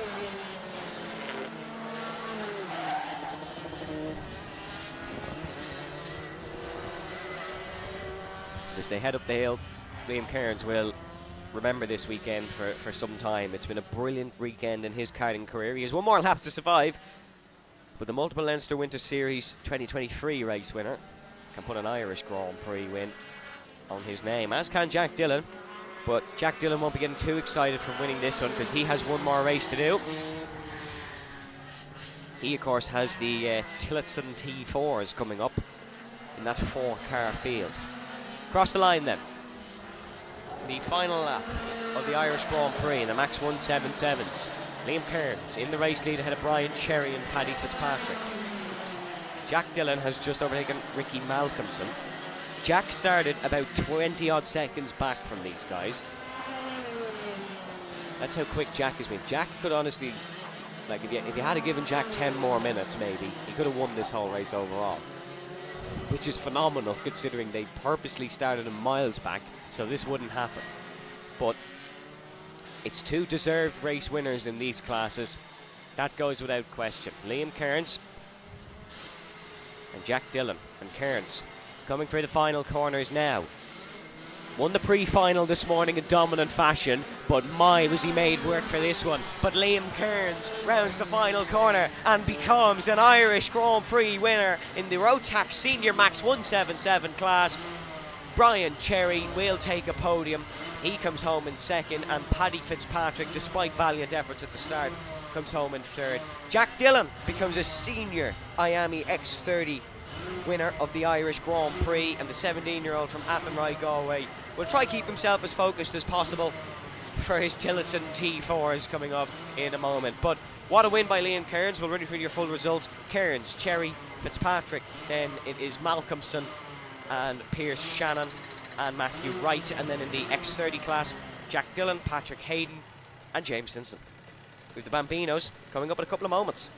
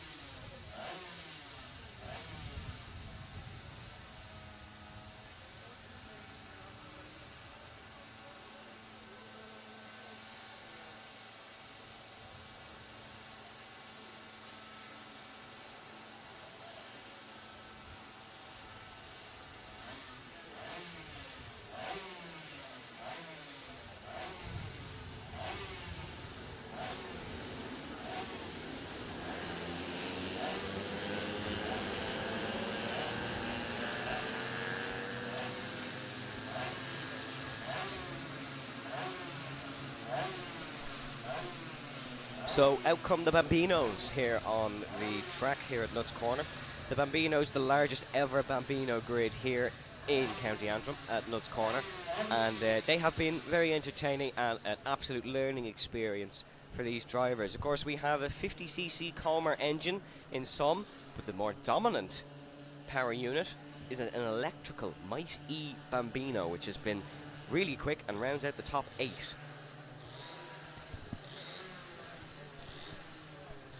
On pole for this one, Henry Hales, who has not been in first position at any point since he took the quickest lap in time qualifying with about a minute to go. Freddie Purnell in second, Jack Harper in third, Mason Monaghan in fourth, Corey Lyons starts in fifth, Summer Upton in sixth, Jude Lee Bolster in seventh, Ollie Upton in eighth with Ollie McKiernan in ninth, Ben Nicholson in 10th with Dawson Jones in 11th and Cooper Devant in 12th, Reese Fry in 13th. These Bambinos, of course, it is a standing start, so we will have a couple moments waiting for them to grid up, as it's great to see the good fans here in attendance at Nuts Corner.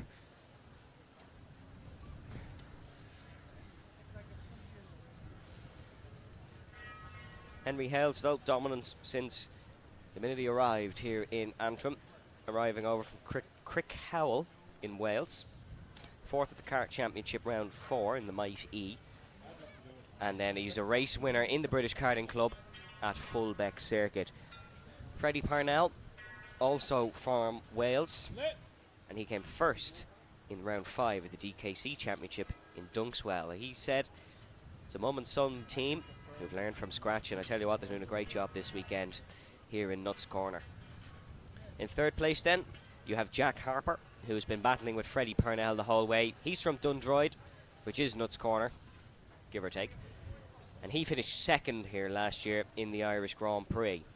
Second in the 2023 Northern Ireland Karting Association Bambino Championship as well, and he races for Richards Chassis Engineering. In fourth place, then you have Mason Monaghan. Mason from Delvin, County Westmeath. Second in the Tullyallen Club Bambino Comer 2024 Championship, and he won round 3 actually in Galway. So a big well done to Mason Monaghan there.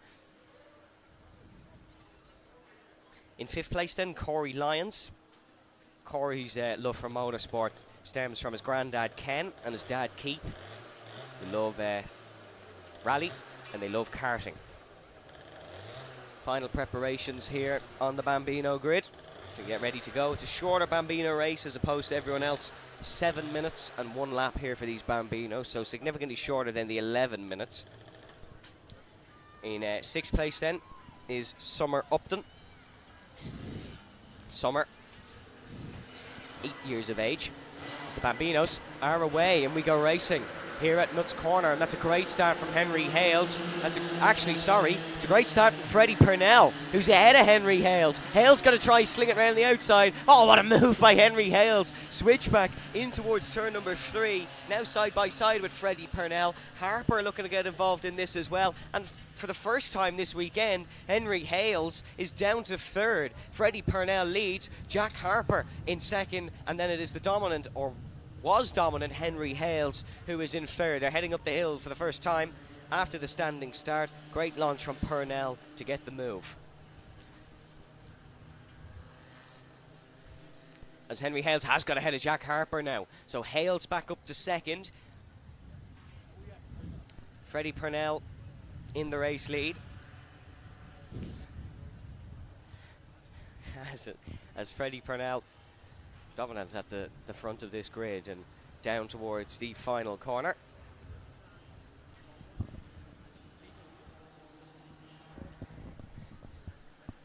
Look at this from Henry Hales. Look at this from Henry Hales. Side by side with Freddie Purnell. And it didn't take long for Hales to recover lost ground. He's into first place.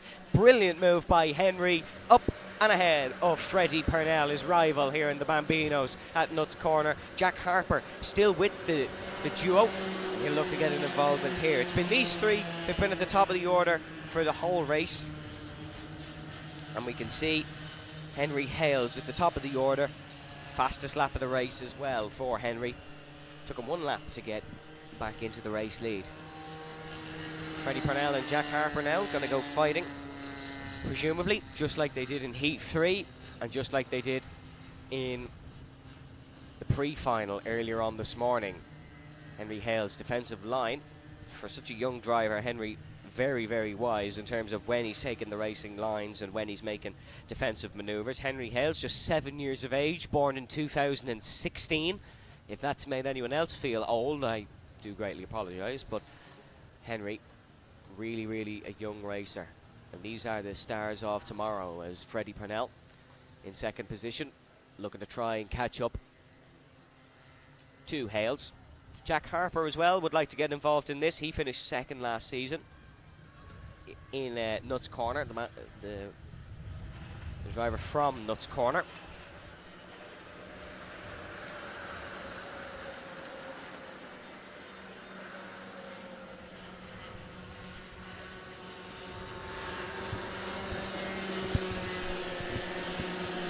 There is Henry Hales, who's excelling at the front of this one. There's Henry Hales. Really, really quick in these little Bambinos. Henry, number 67. You can see at the front of many Bambino races in time to come. A little bit down the order, Mason Monaghan, unfortunately, getting a poor start. He's down to 11th. Jack Harper, of course, third. Then is Lyons, Bolster, Upton, McKiernan, Nicholson, Summer, Upton then in 9th. Dawson Jones 10th, Mason Monaghan in 11th. Cooper Devont down to 12th, and Reese Fry 13th. And I know I've mentioned this before, but a big shout out to Reese Fry, making his karting debut here in Nuts Corner this weekend. Reese, this is his first weekend of karting, and I tell you what, he's not doing awfully bad. For a kid who's never tested a go-kart before, he is putting in some pretty decent lap times.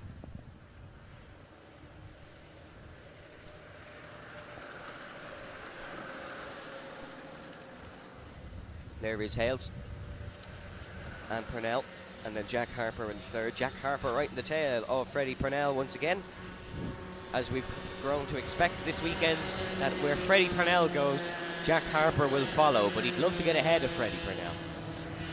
He'd love to beat Freddie Purnell, which is something that, despite being with him for 3 races this weekend, he's not been able to actually beat him. But he's got a good run up the hill now towards the uphill right-hander. And Freddie Purnell just keeping Jack Harper behind for the time being. 2 minutes on the clock then in this one. It's 1 minute 18 lap times if your name is Henry Hales. A little bit slower, 1 minute 19, 1 minute 20s.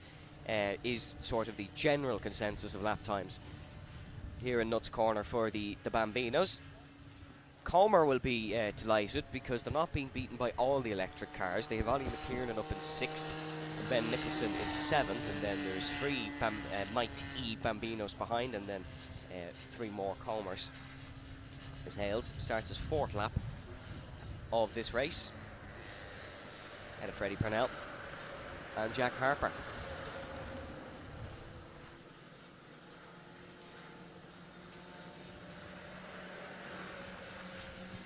Jack Harper within a 10th of a second of Freddie Purnell the whole time. And he's just biding his time nicely to make a move. We've seen a lot of last lap moves here at Nuts Corner.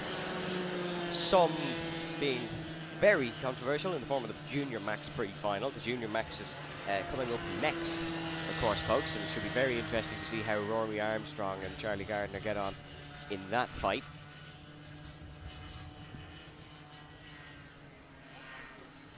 Let's look at this. Freddie Purnell being put under pressure by Jack Harper. Harper looking for the move in towards the hairpin and down towards the horseshoe.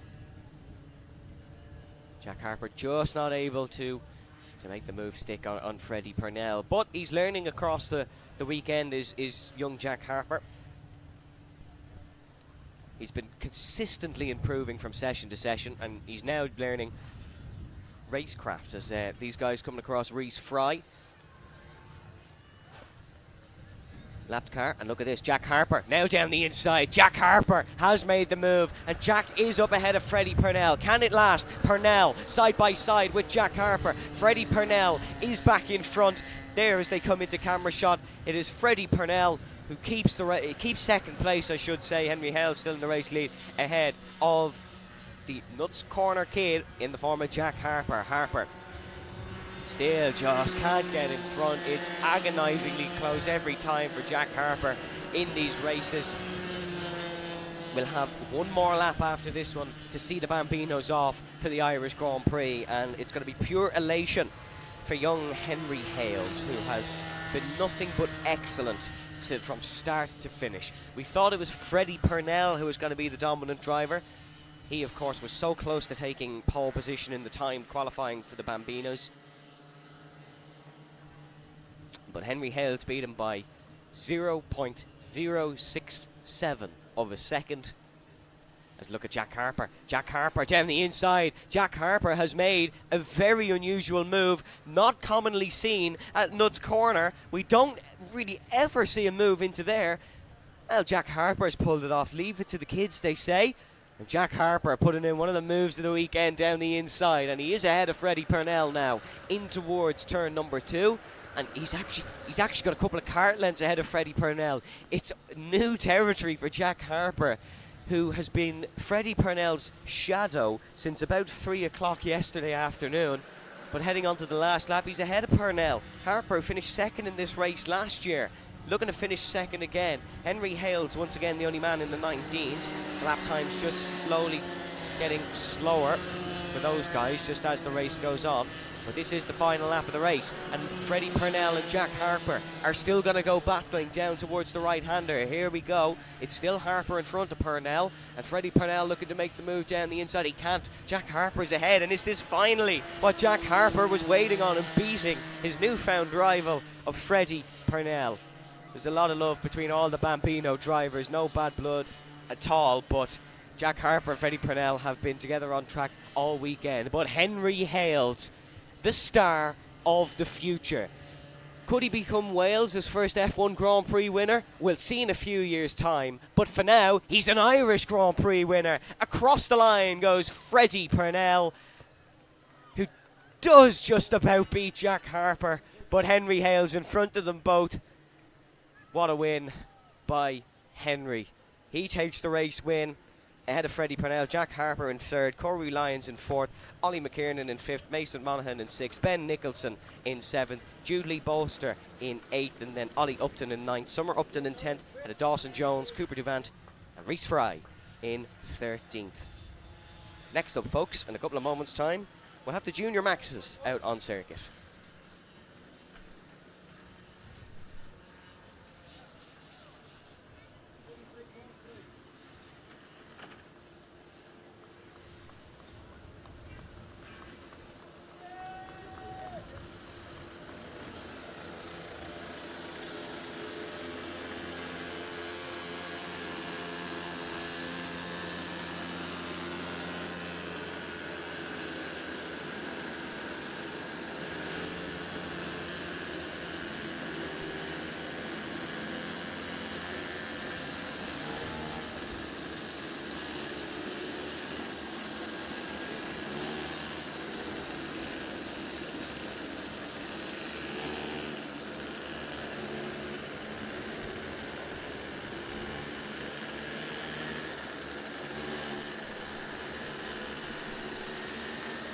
Junior Maxes coming out next, folks, but just a quick word on Henry Hales, who, after winning the race, didn't get out and celebrated from his kart.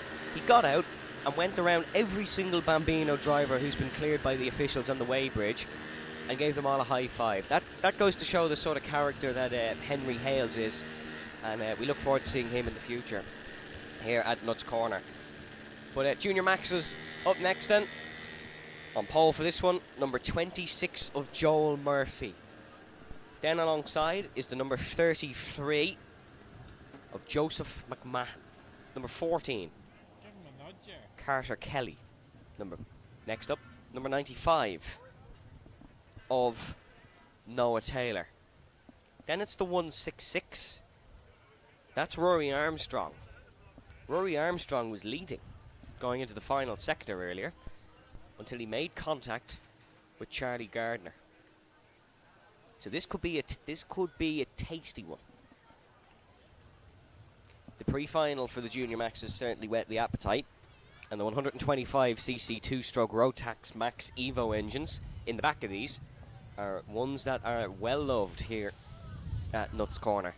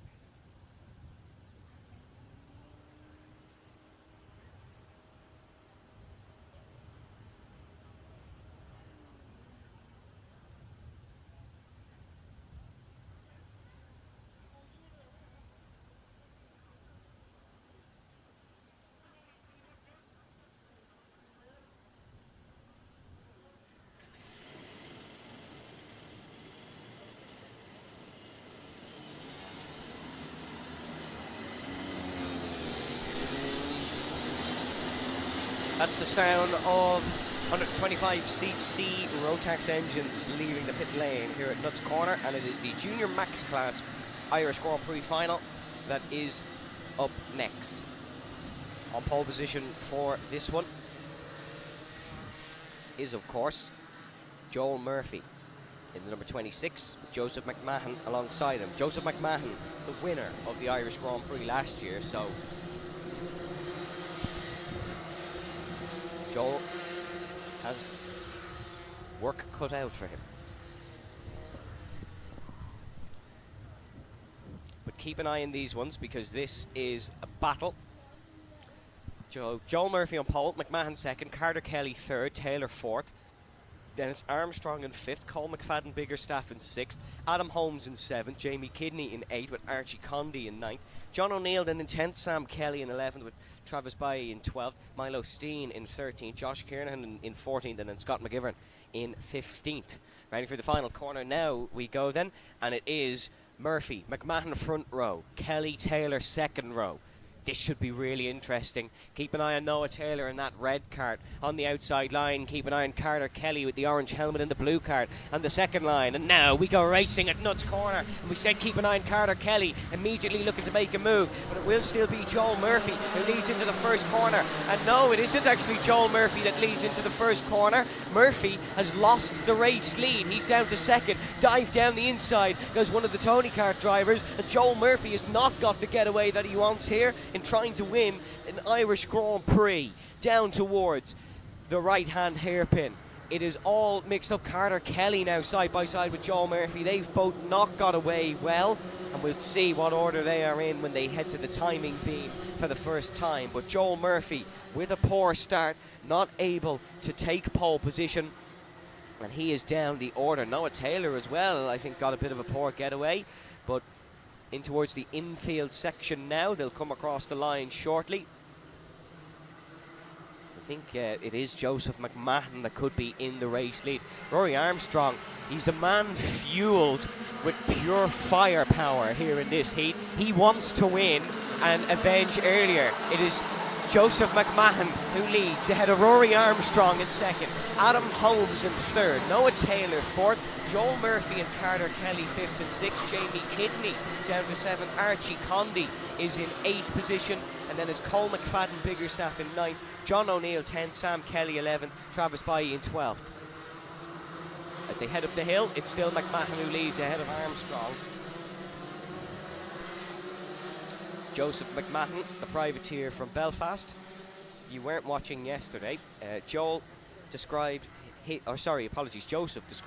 racing career as good. So it was a great conversation with Joseph heading out through the final corner. He does his talking on the circuit. He's going to have a conversation here with Rory Armstrong in towards turn number one. Joel Murphy back up to third there. Joseph McMahon in fourth. Then in fifth position is the number 61. Well, it was the 61. It's now Carter Kelly. It was to Adam Holmes, but it's now Carter Kelly.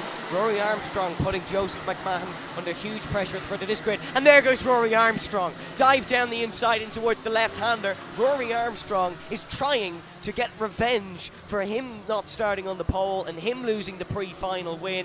He's up and ahead of McMahon, but Joseph McMahon is going to try and fight this one back in towards the right-hander. Is he going to be able to get it done? Down the inside goes Joseph McMahon, and Rory Armstrong once again hangs it round the outside. Rory Armstrong is a man with no fear in all times when driving around Nuts Corner Circuit. As you can see, exiting the final corner now. Great run to the line for Rory Armstrong. He should be okay into turn number one. No, it's a great slipstream for Joseph McMahon. McMahon not able to make the move. He is okay into turn number one. Noah Taylor has got ahead of Carter Kelly. That's in the battle for third. Look at that slingshot down the inside. No more, says Carter Kelly. You're wrong, commentator. I'm back up to fourth. And he is ahead of Noah Taylor. Great move by Carter down the inside. Just chucked it into turn two. Didn't think of the consequences, but for him, luckily, they were only positive, and he is up into fourth place.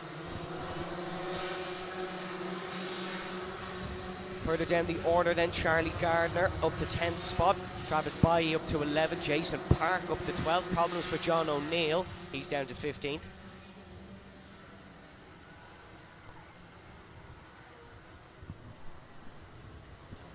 As Armstrong leads back into the hairpin.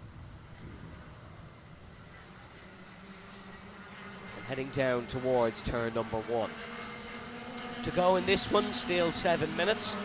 Plenty of time for more action to happen. It went down to the final corner here in the Junior Max race earlier, so don't go anywhere, folks. This one is not decided just yet.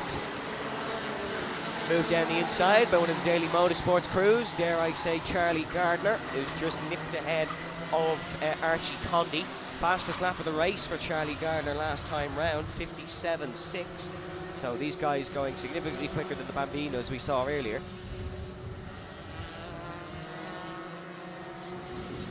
As they head up the hill, McMahon still keeping with Armstrong. Armstrong kind of ran away earlier on a little bit, only a little bit, because he was caught by Charlie Gardner, and then, well, the rest is history. But Rory Armstrong exiting the final corner, and he does have Joseph McMahon still within touching distance. Then in third place is Joel Murphy. Carter Kelly will cross the line in fourth, with Noah Taylor in fifth. Down towards turn 2. No positional movement for now. The top three at least, staying as they are. No positional change down the back of the pack either. Still Armstrong in first. Still McMahon in second. Still Murphy in third. Murphy going to try and change that though, as is Carter Kelly. Adam Holmes just behind Carter Kelly as well, so keep an eye on Adam Holmes.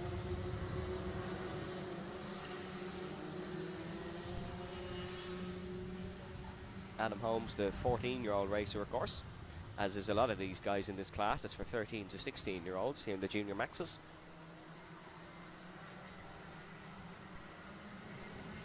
Rory Armstrong leads us across the stripe once again and in towards turn number 1. Still okay, no attack from Joseph McMahon, but McMahon is definitely closer. Noah Taylor falling off Carter Kelly a little bit as they fly past our tower, and you can see the gap there. There's a move. That is Adam Holmes, who's just been overtaken by Cole McFadden Biggerstaff. So McFadden Biggerstaff has been, I'd say, probably better today in the pre-finals and the finals than he was in the heats yesterday, which, I mean, you do ideally want. So fair play to Cole McFadden Biggerstaff, who is a good young racer racing in these Junior Maxes. Time to go in this heat, 4 minutes and 30. Still Rory Armstrong, the quickest of the bunch. Fastest lap went to Joel Murphy the last time round though, in the grey kart. Joel Murphy number 26. Rory Armstrong 166, of course. Armstrong in the Junior X30 class running number 66. 66 taken though by his newfound rival, Charlie Gardner. There's a lot of tyre scrubbing in towards turn number 1 to some of these carts. You can hear them just pushing through the corner to maximum. Now to take that as the quickest they can all weekend. This is the most confident they've all been weekend. They've all driven this Nuts Corner circuit many a time, not quite 100 laps, but say getting up near 50, including Friday testing.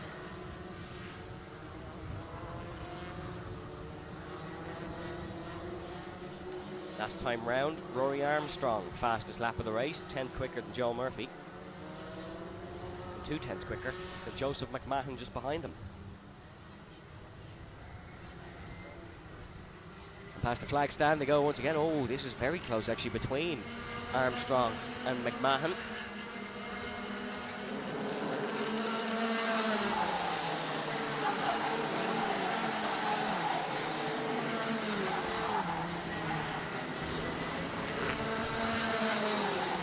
There's a gap forming in between Joel Murphy and Carter Kelly.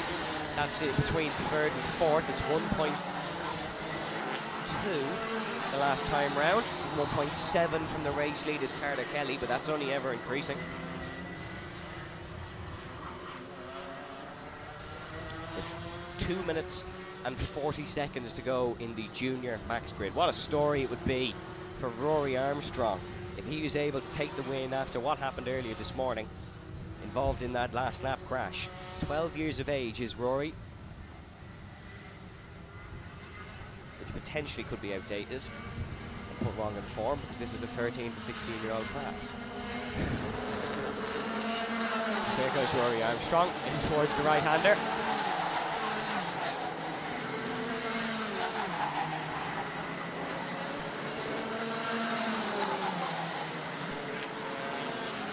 This is a very similar position to what Rory was in earlier, when Charlie Gardner was chasing him down. But thankfully for Rory, it's later in the race than when Charlie started to chase him down. Charlie was almost with him at this point. It's kind of similar to what we saw in the earlier race between Luke Agnew and Teal Lestrange. So of that hunting down for the last 5 laps or so. But Rory Armstrong knows not to count his chickens, not to count his eggs before they hatch, I should say. No, not to count as chickens when they hatch. Let's forget that ever started. As down towards the first corner goes Rory Armstrong.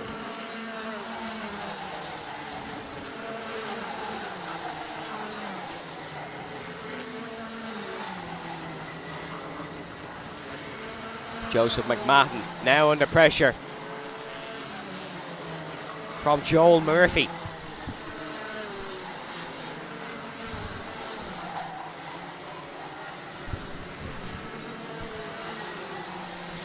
Left in this race, 49 seconds. There'll be 2 more laps after this one for Rory Armstrong to try and defend. But as you can see, heading in towards the right-hand hairpin, it is almost side by side between McMahon and Murphy.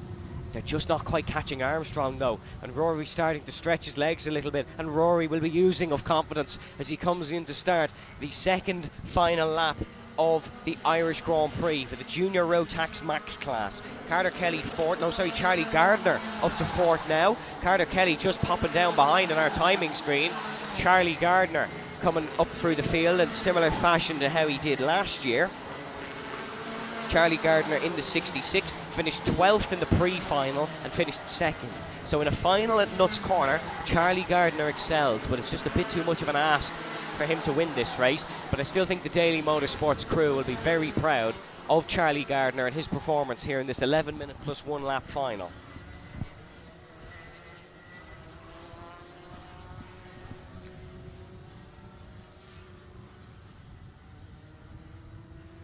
Armstrong heading into the final traction zone now to start the last lap of his Irish Grand Prix endeavour. Last lap's not his friend lately, but Rory Armstrong has a lovely lead ahead of Joseph McMahon and Joel Murphy in towards turn number 2. It actually could be a fight for second here between McMahon and Murphy, because Murphy has got the run of his life down the main straight, and Joseph McMahon could try dive down the inside of Joel Murphy. They're swapping and changing the whole time. In second is Joel Murphy, McMahon in third. Up the hill for the final time and in towards the uphill right-hander. Rory Armstrong just in front by about 5 kart lengths, and then it is Murphy and McMahon behind. In towards the final corners now. This is where it all went wrong for Rory Armstrong. Rory sat in the paddock after the pre-final. All hope was lost. He didn't think he could win this race. He's dug deep, he's drove well, he's made his moves, and he's become an Irish Grand Prix winner. Disappointment has been wiped straight from the emotion bank of Rory Armstrong. He is your winner in the 166. Wasn't able to win the Junior X30 class. He has won the Junior Max class. Rory Armstrong not quite taking the fastest lap of the race as well, but he doesn't care. That went to the other man involved in the incident, to Charlie Gardner, and they both drove exceptional here. But Rory Armstrong, we shall see the emotions now, bound to be positive as he flicks into first. Ducked his head into the cockpit the last time. The head was flicked up to the sky.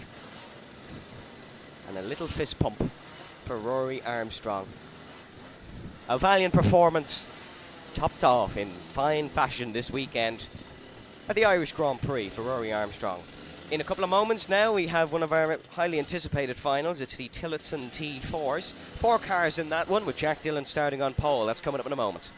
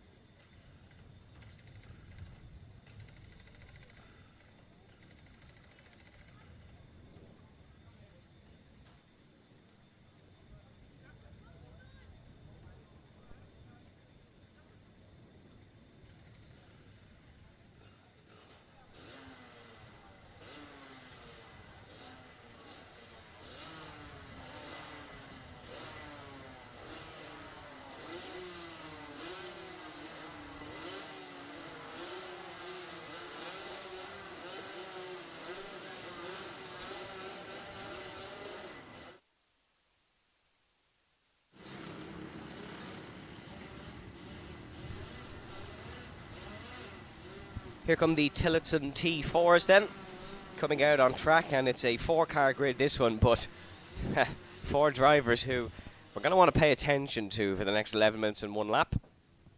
Jack Dillon in the race lead, Cahan McClelland in second, or sorry, pole position I should say, Jack Dillon. Second for Cahan McClelland, third Luke Palmer, fourth Ewan Miller. Ewan and Luke off the earlier pace of Dillon and McClelland, but we saw 2 karts in a similar sort of situation in heat number 1 earlier yesterday, and they recovered well. So no issues at all there for them guys. Just got to recover now, recuperate, and give this Tillotson T4 Senior Final their best go. This Tillotson T4 225cc 2-valve 4-stroke engine, and these guys put it through its paces. Jack Dillon on pole, alongside him Cahan McClelland. Luke Palmer in third, and then it is Ewan Miller in fourth position. As they come up towards the flag stand, Jack Dillon accelerates, and we go racing at Nuts Corner once again. Great start, Luke Palmer up the inside of Cahan McClelland, and now look at this from Ewan Miller, gets them both in towards turn number 2. It is Jack Dillon who leads from Ewan Miller, who leads from Luke Palmer, and then Cahan McClelland falling to fourth from second to fourth.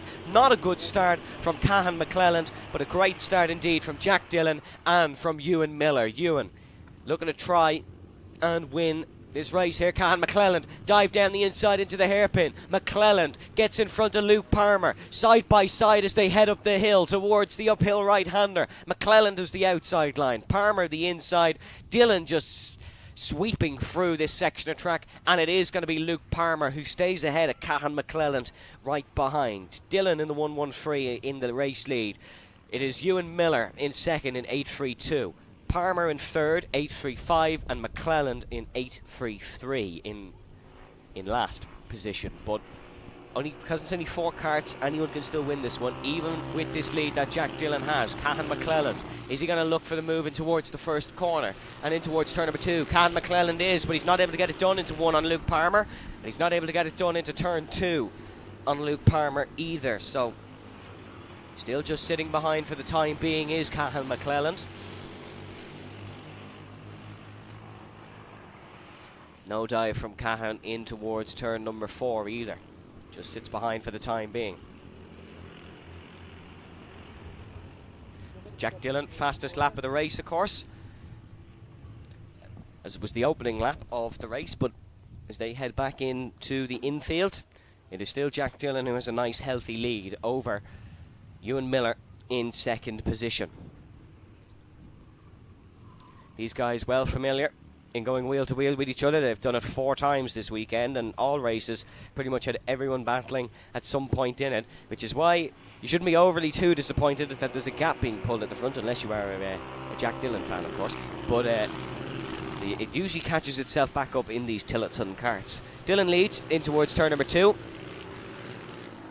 Ewan Miller second, Cahan McClelland up to third, so Cahan is into third place now, with Luke Palmer down to fourth. So disappointing for Luke, but he is still going to try and attack Cahan McClelland back, try to win this Irish Grand Prix, or at least podium on it. You don't really want to be the one guy who doesn't podium in this race, but they're all still exceptional drivers going against each other. Jack Dillon in the lead of the race from Athenry, Galway, of course. He won the senior X30 race earlier this afternoon. So if he went on to win this Tillotson T4 senior race, he'd become a 2-time Irish Grand Prix winner within the space of an hour and a half of each other, give or take.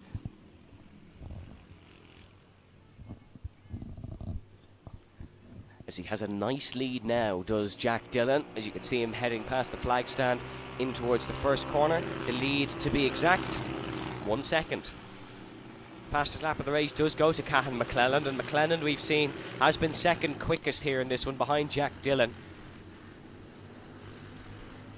throughout the weekend. He's trying to hunt down Ewan Miller, and then Miller and Palmer will go racing for third, potentially in a similar fashion like they did in the pre-final. Up the hill goes Cahan McClelland. McClelland is going to be ahead of Ewan Miller here in the brakes. If he can just get it stopped, has a good inside line, does Cahan McClelland. And yep, he's up and ahead of Ewan Miller. So McClelland is in second, Miller in third, and now Luke Palmer down into fourth as they weave their way a little bit down in towards the back section and the back couple of corners. It is Cahan McClelland's job now to try and stop Jack Dillon from taking his second IGP class win today. Still to go in this one, 6 minutes and 40 seconds in the Tillotson T4 senior class. Cahan McClelland is lapping at the same lap times as Jack Dillon. If he can exert that 1/10 of a second extra, he still has enough time to catch back up that 1.2 second gap. Well, he'll need a little bit more than 1/10 of a second, but 2 3/10 give or take, he needs to get back in front.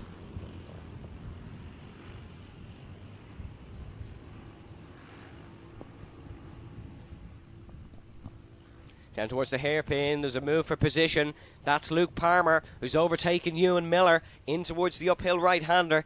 And Ewan Miller now falls down to fourth. Luke Palmer getting ahead. The two rivals raced against each other many times, have Luke Palmer and Ewan Miller. And Luke Palmer is up ahead now. Dillon rounding the final corner to start the next lap. But it's Ewan Miller and Luke Palmer who are dicing their way onto the main straight.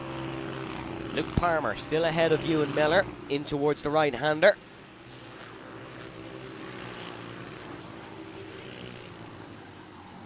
And yes, Luke Palmer confirming himself ahead of Ewan Miller in this one.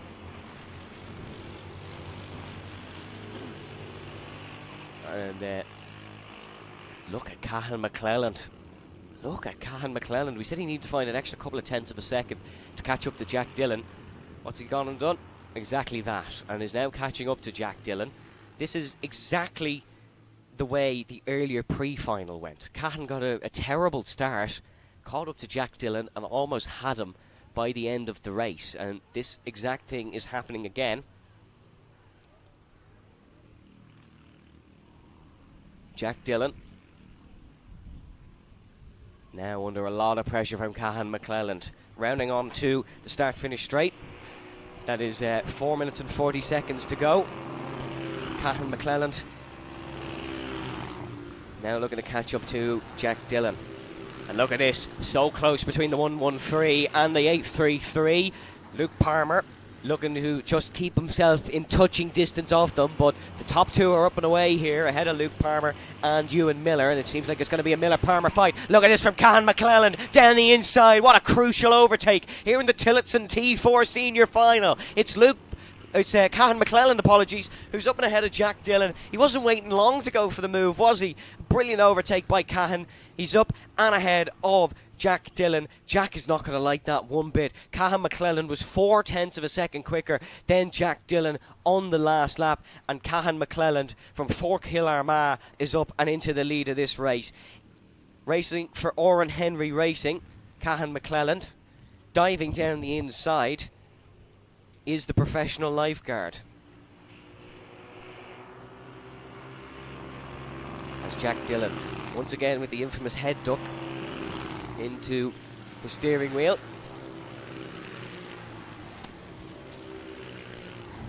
Just can't quite get close enough again, but this one definitely isn't over. 3 minutes 20 to go between Cahan McClelland and between Jack Dillon. And here comes Jack Dillon back down the inside. Exact same move. Cahan McClelland pulled off on Dillon. Jack Dillon is ahead once again. What a move. Very similar, probably identical to Cahan McClelland's move down the inside. But Jack Dillon is ahead, and they're still side by side heading up the hill. It's Dillon on the inside, McClelland on the outside. Jack Dillon now ahead, no side by side, just Dillon ahead for the time being.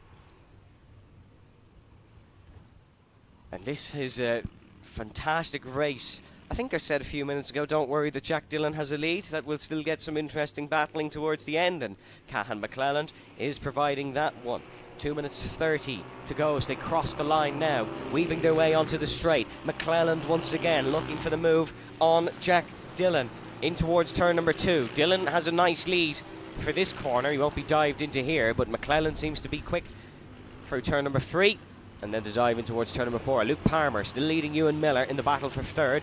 But here comes Cahan McClelland. Going to try down the inside again. Is it going to be a third move into this corner in 3 laps? It isn't. McClelland stays behind. No joy for Cahan McClelland.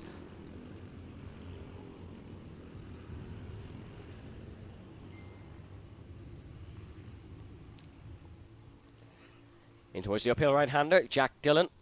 Still with the race lead, and we're slowly nearing the end of this race. Is Jack Dillon once again going to have the number over Cahan McClelland, who has lost out to Jack 3 times this weekend in very similar fashion? Late race battles, Jack just gets it on the run to the line. And McClelland into the slipstream, as is Ewan Miller on Luke Palmer. 2 separate battles once again here in the Tillotson T4 series, senior series final. McClelland's teeing this one up for turn 4 again. You can almost predict it. As you can see, looks for the inside line, can't find it. And Jack Dillon will stay ahead. We'll have 2 more laps after this one, folks. So 2 more laps for Cahan McClelland to try and get back in front of Jack Dillon. On the last lap, both dead evens. Palmer and Miller a 1/10 of a second behind, which goes to show once you sort of drop away, you don't have much of a chance in these Tillotsons, because Palmer and Miller are not that much slower than the top 2. They just genuinely have lost out. And it is still Luke Palmer ahead of Ewan Miller in that battle for third, but that's going to continue on to the last lap of the race for sure. 2 laps to go, not the last lap this time round for Cahan McClelland. So he's still going to try his best to keep in front, or to get in front of Jack Dillon. Very close this time round into turn 2. As is Ewan Miller and Luke Palmer. But Cahan McClelland, here he goes in the inside to turn 3. No. And he's compromised his line through there. He's lost a bit of time. Dillon just extends the gap to 2 or 3 kart lengths over Cahan McClelland. And I think that was the wrong move for McClelland to go for. Turn 3. Not an overtaken zone in a Tillotson, maybe in a cadet or something smaller, but not really in a Tillotson. And Cahan McClelland not able to go for the move there, but he'll have 1 more lap after this one to try it again in towards turn number 4 and overtake Jack Dillon and win himself an Irish Grand Prix.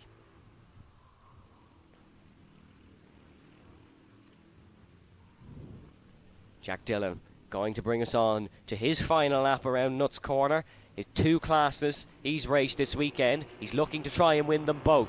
It's the last lap here in the Tillotsons, and Cahan McClelland has gone to the outside. McClelland has a chance to overtake Jack Dillon. Dives down the inside, goes Cahan McClelland. Door closed firmly by Jack Dillon. No, you don't, says Dillon. He's not letting Cahan through, but Cahan will have another opportunity. Heading in towards turn number 4, exiting turn number 3. Probably even for the both of them, but Cahan McClelland tries it down the inside. No joy there. McClelland going for broke. He'll have 1 or 2 more opportunities to get past Jack Dillon before we get into the twisty infield and the horseshoe.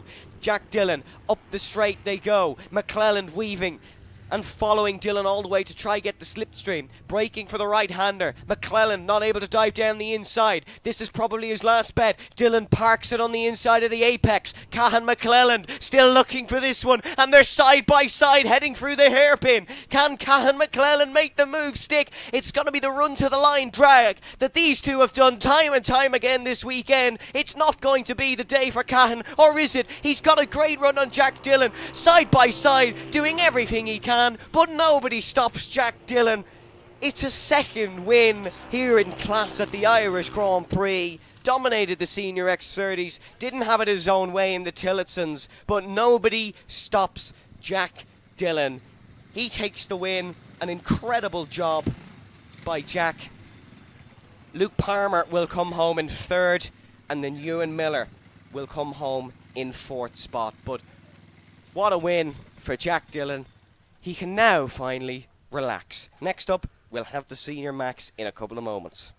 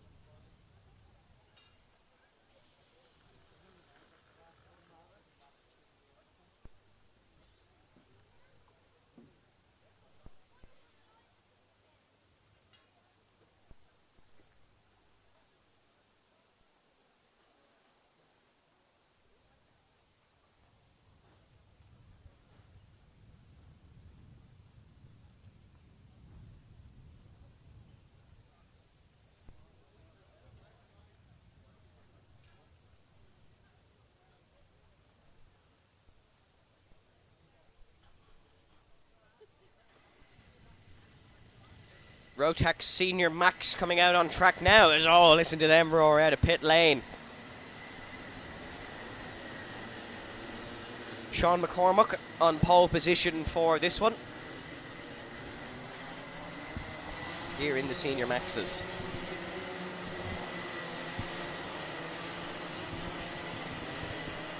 Sean from Delgany, County Wicklow.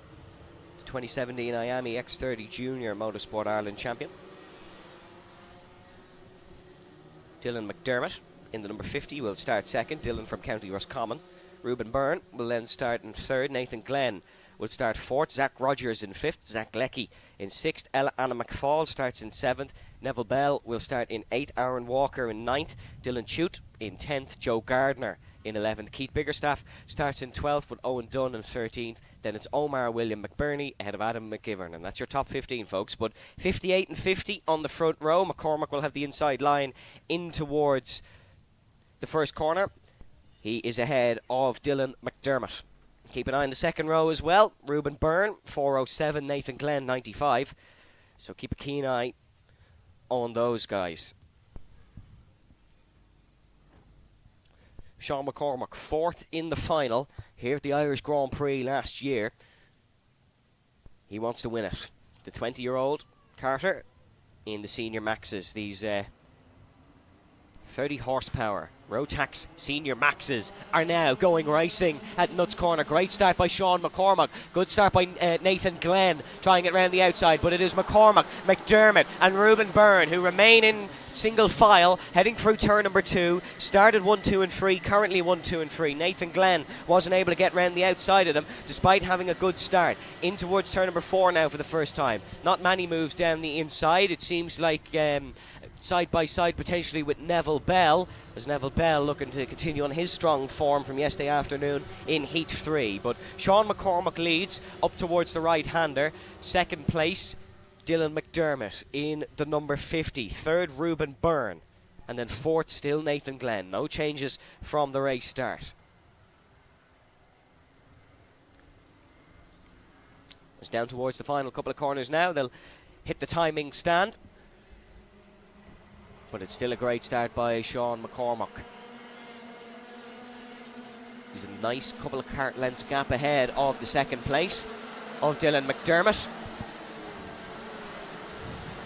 Reuben Byrne in third. Zach Rogers ahead of Nathan Glenn in fourth. Zach Rogers has made the move on Nathan Glenn. Zach Leckie down a spot as well. Great start for Keith Biggerstaff. He's up to 8th. Dylan Chute up to 7th. And Adam McGivern gaining a spot as well and in 15th place. But it is Sean McCormack who leads up the hill ahead of Dylan McDermott in the number 50. Sean's best result last year here at Nuts Corner was third in the second heat. Of course, he won the pre-final earlier, so regardless of this result, he's still beaten that statistic. As they go weaving in through the infield.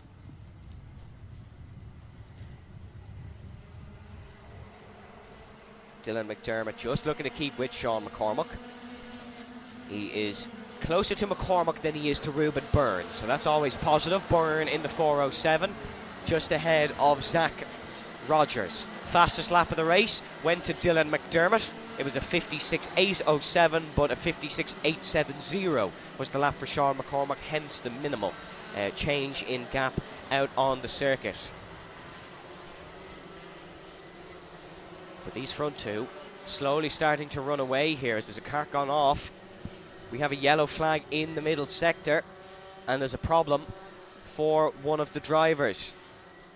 Not too sure who it is, but he's receiving some attention from the marshals, and the yellow flags are out in that sector. Very disappointing there for that driver. As the race, I believe, has been neutralised. We're on a full course yellow of some sort. The driver's slowing down because of that issue. Quite a dangerous location as well. And then they're out of it. They're out of the yellow flag zone. And full racing speed returns. So Sean McCormack continues on. So that driver currently at turn number 4, but the yellow flag's in the final sector. So Not too sure there, but as they cross the start-finish line, it is McCormack who leads McDermott, Byrne, Rogers, Glenn, Leckie, Chute, McFall, Biggerstaff, Gardner, Bell, Dunn, Hennessy, Murta, and then Omar, William, McBurney.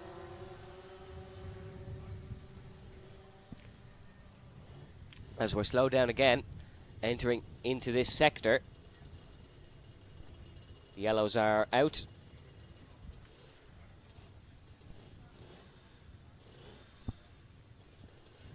I'm not overly sure why the yellow flags are in the last sector, not where the cart's gone off. Hold on a second. We are fully neutralised here.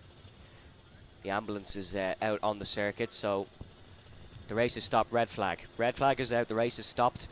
The senior max finale here at Nuts Corner is red flagged. And Sean McCormack will lead the grid to park. So the red flag out, that's what the slowdown was in the final sector, was because they were preparing for the red flag. Didn't want the cars ripping down the main straight.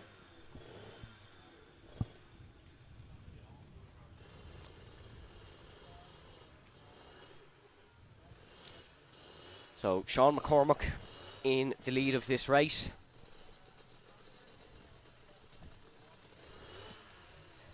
As I think the driver could be Adam McGivern. Just going by a guess. Hopefully Adam is okay, but he has dropped off the timing screen, which would make me think that it is Adam McGivern who is involved in that incident.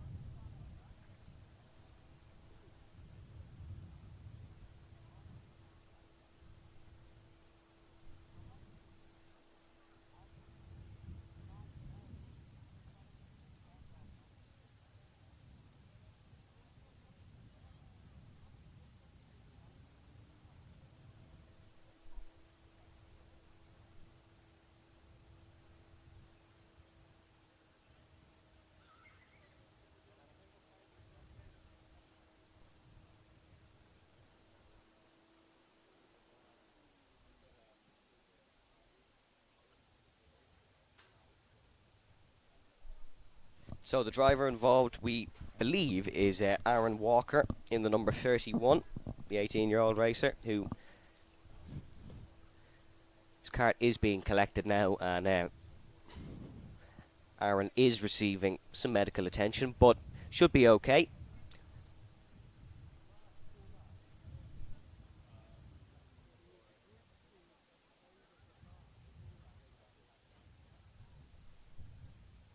So we'll have a restart in a few moments once this cart does get clear. It is Sean McCormack who will lead us away at the restart. Ahead of Dylan McDermott and Ruben Byrne in third, so the top three will be the same from the main race start.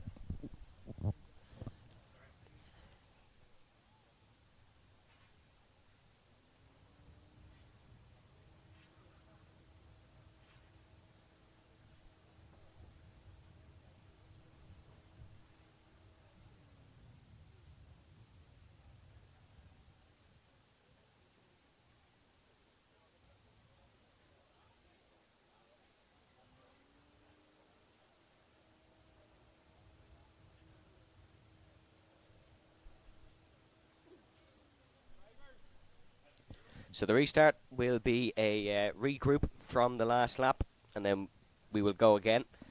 So the order that they are currently in on your screen will be the order of the restart.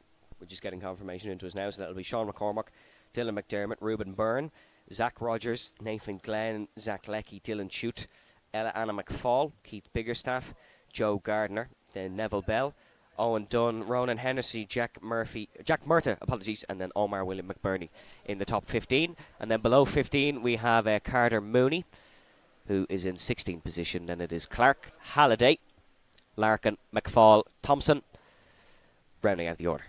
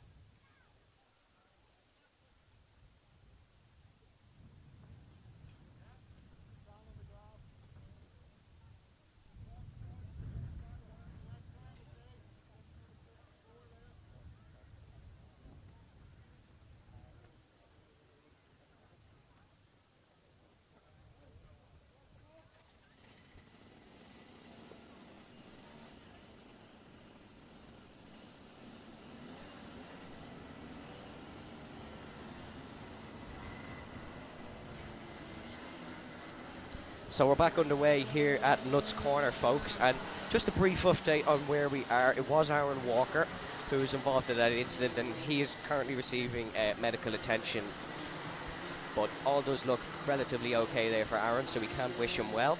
It'll be a single file restart here after the red flag. It's a continuation from where we left off, so there'll be 6 minutes and 57 left here in the senior Rotax Max class. Another incident, and we're not too sure why, but Adam McGivern has driven back to the pit lane off the restart grid and is out of this one. We're not too sure why, but Adam McGivern won't be on for this restart here. As the coming round then, it will still be Sean McCormack in first ahead of Dylan McDermott. That hasn't changed. The rest of the grid order is just as it's finished.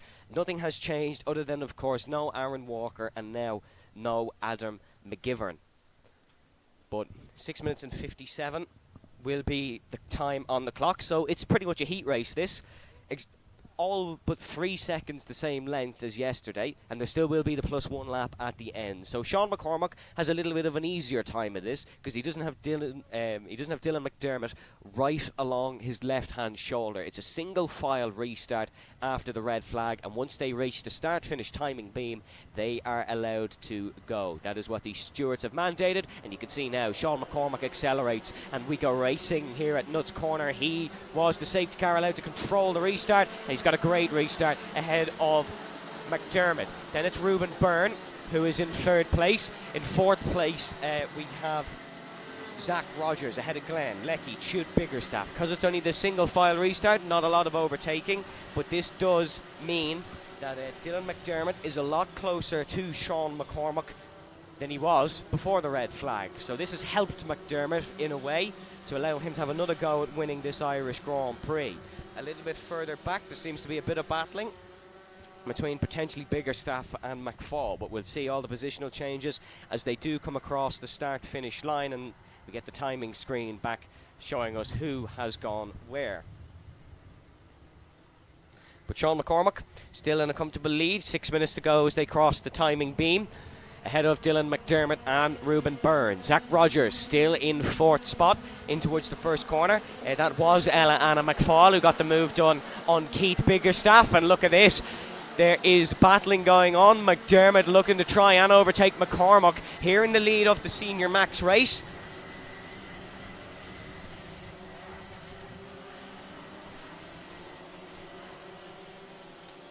And now as they head up the hill, Byrne under some pressure from Zach Rogers. Zach Rogers currently in 4th, Ruben Byrne in 3rd. You can know Ruben Byrne running the 4:07 on his kart. Zach Rogers running the 1:41. But as they head into the horseshoe, still Sean McCormack in front, so he's not been distracted by that restart. Still solid from Sean McCormack, and down towards the start finish line. McDermott is just those 2 or 3 kart lengths behind like he was on the restart, so it does seem like this is great pace from Sean McCormack in towards the first corner now. And around the outside, Dylan McDermott would like to try go, but he won't. It's not close enough. In behind, Ruben Byrne, Zach Rogers battling. There's been a change of position for Zach Rogers, who is ahead of Nathan Glenn. Ruben Byrne down to 6th, actually. So Ruben has dropped down to 6th. Nathan Glenn getting ahead. Joe Gardner is up to 10th spot. Ronan Hennessy up to 11th, with Neville Bell down to 12th position. We have 4 minutes and 30 seconds to go here at Nuts Corner for the Senior Max Irish Grand Prix final. An interrupted final, but a good final race nonetheless here for the Senior Maxes. One more class coming up at this one from Antrim, the Super Karts. And then that is the 2024 Irish Grand Prix completed. But this will be the longest 4 minutes for Sean McCormack, who's in the lead of this one. The Wicklow native looking to try and seal the win. Down towards turn 2 goes McCormack and McDermott. McDermott representing Daily Motorsports, trying to get them a win here in the Irish Grand Prix. McDermott now very close to Sean McCormack. Last time round, Dylan McDermott a 10th of a second quicker. The fastest lap went to Dylan Chute, though. He's down in 6th spot currently. As you can see, Dylan McDermott just hot on the heels of Sean McCormack. The lap times ebbing and flowing from these two, and it seems to be McDermott's turn to have a very good lap and catch back up to Sean McCormack. Both driving for Daly Motorsports, of course, running the same livery, so regardless who is in front, that would technically give Daly a win, but McDermott would like it to be him. Down towards the first corner then. Here comes Sean McCormack. Oh, he's got a bit of a slow run through there. That invites McDermott, but it won't invite Dylan McDermott through. 1-4-1 is Zach Rogers now in third place. Zach Rogers 13th in this race last year. And here goes Dylan McDermott. The attack has finally occurred. Down the inside goes McDermott. And now Sean McCormack will try fight back. This is the first corner of the race that Sean McCormack has not led, despite even the pause in the middle of it. McCormack fighting back in towards the right-hander. Dylan McDermott keeps it round the outside. And Dylan McDermott is in the race lead here for the Senior Max race. On the clock, 2 minutes and 26 to go. So these guys will round the circuit a couple more times. But for the first time past the timing stand, it is not Sean McCormack in the lead of the race. It is Dylan McDermott. And McCormack set the fastest lap on his last lap. But McDermott getting in front in this one. And there's a problem for Ruben Byrne. He's fallen to 7th. Joe Gardner down to 11th. Neville Bell gaining a spot. He's up to 12th.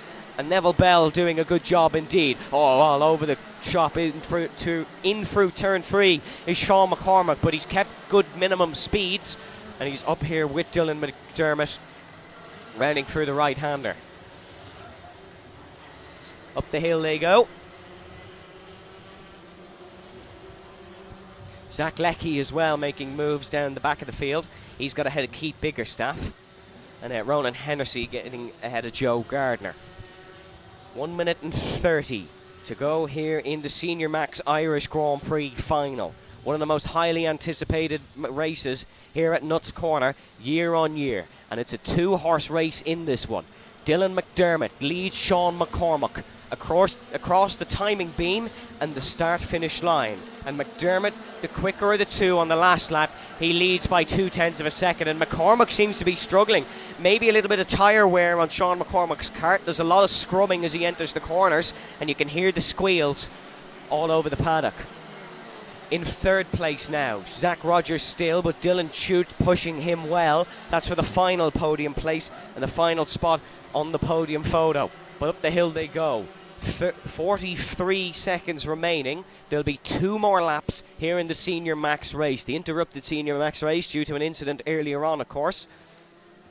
But these guys have not let it faze them.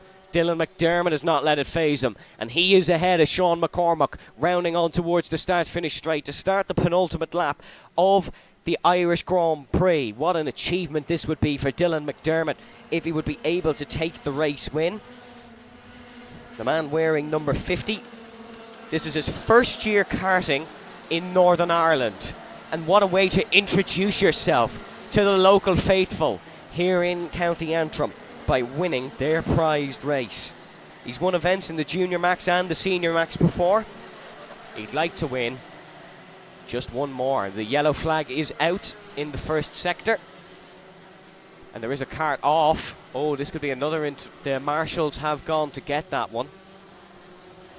And it is off in the first sector. Dylan McDermott not going to try not let this phase him. If anything, it helps Dylan McDermott if they have to slow down through one of the sectors, because that's one less corner for Sean McCormack to overtake him. But I think it would matter not, because Dylan McDermott is flying now around Nuts Corner. It's the greatest laps he's ever driven around this circuit, and Dylan McDermott is really putting in some quick times. White flag, white board raises. Dylan McDermott's on his last trip round Nuts Corner here in August, and it might be his best trip round. That kart was on the exit of turn number 2. It's one of the red karts. I think it could be Ruben Byrne actually, but cannot confirm that just yet. Down towards the hairpin. McCormack is giving it everything he's got. He's given it one last go, but Dylan McDermott just exits up the hill for the final time nicely. He's putting all 30 horsepower of this senior Rotax Max engine to very good use here in Nuts Corner. Through the horseshoe for the final time. Dylan McDermott's almost home and dry, and Sean McCormack gave it everything to try win this race. Dylan McDermott kept his cool composure, and he is going to win the Irish Grand Prix. It's a first year of Northern Irish karting for Dylan McDermott. It's a first Irish Grand Prix win in their finest facility. What a win for Dylan McDermott. He takes it over Sean McCormack in second. Dylan Chute then in third, Zach Rogers fourth, Nathan Glenn in fifth, Zach Leckie in sixth, Keith Biggerstaff in seventh, Ronan Hennessy is in eighth position. And then Joe Gardner in ninth with Neville Bell in 10th, Carter Mooney in 11th, Owen Dunn, 12th position.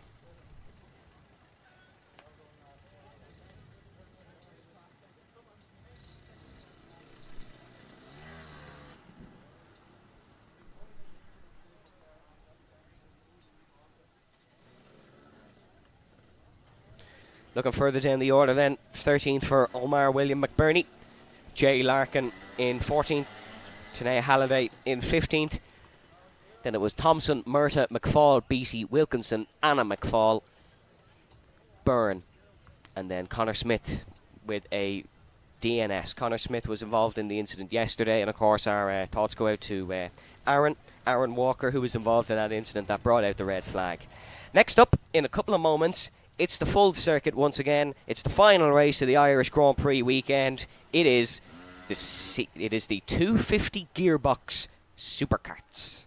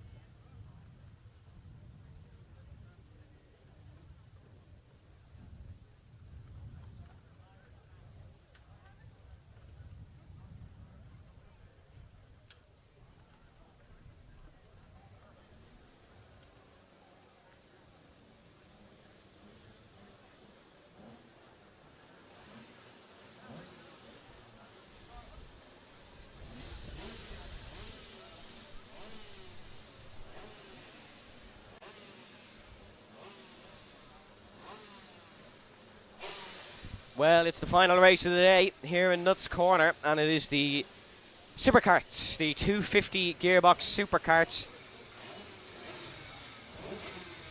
They're getting ready to roar. Let's just listen to these engines.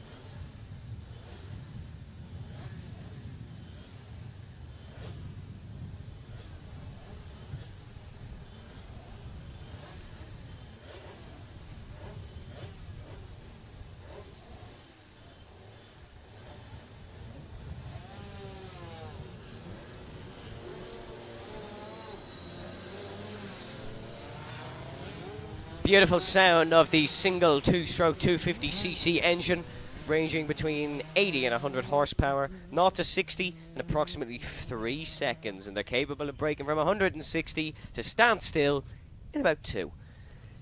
While they're on their formation lap, of course, we'd like to thank all the sponsors here at the Ulster Karting Club, and as well as our production provider, Arc Media, who are providing the cameras that you are seeing on your screen here today. So a big thanks to all the sponsors at the Ulster Karting Club and, of course, Arc Media. In terms of the 250 supercarts, Brian Jones, the dominant driver here in this one. He starts on pole ahead of Liam Fox in second. Third place, Colin Menery. Peter Deary then in fourth. Ross Witherow is in fifth place, with Owen Buckley in sixth and Warren Deary in seventh. A lot of trouble this morning for these karts. A lot of breakdowns, including a controversial one for Ross Witherow, who came into the pit lane and was very disappointed with how his race ended. But he's going to try and give it another go as they're rounding through the final corner now. It's going to be one more formation lap, I believe, before they get going.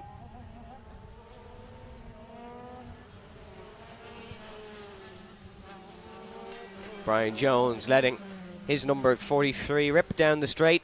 One last time before this race starts. Brian Jones, last year's Irish Grand Prix winner. I think he's going to be if he does win this one, I think he is potentially the first repeat winner in the class. Don't fact check me on that, but I think he is going to be the first repeat winner here today in his class. If he wins, of course. Will Liam Fox bring a surprise? Will Colin Menery be involved? Will Ross Witherow finally get a good start at the start of a heat and show his early pace? But it's the last race of the day in Nuts Corner, County Antrim, and it's going to be Brian Jones who brings us to the line to get ready for the final 250 supercart race, the final of the Irish Grand Prix for these machines. Coasting down the straight, getting ready to go. Ross Witherow, one last weave of the tyres, as Brian Jones will be the man to indicate the throttle, and once it's green light, it's ready to go. And now we go racing for the final time in Nuts Corner. Great start for Brian Jones. Almost a little bit of a jump start there for Colin Menery, so the stewards might be having a little bit of a look at that one. But as they come off the crest and out of turn number one, it is going to be Brian Jones who appears back into camera shot first. Second place, Ross Witherow. And look at this, bouncing down the straight goes Warren Deary, Owen Buckley and Liam Fox. Liam Fox and Owen Buckley almost coming to blows. That would have been disastrous on the main straight. Brian Jones in towards the final corner, though, in the race lead, as you'd expect. Ross Witherow still with him, though. Ross's car is working a lot better than it was when it came into the pit lane this morning. And Ross Witherow doing an excellent job indeed.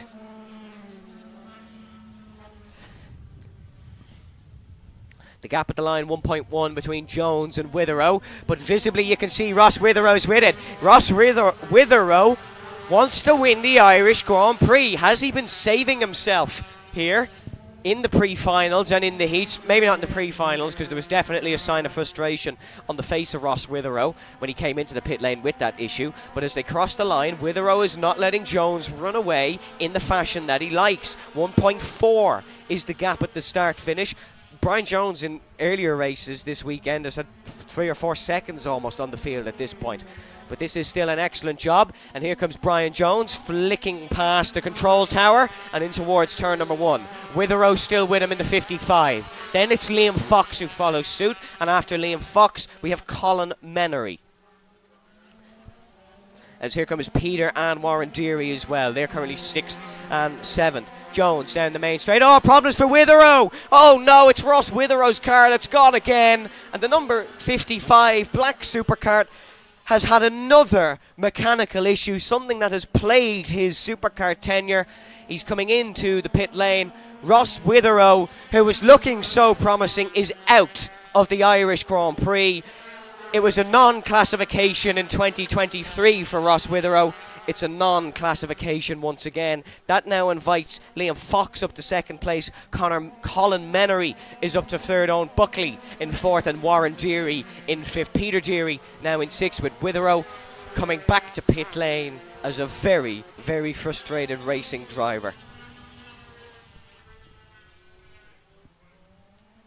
Fastest lap of the race belongs to Brian Jones. Will he be able to beat it this time round as he heads past the start-finish line?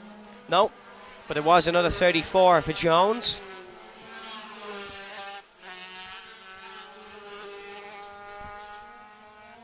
And Ross Witherow crawling back into the pit lane, and that'll be that for his Irish Grand Prix weekend. 2 non-finishes as Brian Jones now 5.3 ahead of Liam Fox. 7 minutes and 55 to go here in the final race of the 250 Supercarts. This is the Irish Grand Prix finale, as Brian Jones' car is just on fire here. It really is some piece of work.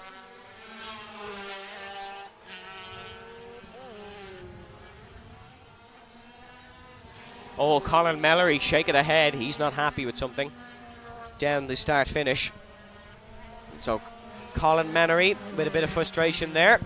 It is Jones in the lead ahead of Fox, Buckley, Menery, Deary, Warren Deary I should say, then Peter Deary, and of course the non-finish of Ross Witherow. Ross's car didn't actually make it to the pit lane. He is having to push it across the circuit, the infield circuit, which kind of sums up how Ross's race weekend has gone. Such an early, promising start to this Irish Grand Prix finale here in the 250 Supercarts. But Ross Witherow will play no further part, and neither will Colin Menery. Colin comes into Parc Fermé. He won't play any further part. Colin Menery, who this season is 9th, or last season I should say, 9th in the championship. Last year here at Nuts Corner, he finished 8th in the Supercarts race. And he is a multiple Irish Grand Prix race winner, but unfortunately not this year for Colin Menery, who becomes our 2nd retirement from the Supercarts final. 6 minutes to go, 6 minutes and 10 seconds. As Brian Jones just at a level above here.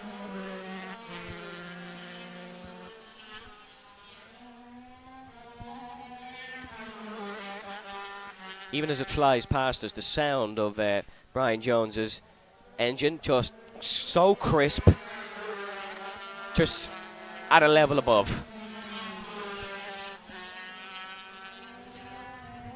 And Brian Jones on way to winning last year here in Nuts Corner. Didn't actually win all of his heats. As it stands, it'll be the same. Ross Witherow coming back into the paddock now, helmet on, very frustrated, understandably.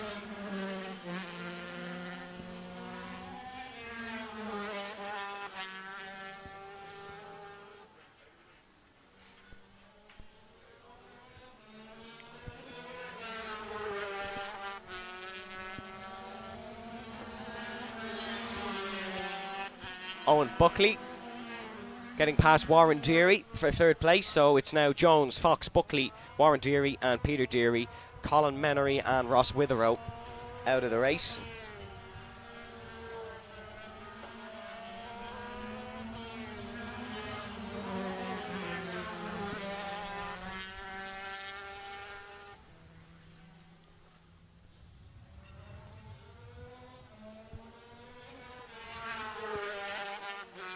4 minutes and 40 here to go in the supercarts.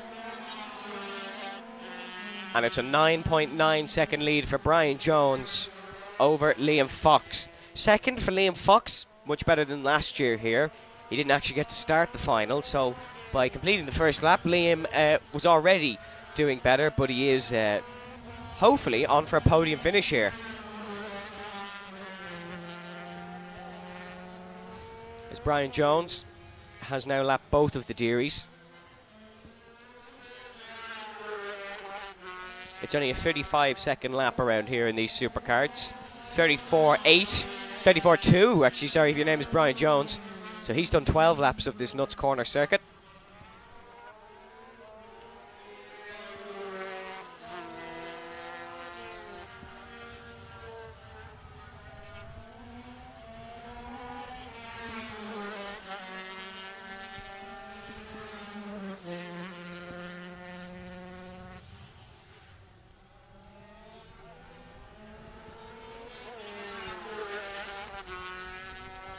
As Jones just bombing it down the start-finish straight, utilising all horsepower in his engine, his 250cc engine in these supercarts.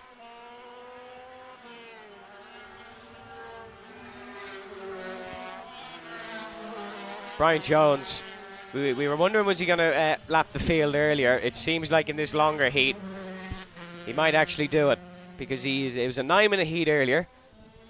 It's an 11-minute heat now. So he's 2 more minutes to achieve the feat.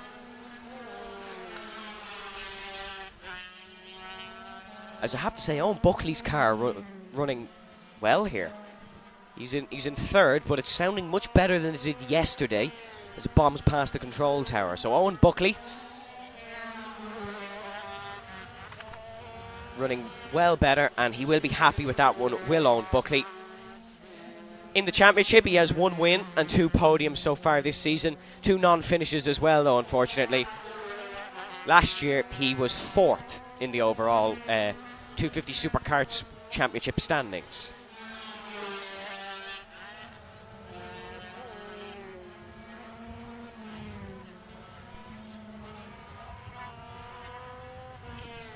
There's 2 minutes to go in this one. Brian Jones heading down the main straight once again.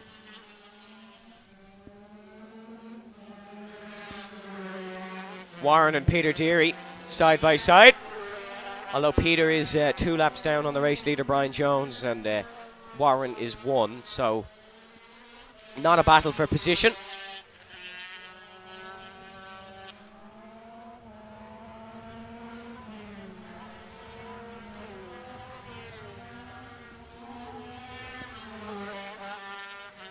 Brian Jones just heading down to the final corner once again, a corner that he loves.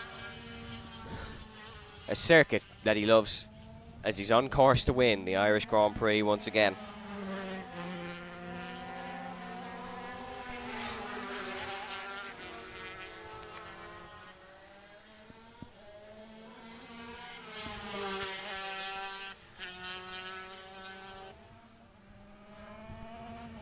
Less than a minute now in this one, and Brian Jones rounds the first corner up to the second, as he will have, I believe, 3 or 2 more laps to the finish, and Brian Jones then can crown himself Irish Grand Prix winner once again. Unfortunate end to the race for both Ross Witherow and Colin Menery, whose one cart is up on its trolley, the other cart stranded in the infield. They weren't able to take a positive result here today, which is disappointing, because it was looking like Witherow was going to actually be able to challenge Brian Jones. He was lapping quick at the start of the race, wasn't he? But wasn't able. As Brian Jones rounds, we still have 4 seconds to go, as this will be the final lap for Brian Jones. 1 lap to the finish, and Brian Jones will be able to crown himself once again the Irish Grand Prix winner here in the 250 Supercarts.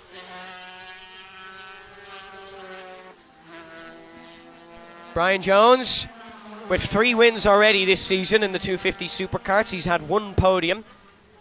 Was the winner here in Nuts Corner the last time he visited for an Irish Grand Prix. And the man from Scarva, County Down, is going to round out 2 days of racing here in Nuts Corner. The final winner of the 2024 Irish Grand Prix is Brian Jones in the number 43 blue 250 Supercart. And an excellent job indeed from Jones. And a really impressive win. Big round of applause for all the supercar drivers as they pass the pit lane. Brian Jones did indeed lap the field and confirms a really fantastic weekend for him. All but 1 heat win for Brian Jones as he pulls into the pit lane to celebrate. Liam Fox in 2nd, Owen Buckley in 3rd, Warren Deary in 4th, Peter Deary will come home in 5th, and then your 2 non-finishers were Colin Menery and Ross Witherow. So that's it, folks. That's the racing action here from Nuts Corner. The 250 Supercarts rounding off today as they rounded off yesterday. And the 2024 Irish Grand Prix has come to an almost conclusion. The drivers just have to be handed their winning plates and awards. But it was a pleasure to have you with us here on the Ulster Karting Club YouTube channel. A big thanks, of course, to Arc Media, who were behind the production and providing the camera screens and everything you see. A big thanks to our sponsors that you can see on the lower quarter of the screen as well. Without them, this would not be possible. But Nuts Corner, you have provided once again for the 42nd running of the Irish Grand Prix. We'll be back next year, folks, for what's hoping to be another fantastic weekend in County Antrim. My name's been Evan Dalton. It's a pleasure to be with you across both of these days. Stay safe, stay well, and we shall see you back next year for the Irish Grand Prix. Bye-bye.